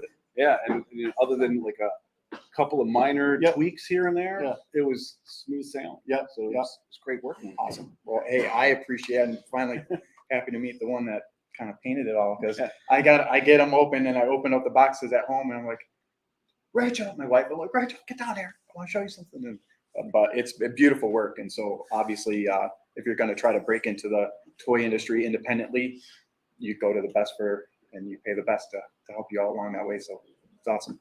Well, it's a fun line to work on. Thank you. Really cool. Thank you. Thank you very much for the trust you put in the studio. I know fans are going to love what they see at Legions Con this weekend. If they aren't going to Legions Con, can you just quickly let people know where can they see more information about your comic series, about the upcoming toy line? Yep. Essentially, if you go on ideasfrommars.com, and even if on Facebook and Instagram, look for Defenders of Eden, you'll find us. Ideas from Mars, you'll find them. You'll see the pictures. They've been kind of floating around. Some awesome friends have been kind of sharing them off of different places. So if you go to, again, ideasfrommars.com. Perfect. Check them out. Excellent. So back to the builder pack. We are now at the point where we've revealed, let's see, 3 human knight-like characters or knight characters, plus the deluxe horse for the Order of Etheron. This is the 3rd release for the Congregation of Necronominus. So we've got a nice balance here. This wave follows what we've seen in the most recent G-Cons, starting with the Aether wave, where I call it a versus wave. Different than some of the other waves, certainly Advent of Decay and 1.0 that preceded that, even something like All Stars, which is a mixed group of styles, a mixed group of factions. Do you enjoy working on these very focused waves where you get to dig in much deeper to 2 specific factions? Yes, very, very much. I enjoy the mixed waves too. In a different way. Those coming early are important because it establishes the diversity and variety that we can get in the wave. But now that we've established that and we're, many figures in, yes, I've enjoyed these quite a bit because it's, in some ways, like it's, we're talking about 2.0 versions of characters and coming back full circle to certain body types and things like that. In a way, it's almost like, let's talk about, this wave in particular. This is like the opportunity to take a 2.0 look at what makes, from a visual standpoint, what makes the Order of Etheron the Order of Etheron. It is like, from a development standpoint, it's about like kind of like finding what the essence of that is. And I've mentioned before, like back in the Alithia wave, I was more concerned about, how to make the Zelona faction formidable enough and especially going up against vampires. But once like I kind of like was able to find what made the look of that group tick and like mesh together, like it ended up a lot of people were more excited about that than the vampires, which that was not anticipated, but it worked out that way. And this one I think was we were able to even go further with that. And again, I think, like I said earlier, this is like the most like kind of diametrically opposed, like from a visual standpoint of all the versus waves. and just by nature of its, it's dead versus living, it's grungy versus shiny, it just it really like playing on like archetypes of characters, and so yeah, like it is like it's a deep dive, and I actually approach these. I did all of the Order of Aetheron together. So like when I was in that headspace and in that zone, and started getting a rhythm going with that, I developed that entire group. And then same thing, once I was able to put that aside, move over to Necronominus and really find like what the design language was for the armor and accessories, and figure out what we haven't done in the past, and how to take the faction in a new, not a new direction, but in an expanded direction. So yeah, I mean, it's creatively, it's very enjoyable. That's a beautiful photo too, Trevor. Yeah. When we look at this last night, Nate pointed out he loved the the juxtaposition, I guess, of like that curved arc that's broken with the curve of the head and the jaw coming off. He's like, just all those angles. Yeah, that right there, that section of the photo, he was like, oh, I think he said that man is a genius or something like that. But and talking about the contrast between the two, I mean, Trevor took that and ran with it completely. Like if you look at the warmth and just heroic feel that you get out of the Aetheron photos versus this cool, misty, just cold and creepy atmosphere that he's created on the Necronominus side. Again, like I think it just pushes it even further. Like it just, there's no question when people are seeing this stuff for the first time, who's good, who's evil, what's going on with these characters. And you mentioned that you did them in groups. You did all the heroic characters, all the evil. You started with the heroic. And you I remember you saying to me that you wanted to save all of the, evil characters till last because they were the ones you really wanted to get crazy with. You really wanted to take some chances and do some new stuff. I mean, we're already seeing that, seeing I'm a bad guy. Like I always, it's the monsters, it's the bad guys. It's Cobra, not Joe. It's Skeletor, not He-Man. But it also like, it's all, but from a creating it standpoint, the skeletons are easier just from the standpoint of a skeleton just looks cool. Like you don't have to do anything to it. Like, a skull, like people are fascinated with skulls. Like there's just practically made themselves. That is an excellent point. But the knights were knight armor is very cool too. Yeah. So it's neither one was a far fetched to get something cool out of, but it is I don't know. It's a little more challenging to find like a level of cool and compelling out of a knight than you would out of a skeleton. So I kind of took that challenge first, and then it was like uphill with the knights a little bit, and then it was just all down with the rest. It was just no heavy lifting in that portion. So again, a great set. The builder packs have been incredibly popular. The Barbarian builder pack, Cornboy has said a number of times, the most popular Mythic Legions figure we've ever done. So popular, it's gotten multiple releases. This is in that same vein. As I said earlier, as opposed to lots of additional armor and weapons, we get the body parts. Going to work wonderfully when paired with Legion builders or any figures. Doesn't have to only be Legion builders. Really, any of those kit bashers or customizers that have bins of fodder parts, bins of legs, and armor and chests and everything. You're going to have a field day being able to work with these sets to create some truly terrifying armies of Necronominus.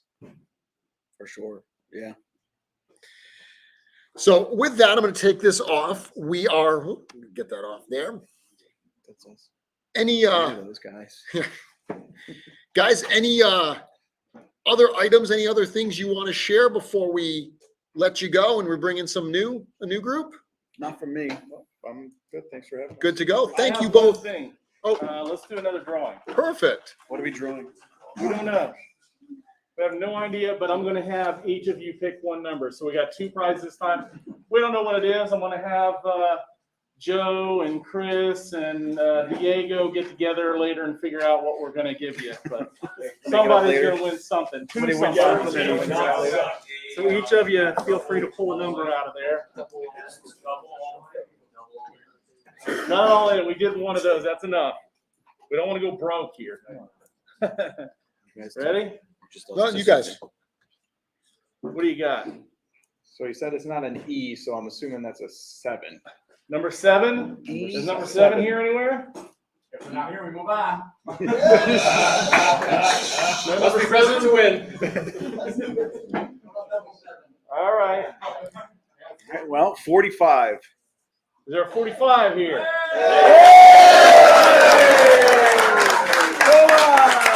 No idea what you win, but you win something.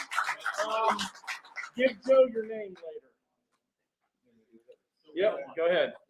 47. That was really close to. Was that just 45? 45. 47? You guys are cheap. Nice. There you go. There you go. Later on, please be sure to give Joe your name and we'll make sure you get something. Roll of toilet paper, maybe a scraps of paper off the Official floor, Four Horsemen toilet paper. New. Guys, thank you both very, very much.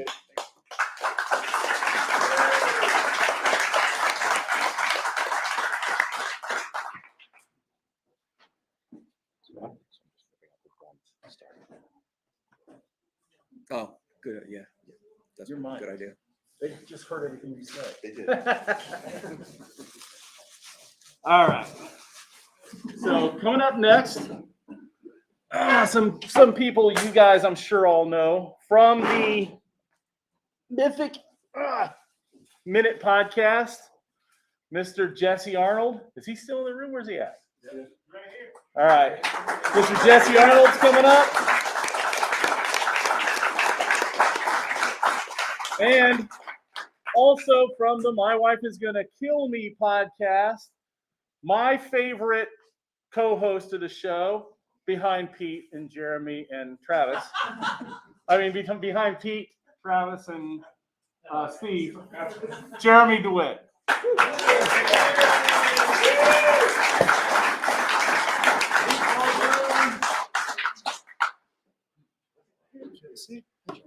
How are you? How are you? Happy birthday, fella. Look at all that hair. Hey, Jeremy, nice name. Hi. There is a lot of hair up here. There is. Yeah. On this side of the It's a table. hairy bunch. Not on my head. Okay, guys, we will get to you in just a moment. Let me bring up the next reveal here, and then we can talk through it.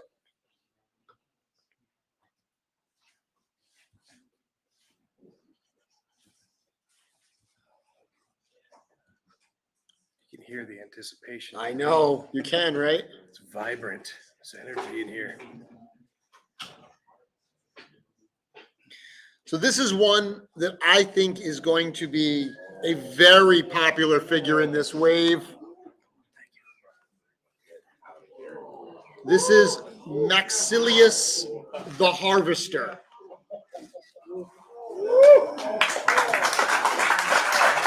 Yeah, buddy.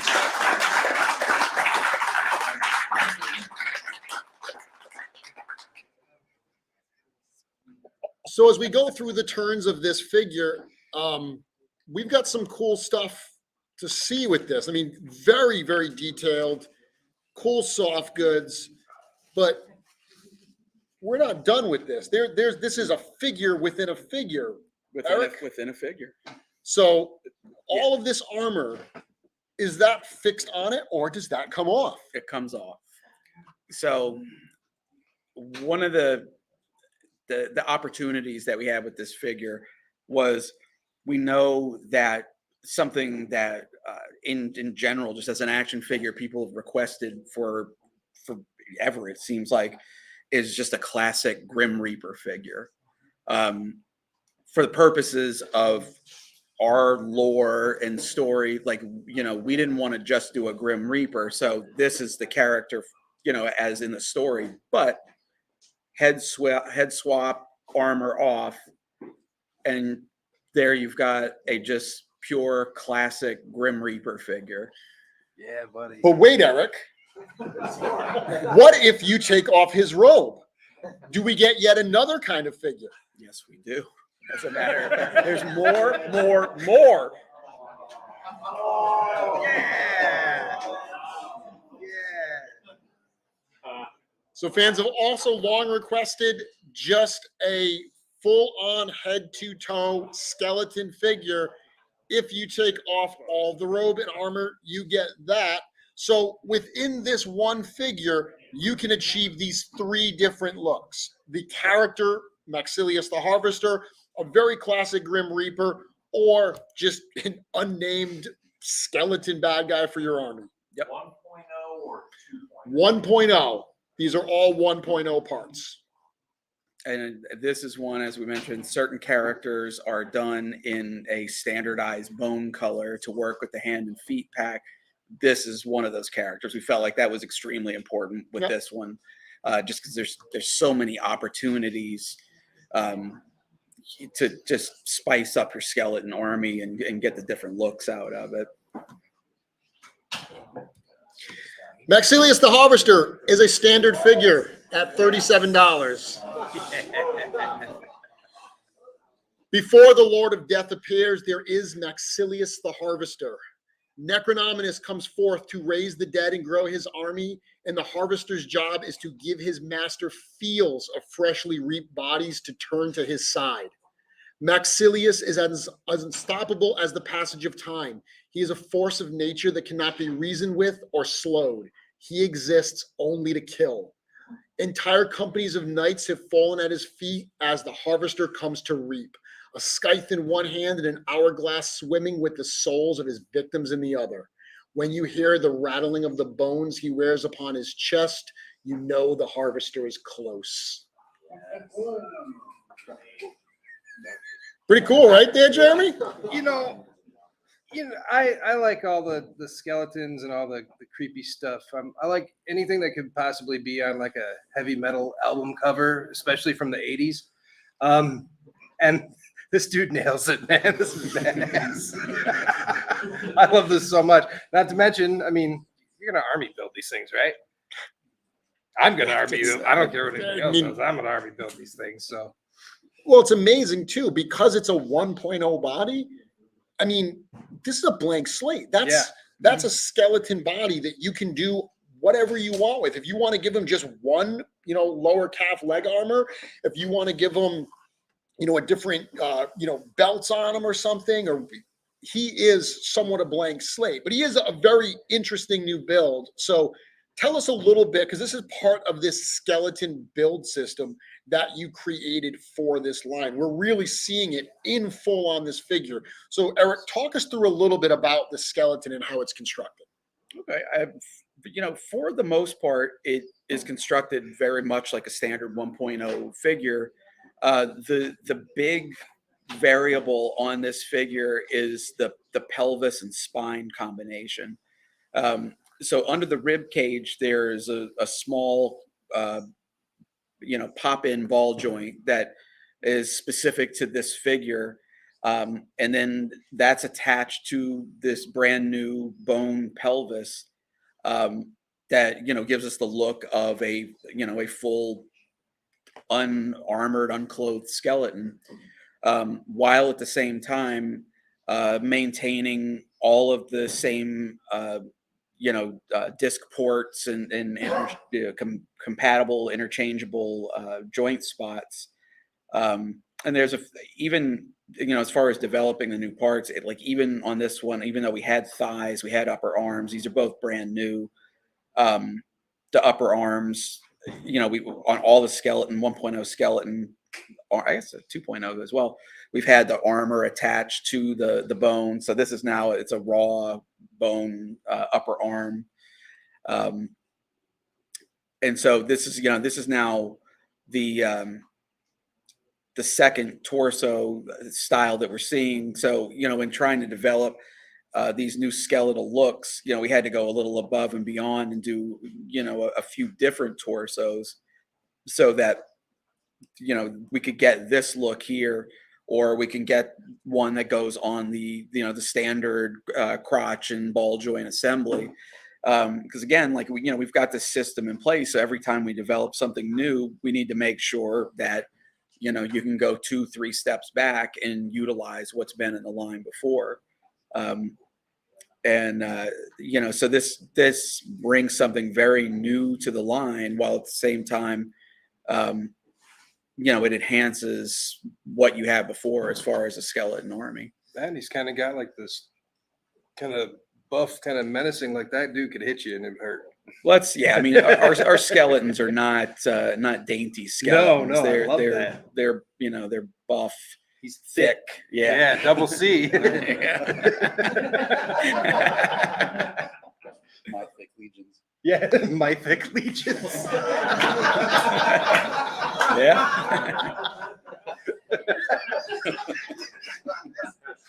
I see a shirt in the future.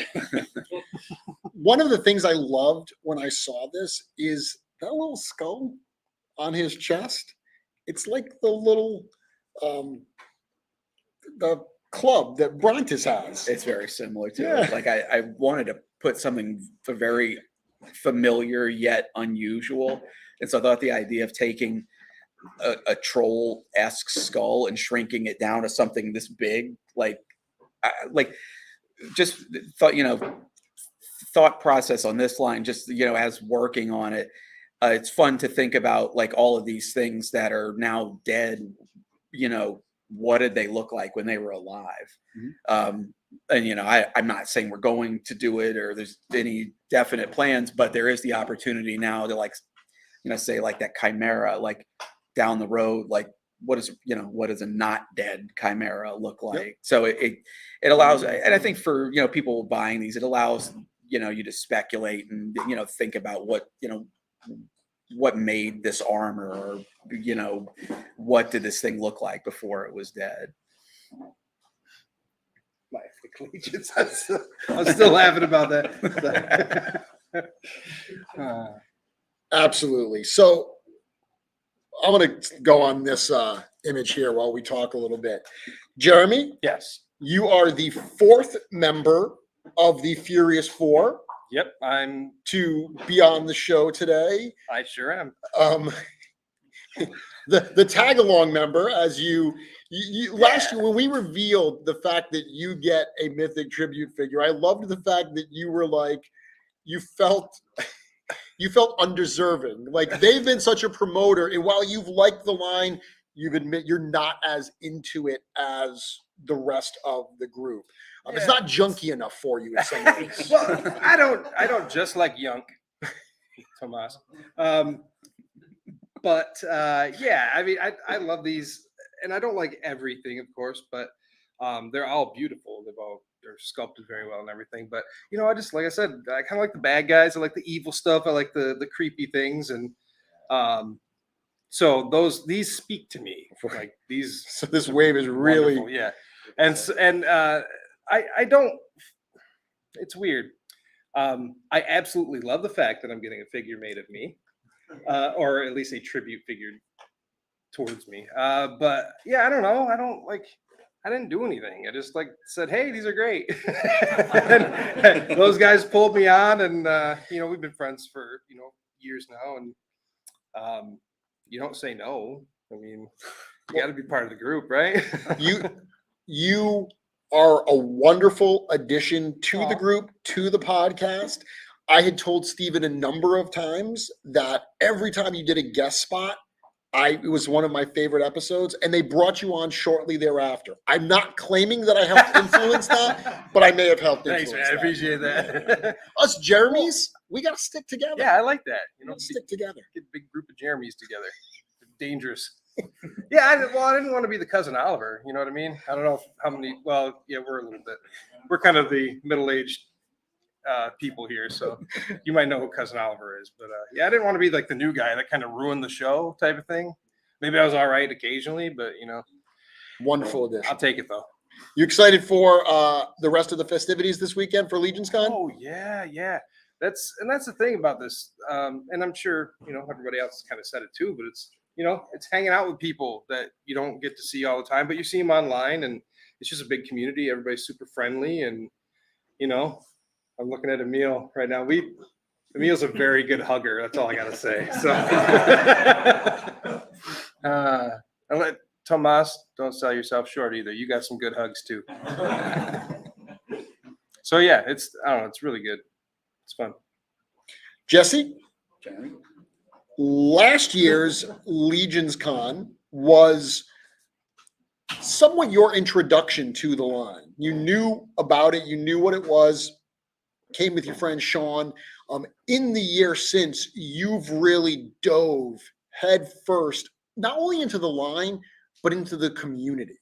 That's a big part of, what I think your contribution has been is you very much have embodied wanting to give back, wanting to contribute content. You do, CB said, Mythic Minute. The fact that you are on the Mythic Legions Cabal, doing original content, being a brand advocate for the line, sharing your enthusiasm and answering questions, very much what this line and what this community is about. So first off, thank you for that.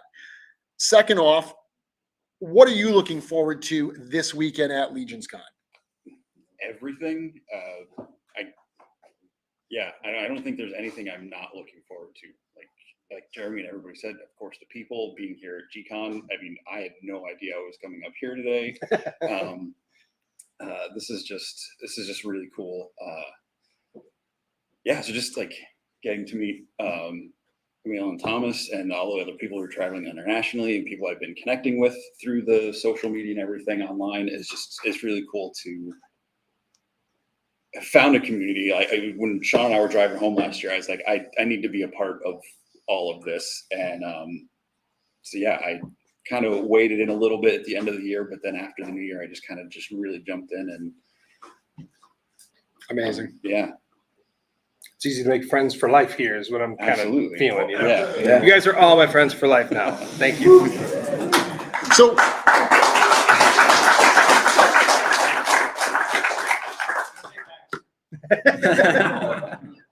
you are on camera with Eric and stuff. Jesse's absolute favorite character in the line is Thistlethorn. He is a huge Fuzzmonk fan. So when I snapped that photo, for those who weren't at Intern yesterday, Eric did a series of sculpting demonstrations. He takes requests from the crowd, and someone asked for a female Fuzzmonk, correct? Yes. So we did a female of the Thistlethorn race, woodland goblin or a Fuzzmonk, and I snapped a photo of it specifically because Jesse wasn't in that session, and I knew it would blow his mind. So needless to say, he was very excited for the possibility of that working its way into the line down the road. Never know. You never know. It's happened before. There's precedent. That's not a no. It's not a no at all. I'm a Thistlethorn fan as well. I've said many times, I thought that character I felt like it was a very risky character to put in the line because it's cute. And I didn't know how people would react. And luckily, it was actually a very popular character. So, the opportunity to put another Fuzzmonk into the line, I'm not opposed to it in any way. So that was fun yesterday.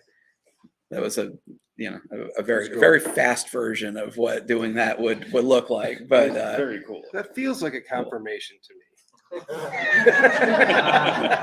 Well, I mean, part of the presentation, that I gave yesterday was showing, a head that started at a Intern for a Day event and made it all the way to production. So it's certainly not out of the question. That's awesome.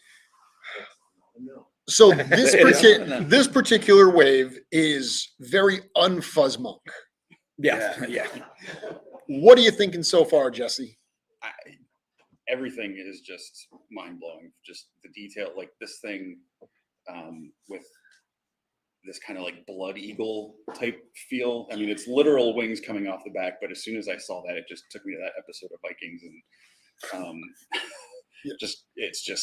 it's brutal and intense. And the skeletons are my favorite bad guy faction in this, as I've gotten to talk about one of my favorite book series, and so just seeing all of these today has just been insane. When you shared the render of the Harvester with me, you clearly shared a front shot. So what I saw was this, which is great because I didn't see the back of this until I looked at Trevor's photos. So when I got Trevor's photos and I started seeing the turns, seeing that backpack and then seeing it in hand, like when you actually look at it, it's larger than you even think it is from the photos. And it's got almost like the halo type effect. Really, really cool type additions. And again, we looked at the 3 different styles. The fact that we've got such a fully realized character that's got so much uniqueness to it. A number of people requested a Reaper. You knew people were going to want a Reaper. To give them a Reaper, to give them a skeleton, but also have something that is very Mythic Legions and very original. This, I feel like, is a huge design win for this particular wave. And this fun fact, this figure I was about to drop out of the line at one point because I just wasn't into it. So gasps of the audience. That would have been a bad move. But here's kind of the I guess story behind this figure anyway. From the beginning of the concept is that people have a preconceived notion of what, if you're thinking Four Horsemen, what death is going to look like, and it's a Grim Reaper. And from the very beginning of this line, Necronominus is not a Grim Reaper in any fashion. So I wanted to provide a Grim Reaper, so that we're covering all the bases. And the idea that this character is closely related and thought of like from a storytelling standpoint and almost like an urban legend or like myth standpoint within the lore of Mythic Legions. This, so if this guy comes through and harvests the bodies for Necronominus, he is essentially death to the last person who sees him. So if there's a story to tell or somebody that has a close call and escapes, whatever, this is who they're seeing as death. And so that's the reason why, why the Grim Reaper would be kind of the symbol of death. But, we kind of took that and played with it and moved past it. And as far as, this was, again, like I said, I roughed this thing out and had just like the Grim Reaper robes on it. And was just not finding an armor pattern that was just wasn't clicking. And then it just did. And then I got super into it. So, and in that, I mean, that's the way a lot of this stuff works. I mean, Necronominus, the design has been around for 10 years and it was upgraded and changed now that it's 10 years later. There are definitely things to do that were more compelling, but this was one that happened very much on the fly. And like this is one of the fast, like the skeleton base was already done, but as far as his unique parts, it was one of the fastest figures in the line. Like it just came together and it just worked. So a lot of times it's just about like it being inspired and sometimes like this might have been something, if it wouldn't have happened here, it probably would happen down the road, just when that right moment of inspiration or just realization of what makes it unique or what makes it feel like it's part of Mythic Legions happens. but luckily it worked out, and then here we are. This is one of my favorite of the bio stories we worked on. Yeah. Having that discussion where we were talking about the different characteristics, that whole idea that Necronominus is not a Reaper. On the contrast, the God Raiser raises the dead.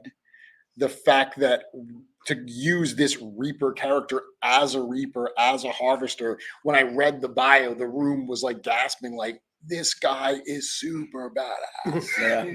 Like that, this is definitely one that very, very cool. And it's just like, yeah, again, and that's another case where that's, in a story standpoint, it just, when it clicks because the story of the God Raiser and what the God Raiser's capabilities are, that's something that's been in, the layout for the line since that, 10 plus years ago.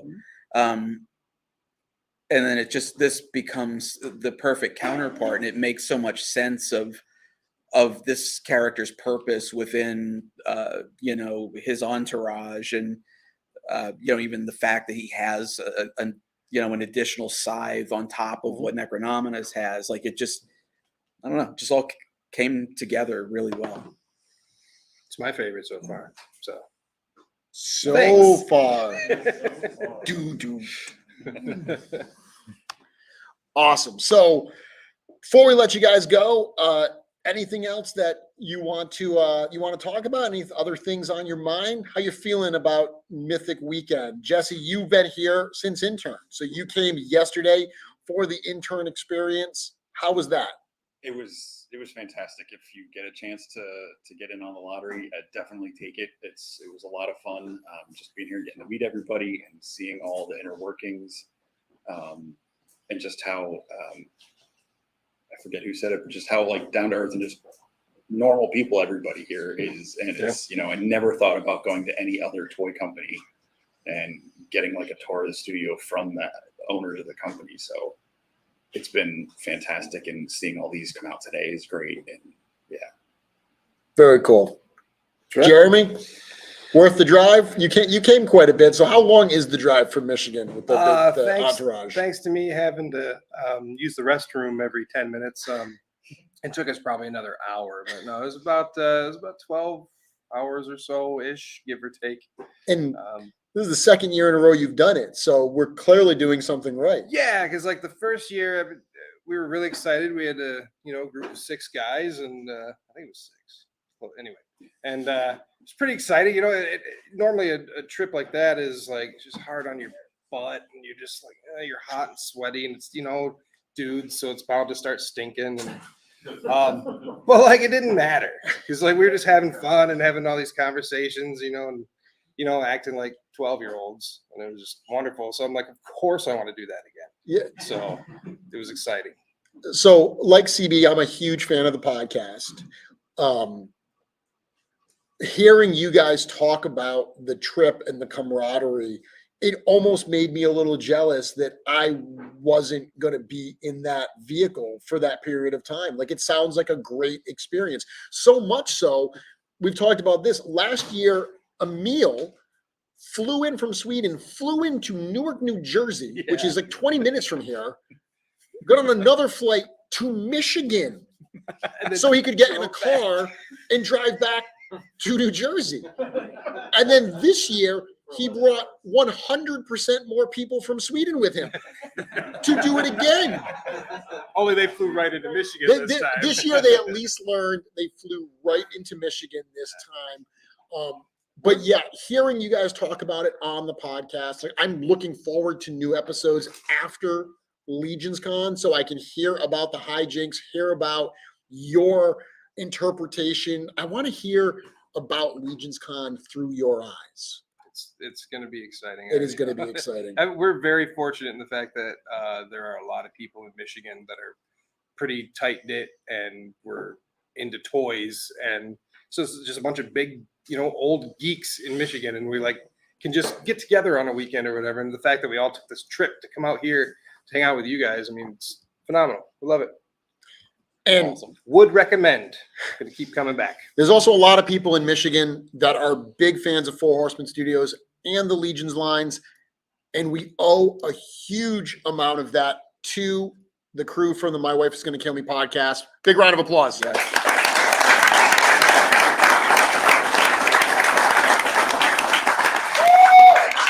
So, looking around the room, oh, there is Pete. Okay, I was gonna say, I think that all of your crew left the room when you came on camera, but no, Pete is back there. So they don't like me. The one that you share a body with in the Furious Four is the one that's here. That's prophetic. And we're sharing a room. And you're sharing a room. So there's something there. Uwit and Pitorian. Yeah. Very good. Jesse, Jeremy, thank you both very much for joining us. Thank you very much. Appreciate it.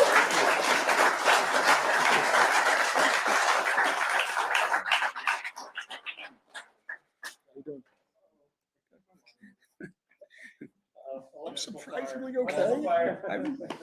Like every once in a while, I'm fading out a little bit. But MWIGTKNY.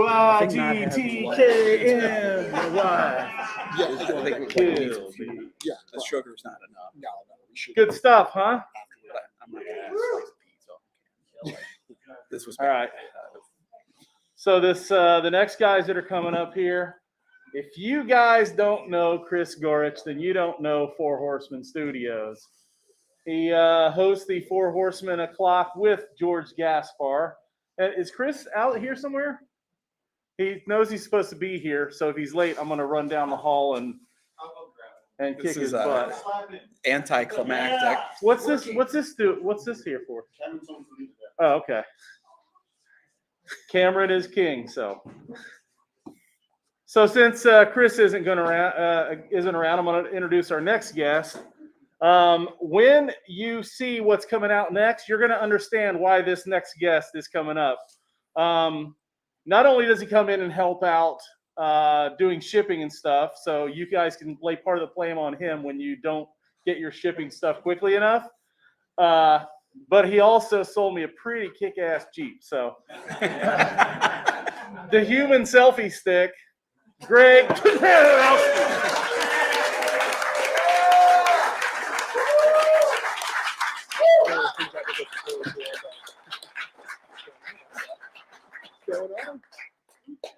Do you want us to wait for Chris, or should we just leave the? I'm sure he'll make a grand entrance. Okay. So the next figure we're going to reveal, this is another one that we think fans are going to be really, really excited for. Greg, I know that you've seen this figure bouncing around, and you've been pretty excited for it. Very excited. You've liked it. So let me bring this up here. Okay.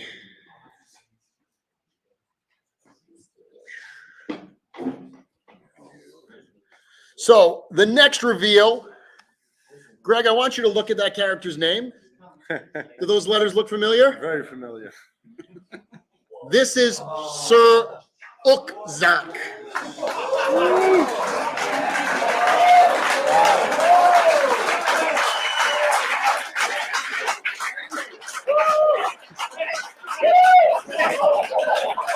What a chance. I'm here. You can all go home now.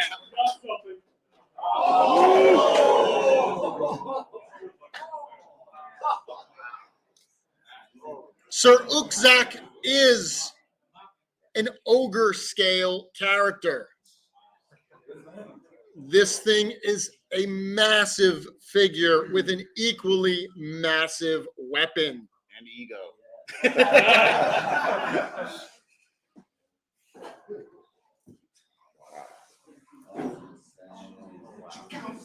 Sir Ukzak, once as evil and savage as the rest of the impure, the ogre named Ukzak was visited in his sleep by a vision of a golden bird wreathed in flames that cleansed rather than consumed. Waking from his dream, Ukzak immediately made his way to Etheros. Seen as a threat and turned away, the ogre found a simple hut in the mountains. Here he made his home, combing over prayer books left behind by a mystic who had found enlightenment many years prior. Travelers through the land told the strange tale of the remote hut and the devout ogre who now prayed to Aetheron. These tales eventually made their way to Sir Gideon Heavensbrand, and the leader of the order sought out the ogre and bade him return with him to the crowned city. Today, Sir Ukzak is one of the most faithful and most powerful warriors fighting for the Legions of Light.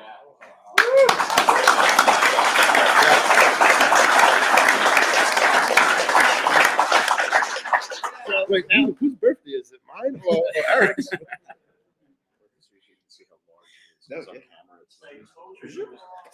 So fun fact, that bio is going to be longer. It was going to be how he also carries around his handmade figurines with him everywhere he goes, but ran out of space. So it's funny you mentioned that. I just realized on the website, his bio is actually a little bit different. So on the website, let me bring this up here. I changed it. I forgot to change it in the presentation.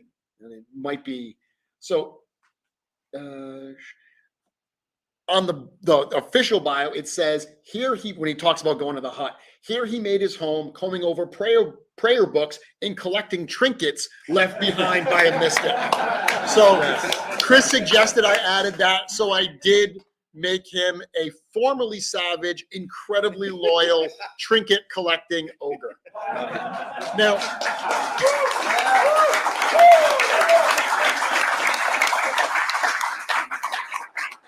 feeling a little overwhelmed? A lot overwhelmed. Very speechless. Good. Have some dessert. I can't eat anything right now. I can barely breathe.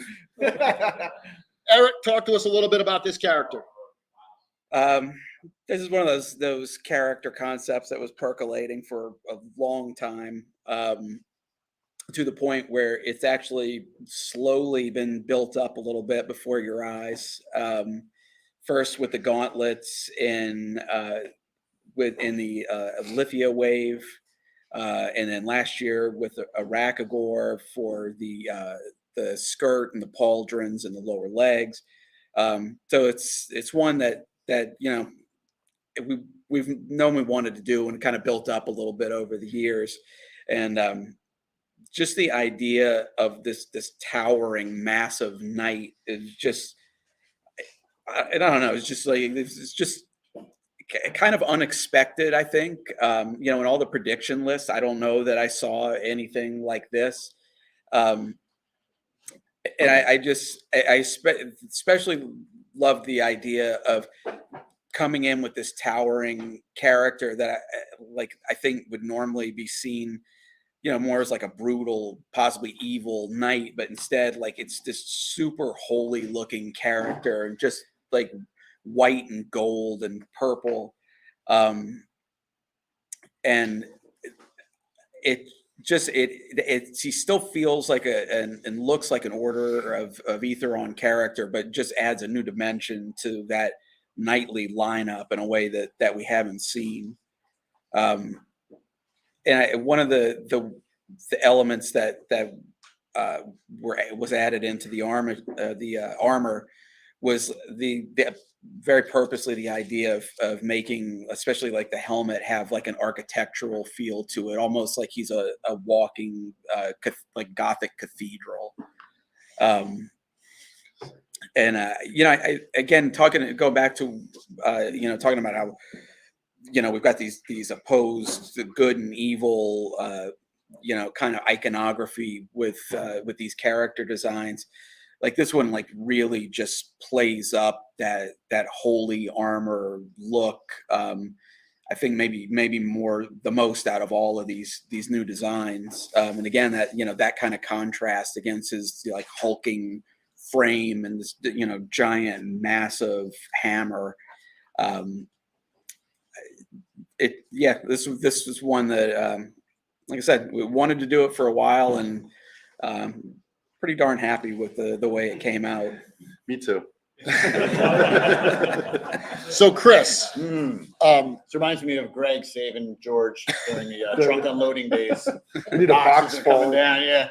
Greg's big arm goes up. Well, I got you, George. If I didn't save him, he'd be a skeleton. Yeah, he's scared. That's how. I do. It's happening. He just changed it to Greg the Brute Scale. Now he's like, I gotta change it again. Gone. It's changing again. So, Chris, that hammer that he comes with, Is that like a tool by itself? So big. The face on it. The handle exists already, right? The top of it, because the top of it just sets that hammer off. That's probably the best shot where you can see kind of the face. Yeah, make sure when you're done here, you get to go by and. Yeah, that's the best one. The top of that hammer. Oh no, there we go. There we go. That's a great shot. It shows the top there. Now we're seeing the handle of what we've gotten in the past with the ogre scale weapons. So that is fully compatible. It's the same kind of attachment system. Yeah, actually, Greg, you might turn that around. I don't know if you can see it or not, but of course, as with just about anything we do in the line, the idea is to make this as compatible with past releases as possible, and I think as soon as people get this in their hands, like once you start combining, putting armor on ogres and putting the ogre armor, combining it with this armor, there's slowly been a lot of build up of parts within that format. So I think those combinations, like you're going to get some really interesting looking characters very quickly. And if on the back there's actually 2 sets of pauldron ports on the back, so that just because of the size of these pauldrons, they're so gigantic compared to the ones that come in the builder pack, the Noble Barch builder pack, that to make them both work, you actually needed a double set on the back, so they you can get the right position. And even like with this one, if you wanted to move it to the other port, you can change the look up a little bit like that as well. Yeah, there's a little. This is probably the most minimal application, but there's some soft goods on this one from CJSM as well. It's might be the first. No, it's the second. I was gonna say I think it's only the second tailored piece of soft goods that we've done at ogre scale. The Azahazar had the skirt. Would the vampire not count? He's got all the stylus. Oh yeah, that's actually the most ornate out of all of them. Yeah, that's true. Yeah, so we have done it a few times. So one thing I did not mention, the price point on this figure. This is a $65 figure. So ogre scale. That's what you're getting in the ballpark of Arakagor and Kragnar, stuff like that. Absolutely. So, Chris, I'll take this down for a moment before we come back to it. You get to help get all these things out, get all these things made at the factory. You're seeing some stuff in this wave that is going to test the factory. Factory? It's going to test me. I'm going to start taking those holiday days now. Forget about this no vacation stuff. Yeah, we'll see what happens. I can neither confirm nor deny everything will look exactly the way it does now, but we'll try our best. This guy's not that bad. This guy's fine. This guy. There's some other ones. But. Yeah. Can't say. Now, Chris, I'm used to not saying anything. You are obviously at Legions Con all weekend as a member of the studio, but you have your own table. I do. At Legions Con. You that. Do. Oh man. You do. You also have a breakout session. Oh yeah. That nobody's allowed to go to because George said so. Yep. Tell us. Wait, where's George? Tell us a little bit. Come to my breakout session. Tell us a little bit about D13 and Biblical Adventures, which we're going to see at Legions Con this weekend. I just tell you tomorrow. Give them at least a little. I'm tired. Sorry, guys. D13 has been around since 2020, and I'll be doing the Biblical Adventures toys, which has been a thought in my head since 2008. So it's been a long time, and it's, of course, still not ready. That's par for the course. But now I have my table up, and a lot of kind of cool stuff to see. Demon Legion builders. Those are the best, I think. Those are my favorites. Sorry. But yeah, it'll be fun. I don't know what I'm going to talk about in my breakout room. It's I have 0 plan, but I do that every week and Wednesday at 4 o'clock. So. So last year at Legions Con, you had a table. You kind of teased some of this. You showed some stuff. The projects come a lot closer. Kickstarter, Easter 2022, baby. Oh wait, we got that. Sorry. But the dawn is arriving. It is almost here. You're going to be able to show a lot of really cool stuff. I've had the privilege to see a number of those pieces here. Pretty excited. I think fans are going to enjoy that at the show this weekend. There's definitely been a lot of interest. I'm very happy and appreciative about that. And not everything's finished yet, but trying to keep trying. So hopefully January, February will be the Kickstarter, which will be nice because then it'll be my birthday also, and Jim's birthday. And people can give you that as a birthday present. Back to Kickstarter as your birthday present. The ultimate. Yeah, so I mean, we'll see what happens. But yeah, a lot of good feedback so far. So I've always said I think if that line hits the right eyeballs, like I think it's got the potential to blow up. Hopefully, not bigger than Mythic, but we'll try. And I'll still be working. I don't know. The target audience I think is a lot bigger than Mythic. So Greg, I'll hire somebody to run my line while I still work here. Then. Obviously, this is a pretty a cool. The smile hasn't left your face. No, it probably won't for quite some time. But we do have 2 other days of fun activities to get through. I've asked a number of guests here today. What are you most looking forward to in the next couple of days at Legions Con? You topped it. I don't think this is going to This top is just- that. This is the pinnacle of my. Bigger question is how many of these you can buy? Yes. How many are you giving your mom? Yes. Hi, Mom. She's watching. She's watching, so you can tell her, say, "Mom, I've got an action figure named after me." His office is going to be stacked with Yes. a bunch of them. Might have my face on it once. Yeah, He's gonna wear it on a chain around his neck. I might have. I might have some other little pocket right here. Just happens to be ogre scale. It's a little. It's a little Greg right here.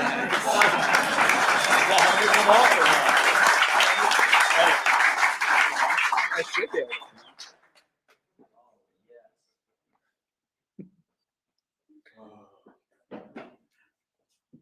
Oh boy. Oh boy. Here we go. Close enough. Talking about third-party creators and what you can accomplish. Yes. Oh my. Dreams do come true. Dreams do come true. We need that alternate head included. Look at that. Turn it around, Turn it around. To scale. Should be. Oh, there we go. That guy's in charge of production.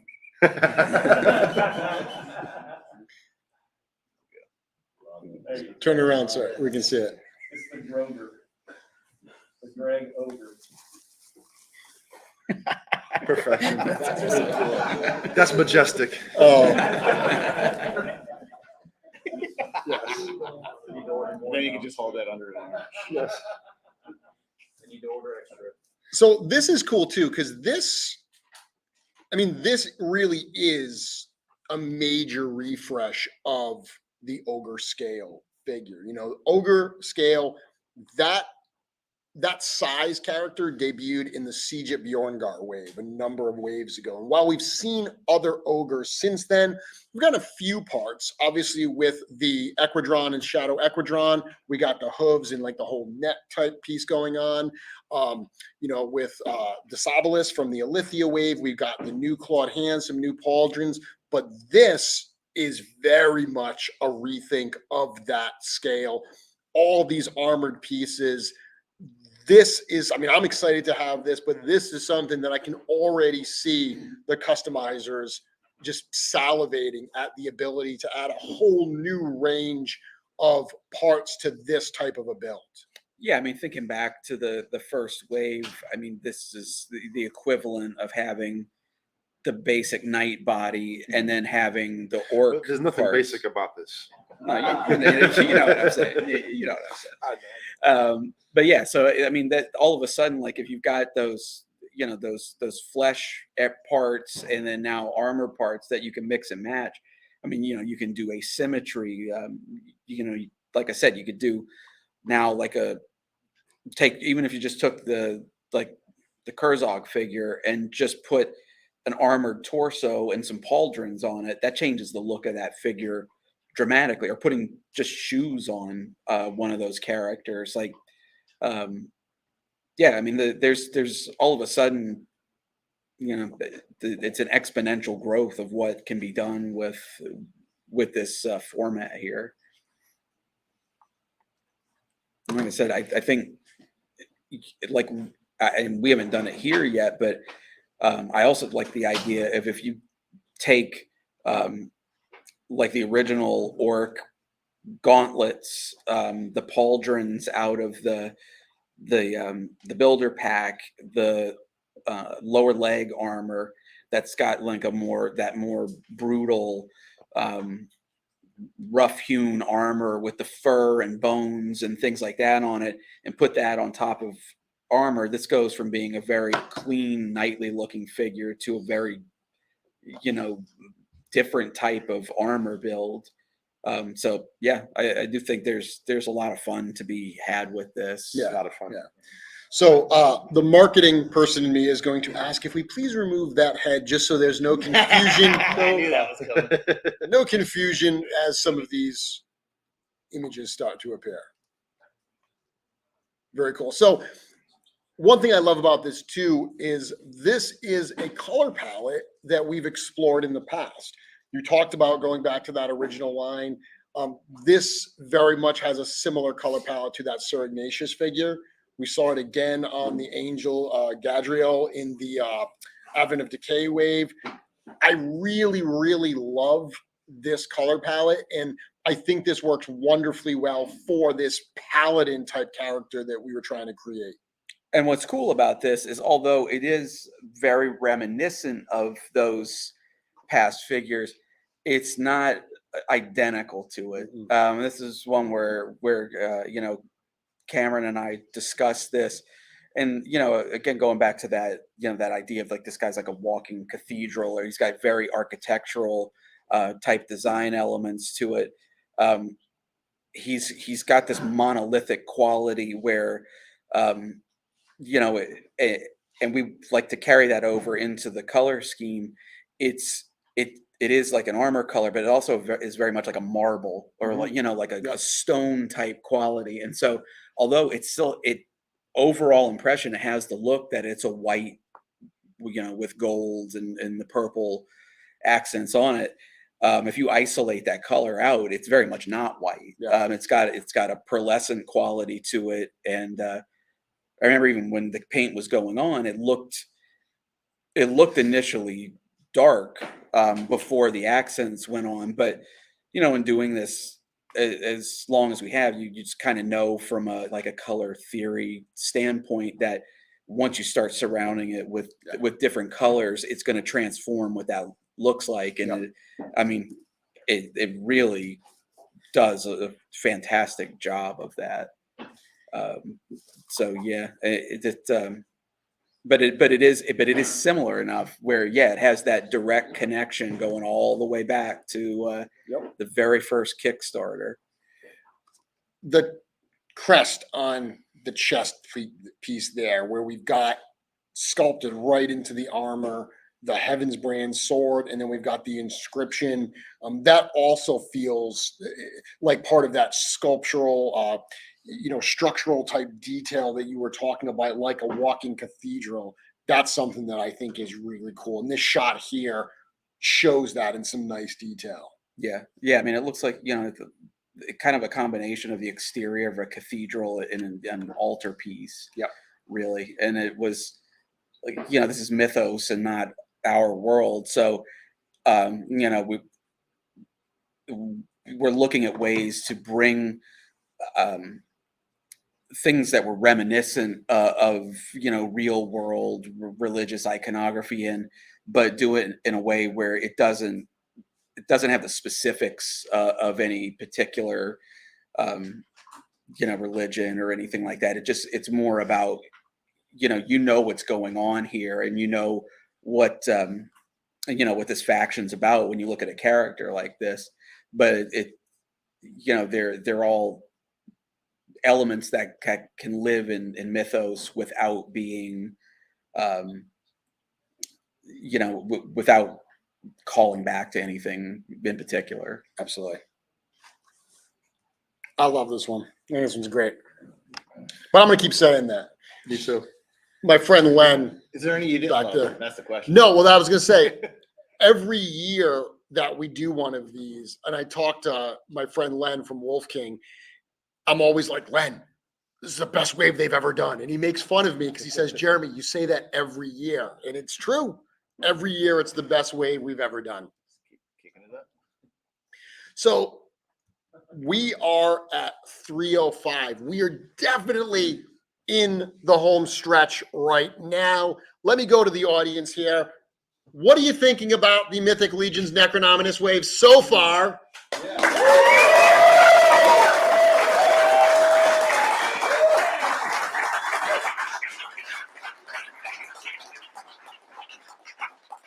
Well, we are not done. We have a few more things for you. We've got one more hour.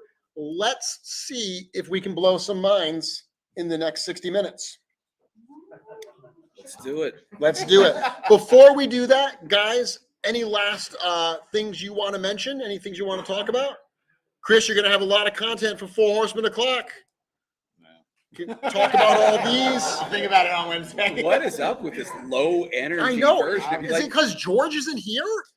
Is he like like you're in front of an audience, and then now you're deciding to be Eeyore? Like what's? I think George is his catnip. I think that's what gets him. Yeah, I haven't seen him all day. I don't know. He's doing something. He's almost back. I just got a text. It's almost here. Is it? Could have been Is here it half there? hour ago. Yeah. I guess so. It's there. Are people posting about it yet? Yeah. They are? There's lots of comments about it. Really? Yes. There's people taking selfies with it. Oh my gosh. Just don't touch it. Don't touch it. No, they're not doing that. Gotta send Greg out there. About as tall, so. That's right. Yeah. You got to take care of your kid. Your child needs you. So, Sir Ukzak, I know that's not how you say your last name. I asked you yesterday. Greg, how do you pronounce your last I'm name? changing it now. It's- Yeah. Full name change. It is now. How's your mom gonna feel about that? She's changing her name too. Yeah, we're changing everything. I knew this was going to change my whole collection, my whole display setup, but this literally just took the cake, and it's going to completely change that everything. He is the centerpiece. Yeah, He is the centerpiece. The hardest thing is going to be waiting a year or so for it to be. it will. Yeah. Imagine if this figure was riding on the back of a dragon in the middle of your display.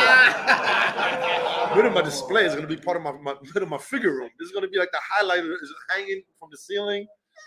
Yeah. Is Drake back here? Come on, where is it? Where is it? Guys, thank you both very much for joining the broadcast today. Look forward to spending a lot more time with you this weekend at Legions Con. You won't see me. Thank you, guys.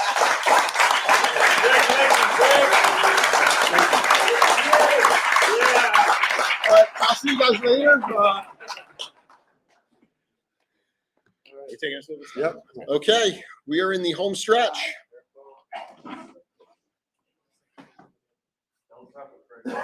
That's amazing. So cool. Isn't that? There's dozens of that photo that people are sending now. All right. That's amazing. And it fit.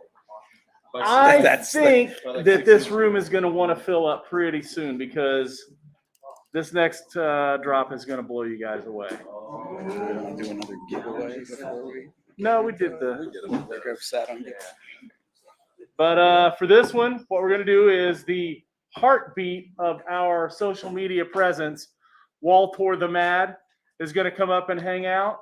And the two guys from the Legion's Lair podcast, Michael and Brad. Can you all come on up here?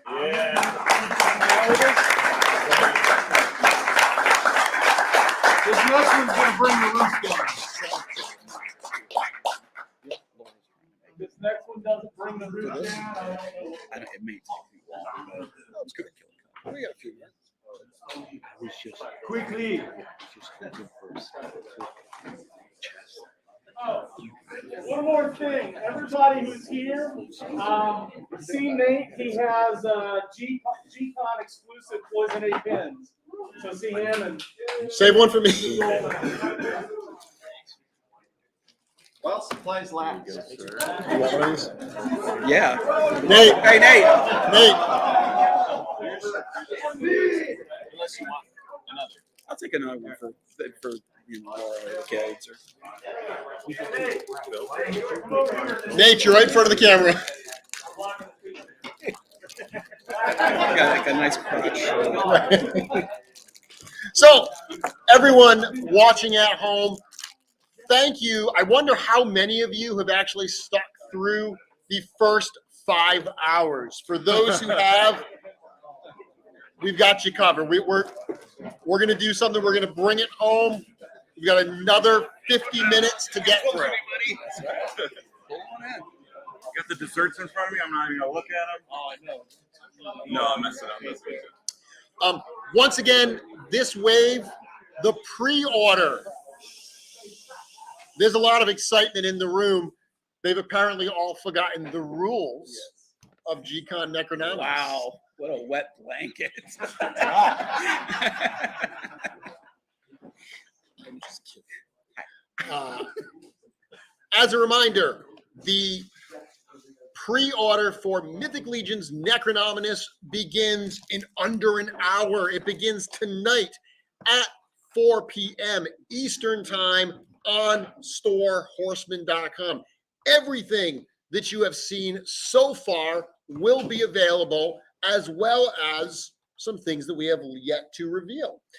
Before I do that, let's talk to these guys here. So we've got an illustrious crew joining us right now, people that absolutely spread the word on Mythic Legions. These two guys were two of the first ever who did a Legions street team event, going out there and promoting Legions and your home state of Ohio. Wait. Go Buckeye. The Legions Lair crew. Give it up for them. Look, I'm clapping for myself. I shouldn't be clapping for myself. So, I clap for you. I clap for all of you. All of you. Mike, I know that you are a gigantic skeleton fan. You love the skeletons. Oh yeah, What are you thinking so far about what you're seeing? blew me away. I got to tell you, I went last G-Con. I went up to Eric and I said, "Man, we got to have skeletal feet, skeletal hands for a 1.0." And I said, "We got to have a skeletal chest." When you brought out that Reaper figure, oh my, and took the clothes off. Oh, that's Michael, there's kids watching. I got to tell you, I'm poor now because I'm going to buy the crap out of that thing. I wish they'd pull that Greg figure back up here. They didn't have to take it away. Man, They left it out for a little bit. You got to make room for something. Yeah, Good. We got to make something. Well, again, that's going to be cool. That's going to be in all of the displays this weekend. If you're going to Legions Con, you're going to see that there. What do you think? Are we ready to review? Yeah. We're ready to do it? Ready. Are you So- ready? So this is probably not going to come as a huge surprise. The wave is called Necronominus for a reason. So let's bring up a reveal that is so important that we're ending the show. We're ending this part of it with this double reveal. The best. You say the best for last? I know. Double reveal. So what we're seeing here, let me bring this all up. That's too. And crucifix. If you know the Dark Four, they are called the Horsemen for a reason. We reveal one of these godlike Dark Four characters with the steed that they ride. So the first character we're going to reveal is Necronominus.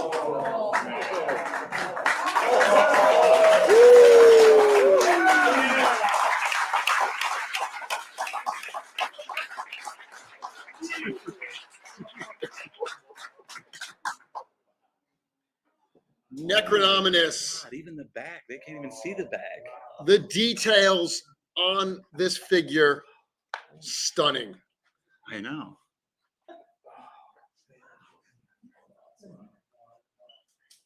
Arnold loves it. Yeah. It's amazing. Dude. You know that's good when you get these guys to be quiet. I know. I'm like, I don't know what to say. I'm not even kidding. Now, this is the fourth and final of the Horsemen, the embodiment of death itself. It has to ride a horse. Some people had suggested there's no way that we would do it.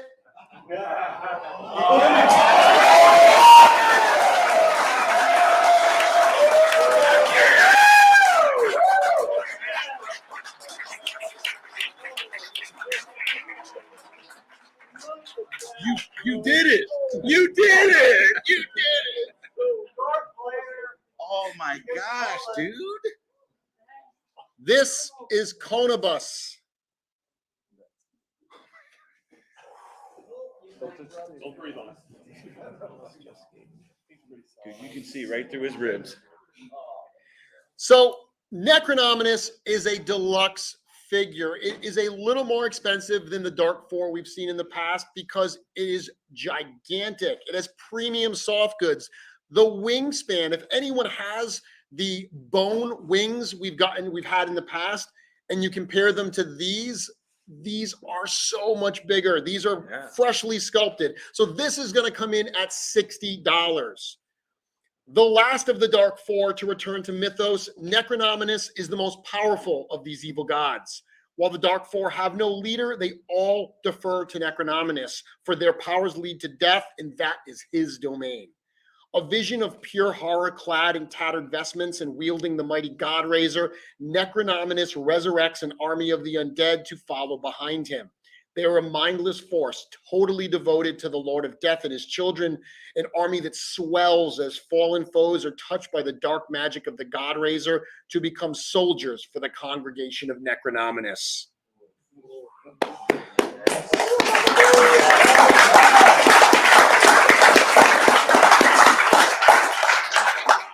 Conobus is another deluxe horse. While Conobus doesn't have all of the soft goods and so forth that we saw on Bishop, the other deluxe horse earlier, this is essentially a head-to-toe new figure, all new armor. Eric's going to talk about that in a moment, but this is also a deluxe horse at $65. The skeletal steed of Necronominus, Conobus is every bit the vision of horror that his master is. It is said that the clopping of Conobus's hooves awakens the dead, and then the touch of his master's relic weapon, the God Razor, brings them back from the peace of the grave and makes them a soldier in his undead army. Once risen, they form up like supplicants behind the Lord of Death, moving in unison with the clopping of his pale horse. Necronominus and Conobus will also be available in a 2-pack set. So Necronominus is $60, the horse is $65. If you buy the 2-pack set, it will cost you $110. Necronominus and Conobus.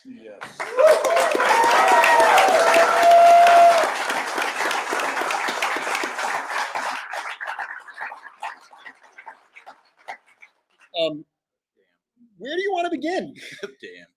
Damn. There's a lot. That here. felt Yeah, that's a felt lot. awesome, right? Yes, it did. Yes, it did. Can I ask a question of Eric? Now, before you tried to design that skeleton and this horse, did you know you could pull it off, or were you just? Oh, come on! Well, I'm just saying. I'm just saying pull it off because you totally pulled it off on both of them completely. Did you think? In other words, what I'm saying is, did you think maybe there was parts you were going to have to armor up? to hide certain things? I knew that it could be done. It was just, I didn't know how it was going to be done necessarily. Speaking of the horse in particular, the challenge with this guy was that it needed to obviously look like a skeletal horse, but again, with the big theme here today is that it needs to work with every horse that exists in the line. And so even though this horse is skeletal, every joint works with an existing horse. Every piece of armor is interchangeable with existing horses. It was an unusual project because you're trying to make something that looks thin and hollow, and the horses are anything but that. They're super buff, thick horses. Yeah, this thing is, this thing is a hulking figure. Yeah. This is not just some looks flimsy. Like these legs are sturdy and thick, and the armor is this. This looks huge. This is a huge figure. It's almost hard to portray this across the camera, but this is a full size big horse, just like all the other ones in Valius. Well, all the way back even to the first skeletons in the line, I was really like the look of the thicker bones. Like I love when we go to the Natural History Museum, like going up to where like the prehistoric mammals are and looking at the cave bears and giant sloths and things like that. There's just, even though they're skeletons, there's a power to those forms and there's like a weight to it. And that combined with the fact that a lot of the inspiration for this line was the look of miniatures and how, just because of the technical aspects of making something this big that needs to hold its weight and, be producible, things were exaggerated. And a lot of times you'd see skeletons that had thicker proportions and things like that. So that became a look of the line for both for skeletons, for armor, like just the general style of the line. And, that needed to carry through to the horse. So, if our horses are big and powerful, then arguably a skeletal version of the horse would also be. Yeah, to compare this in size with another horse, this is the same scale, the same everything. It looks like we could take this armor off and put it on to a different horse immediately with no problem. And then, like Mike was saying, imagine taking that off and seeing the bone structure. Yeah. And seeing it and the spine and the skeletal. You could see right through it and see everything. Yeah. That's unbelievable. No doubt. Yeah, it's this because there's a lot of armor on this, and it was this is armor that we can take off and put on a horse, and you can put together some kind of like a barbarian horse. It's a very different armor look than we've had before.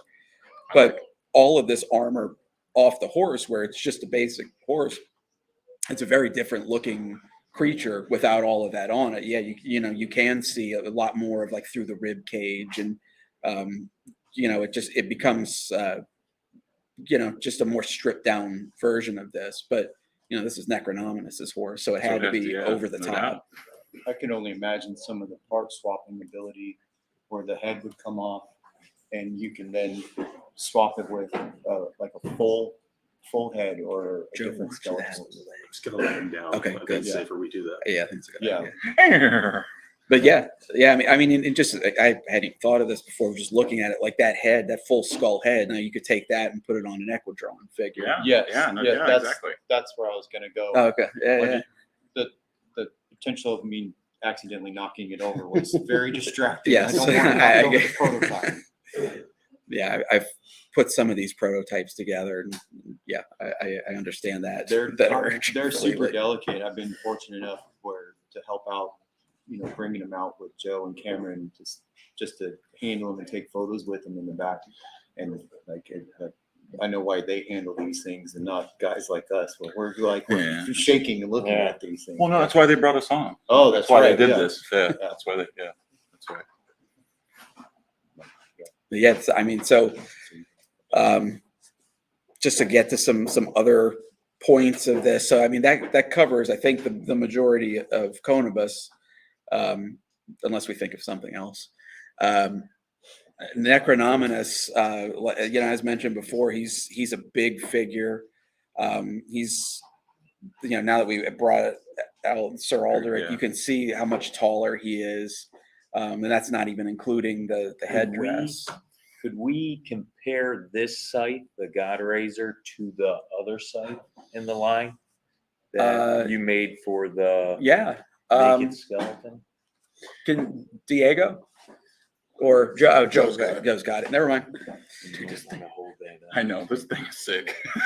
So we actually just got a question whether there's a photo of Necronominus on the horse.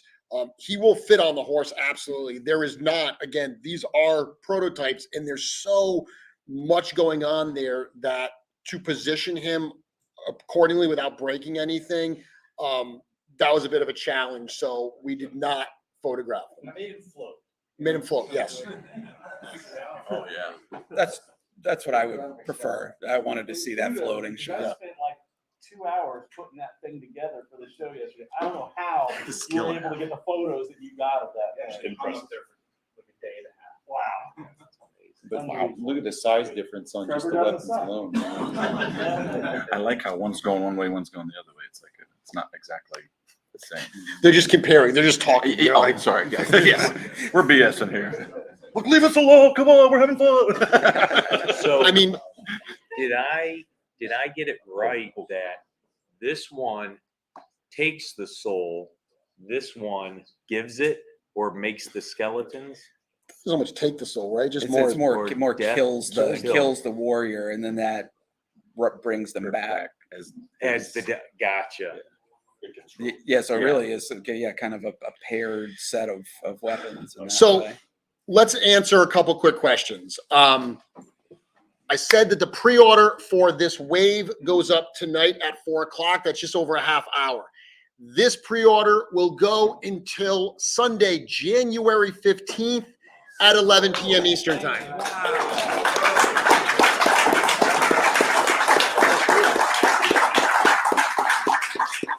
So you are going to have all of November, all of December, and half of January to hopefully get what you want in. Now, in the past, we've tried to keep the price of the all-in at or under $500.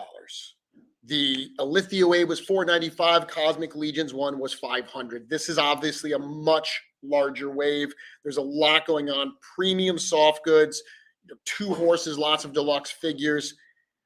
The all-in price for this wave, you get 11 total figures. It is $560.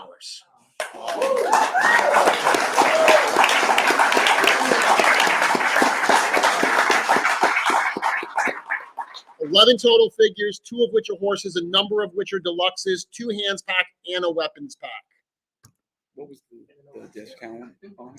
So the discount, if you buy it all individually, it was like $601. So you're getting a little bit more than a free standard figure if you go all in. Absolutely. So Necronominus, what else do we want to say about Necronominus and Conibus? The soft goods are amazing.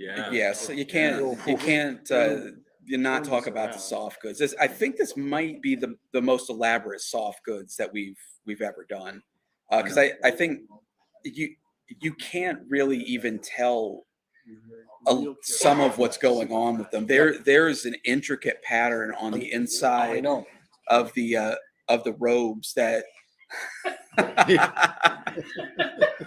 they're waving money at us. Somebody's waving money in the yet, audience. not just yet. I'll take that money.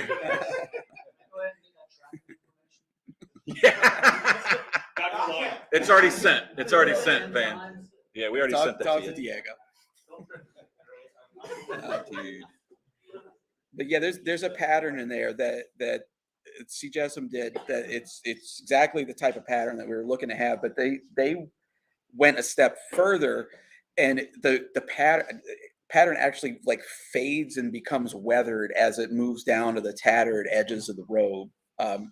It's incredible.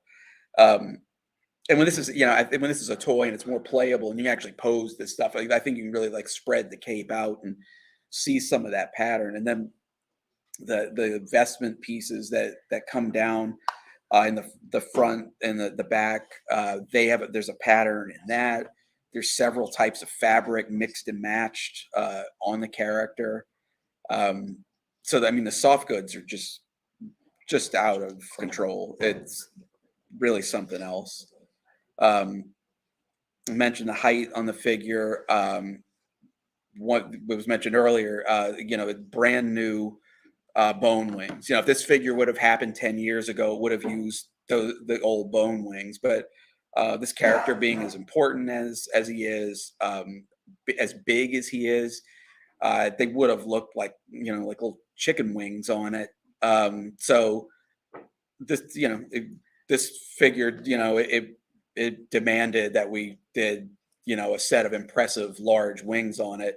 And on top of the fact that they're larger and more detailed, they're also more articulated. So it has a full like shoulder style disc and socket joint at the base. It has the same joint at the elbow here, and then it has the same joint then at like the wrist. So you can actually take, you bring them down, bring them up, but you can also take them and like shroud them around him. Oh yeah. Yeah. Now you're So talking. it could come in and cover. Yeah. Yes. Yeah. So there's a lot of options. And then one thing that we did with this too that's a little different than the wings up to this point is that the base of these is actually a shoulder joint. Like it's the size of a standard 1.0 shoulder joint. So you can actually do a skeletal character with using these where it's got wings instead of arms. And these are actually the same. The arms up to the wrist are the same arms that the Terpiculi has, like they're the long ape arms on that character.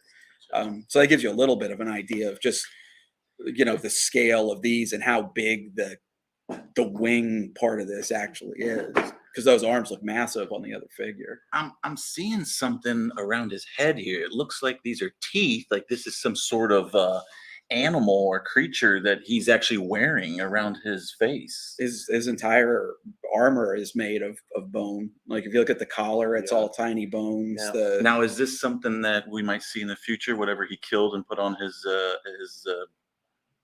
face, maybe it's not out of the question. Oh, hey. Now, what scale are we talking about? Because he looks a lot like almost the height of the alien, the gray alien. Is this similar? It's all 1.0 for joints.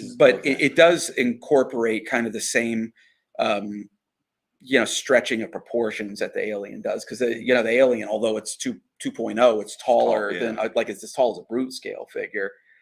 So this one, just with manipulating the proportions on it, all of the points are still compatible with 1.0, but he does have a taller frame. On the forearm armor, is that still have that kind of ability to slide off like on some of the other skeletons you had shown earlier? Is the forearm one whole piece with it, or is it like a piece to where, like, if we remove the hand, would that slide off? No, it's more like it's all one. Yeah, you can kind of it's because that way. In this case, we wanted to make it so this is now a piece that's compatible that for customizing. Because of the way it's set up and looks, and I know it's hard to see on camera and here, but it's so well jointed into each other that it looks like you could slide it off and he would be bare armed. But it's just that detailed to where the hands look like they could pull themselves off, and he could take the arm off and still be there as one whole figure instead of pulling them apart. This is a figure that when people see him in the case this weekend, just his hat, the hat that he's wearing. I know some fan people like figures that have hats on. They're like feathers and everything that are in there, all the intricacy. It's incredible when you see the detail on this. The collared bone, the bones around the Yeah. collar alone. When we all get to come up closer and people come to Legion Con to see this in person, it's going to blow It's their incredible. because there's so much extra detail that you can't see Mhm. unless you're really, really, really close up. And the photos are amazing, but to see it there.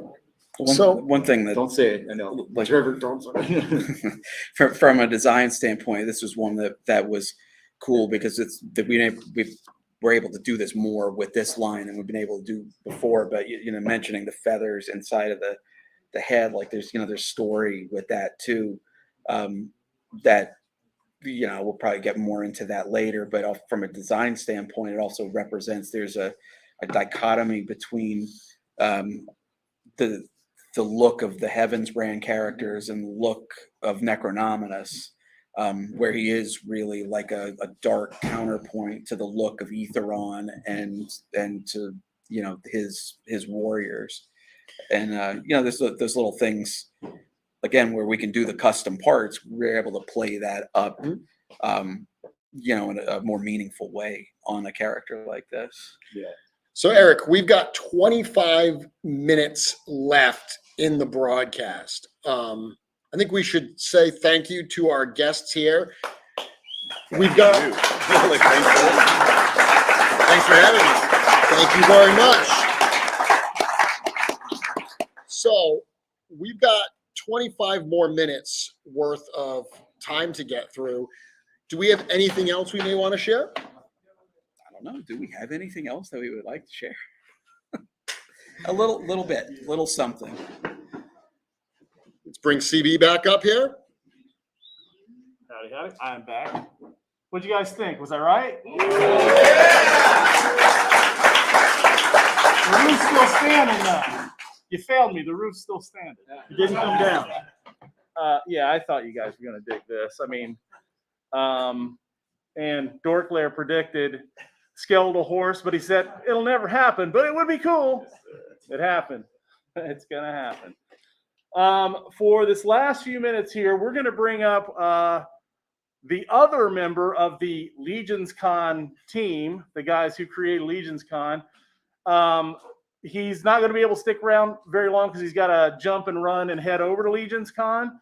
But we want to bring him in for a few minutes to at least chat about that with Jeremy a little bit and give you guys a little bit of info on that. And we're also bringing up the newest member of the Four Horsemen team full time. So this is Joe Vettery of Vettery Productions and Legions Con, and it's Diego. What is it? Jeswaldo? Jeswaldo, yeah. Wow, Jeswaldo.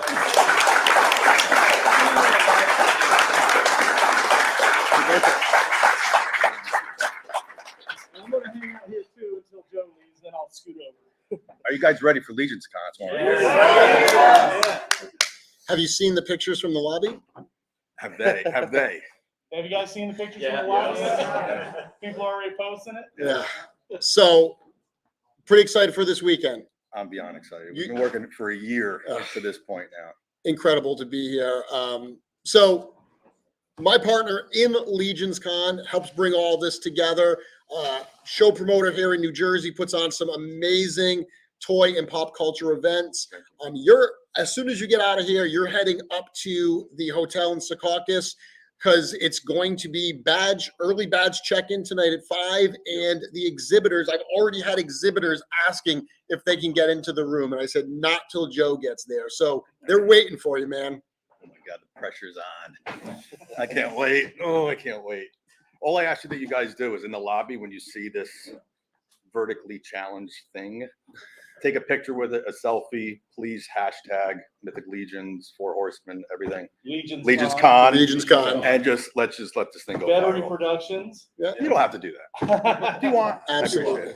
It wouldn't hurt. It wouldn't hurt, yeah. But. So we met at G-Con, actually, very appropriate that we're here at G-Con. We met at G-Con in 2019. So that was the year that the Irithyr wave was revealed. Shortly after that, you reached out to me and you said, what would you think about doing a Mythic meetup type thing? ToyCon New Jersey is one of your events. Let's do a little Mythic meetup after ToyCon New Jersey. That first year was like 3 hours. How many people here were at the first ever Legions Con? Yeah. So it's incredible, dude. That's incredible to see all the people in this room that are clearly diehard Legions fans. So many of them weren't at that first year, and it's really a testament to the growth we've seen over the years. Yeah. Biggest and best year. What are you most excited for, Joe? You know what it is? When I go through my shows, I like nobody to know that my involvement at all in the shows whatsoever. I get to just walk around and hear the whispers, see the excitement, see the fans go nuts. Like that's what makes it completely worth it. The year of work just comes together in those 2 days, and it's gonna be amazing. You guys are gonna love it. I don't want to give anything else. I want you guys to go there and just party, and I hope I can talk to all of you there. So excited. I'm so excited. Do you have a minute to stick around for a reveal, or you got to get out? I'll You gotta go. I want to see this reveal up close, and then I'll head there. So, Diego, you could cool if I do this? We good? Yeah, let's do this. let's do it. We're gonna leave Necronominus out on the table here because this thing is the cause of this. Would you want to introduce this? You're better than I am. Okay, so this reveal is kind of twofold. One of the things is the power of Necronominus is that he has the God Razor, and when he touches the deceased with it, it brings them back as members of his undead army. So we said, how cool would it be to find a way to actually represent that? That was the first thing that we thought would be cool. The other thing that we said was, we know that there are a number of fans that they really, really like, and I'm trying to find here it is. They really, really like the skeleton characters.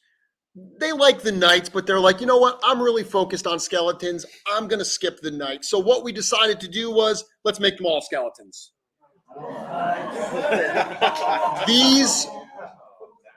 The prices we gave you earlier, these all include these bonus heads.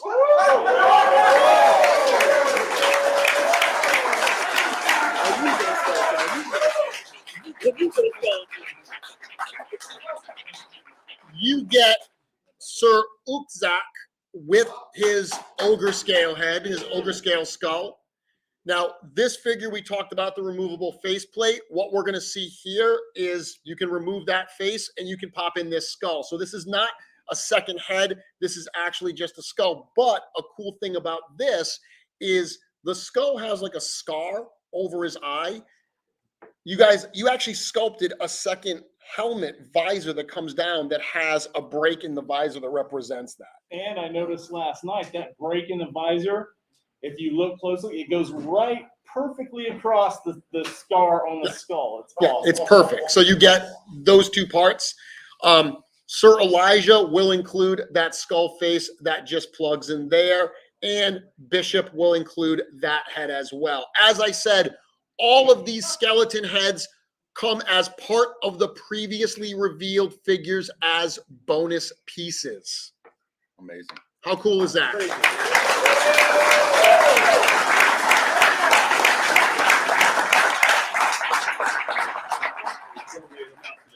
Now, even if you don't like the knights, you got to get the knights, right? Yeah, so if you were thinking, oh, maybe I won't go all in because I really want to focus on skeletons, you can focus on skeletons. You go all in, you're going to get a lot of skeletons. Pretty cool. Yeah, a lot of where this came from is when we started looking at the line plan of what this wave was going to look like, and started listing out the characters. It might have been 30 different skeleton possibilities alone.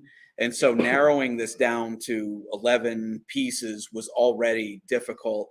And so, like one that I think we've known people would love to see is a skeleton Templar. So, rather than make a separate character that's a skeleton Templar, just throw in a faceplate and you've got a 2-in-1. So it just allowed us to get, more of those ideas out and in a way that, you know, we didn't have to have a 20-figure assortment. We've done those giant assortments with Kickstarters before, and nobody really wins with that. So a great question in the comments was, will I get these bonus heads if I buy from a retailer, one of our approved retailers? The answer is yes. These will be included with every one of these figures. This is not an early order bonus. This is not an only store horseman. The approved retailers that we have are an incredibly important part of the success of the Legions lines in Four Horsemen Studios. We want to take care of them as well. They will get these exact same figures. So whether you order from us during our pre-order period or you order from the approved retailers, the bonus deadheads will be included. Pretty cool, right? Unbelievable. You sleep sometimes. So, yes? Did you see Nate March's backer card art? No, we're at the earliest stages of the line. That's not ready yet. Eventually. Eventually. Yeah, eventually. What about night heads for all the skeletons for us? Oh, wait, we're not done. There's more. You're killing us here. So we do have one more thing, as if that wasn't enough, right? We do have one more thing. And you mentioned that this wave was so big. There were so many ideas that, well, you know what? Let's hold that thought. Let me bring this up here for the crowd. I had a little something to share.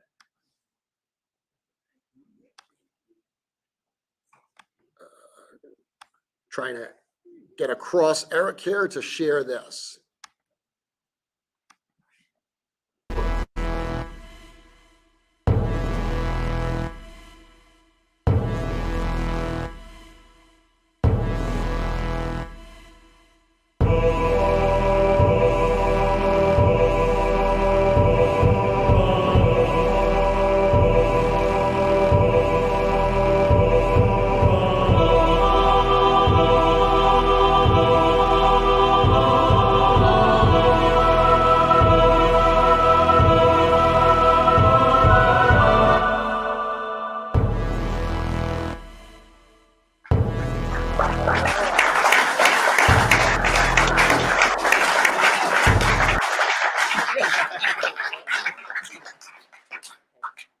So many ideas that we had to go bigger. We had to expand.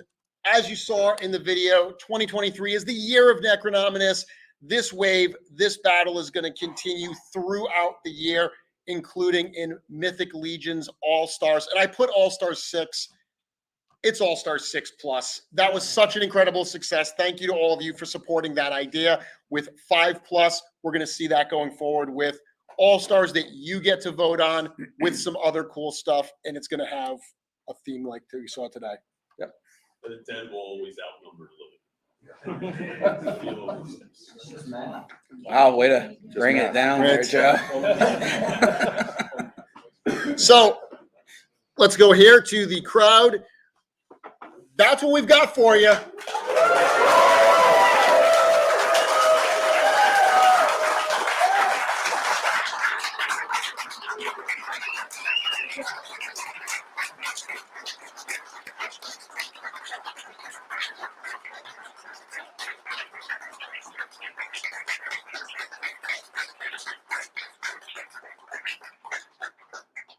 Thank you all very much. We're about to wrap up here. We actually got it all in on time. That was pretty impressive, huh? Yeah, I'm excited we did that. Yeah. We didn't get up from this chair for 6 hours. That's hard to believe, but we did it. Yes. Diego, we didn't get much of a chance to talk to you. We got a few minutes. Well, Excited to be part of the team here. You've been working, so you've been doing stuff with the company for a little while, but to come on full time, that's a great addition to the team. well, I think it's fitting that when Necronominus arrives, which is my favorite faction, the Skeletons, since day one, since the original Kickstarter, that's when I full time started the company. So I guess his scythe brought me back to life, and now I'm your undead ghoul doing shipping labels and customer service. So when you see those shipping labels pop up in your inbox and then it doesn't move for another 6 weeks, It's his fault. In my defense, I was doing it part-time for a while, so I have to do a lot in advance. But yeah, I'll be, processing all your labels. So really thrilling, riveting stuff. But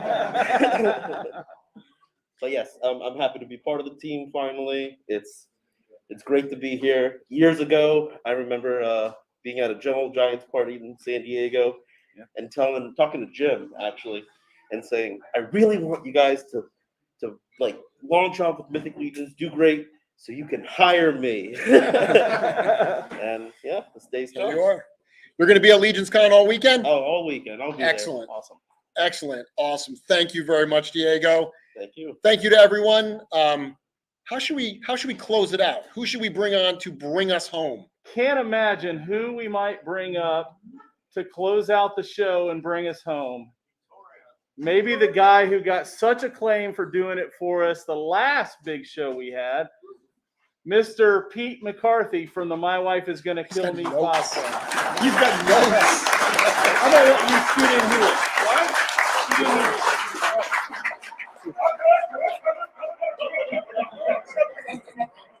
If you guys don't find that funny, you're not listening to the show. Pete. Pete. Yeah. 74. I'm not calling him. I'm calling him number.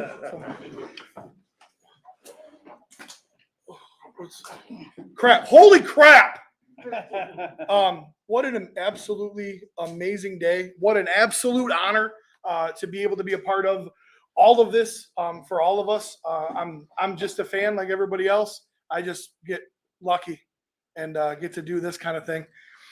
We have got to close this show out, making sure that we thank all the people that brought all of this together and made all of this happen.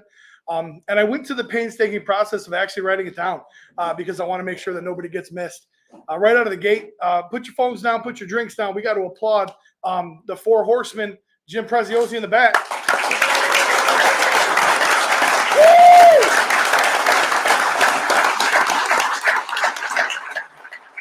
Man, Barnes never looks so good. Am I right? To my immediate right, of course, Eric Treadaway, the birthday boy.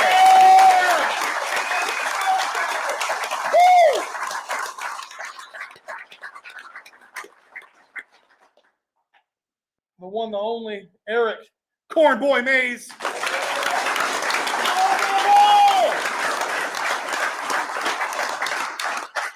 All right. And everybody else, in no particular order, one of the extraordinary painters. Give it up for Sherry Cook.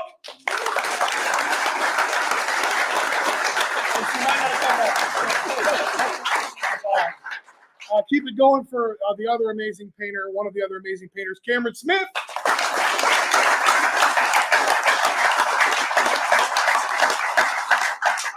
I really wanted to make sure that I got titles right because I want to make sure I accurately depict what the people do here for the Four Horsemen and help bring, again, all these incredible toys to us. So I asked around a little bit. Big round of applause for the person in charge of mouth sounds and laughing all day, Chris Gorich.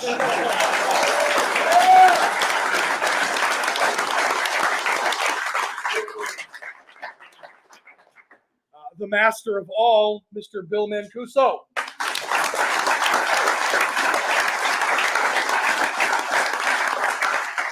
The hermit of the shipping cave, Joe Vassapolo.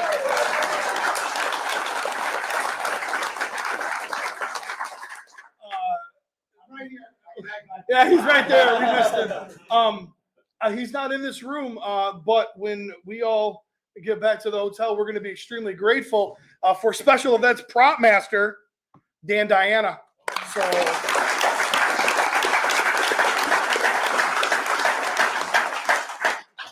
New kid on the block.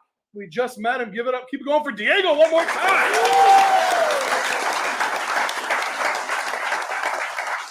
Of course, our favorite office manager who hates fun, George Gaspar.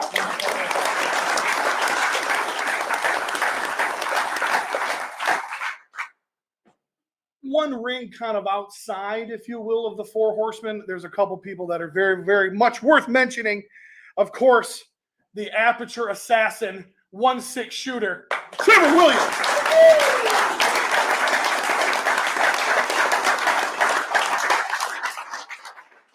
one of my most favorite people who designed this incredibly awesome. My wife is going to kill me.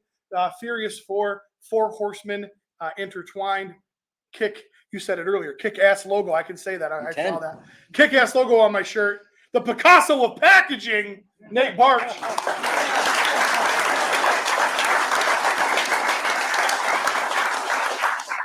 And last but not least, a hugely integral part of everything that we do, the director of marketing and sales, me. I'm sorry. That's next month. Currently, Jeremy Gerard.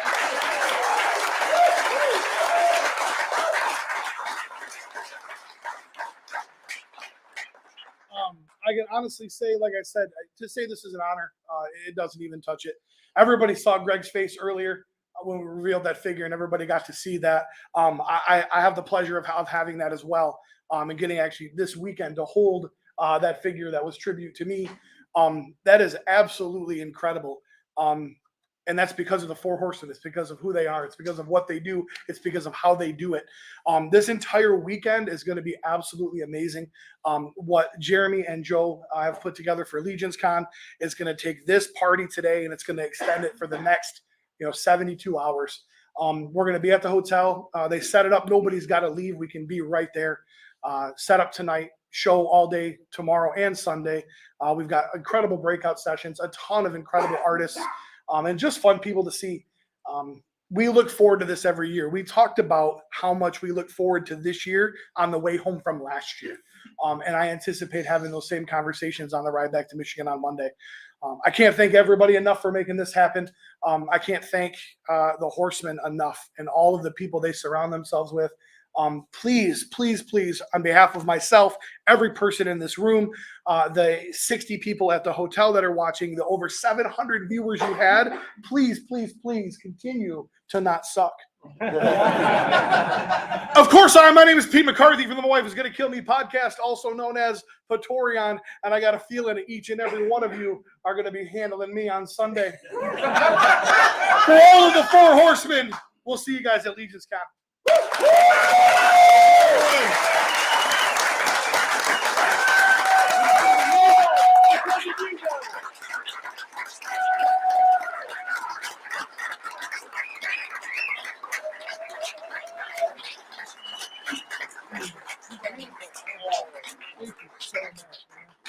Thank you to all of you for tuning in.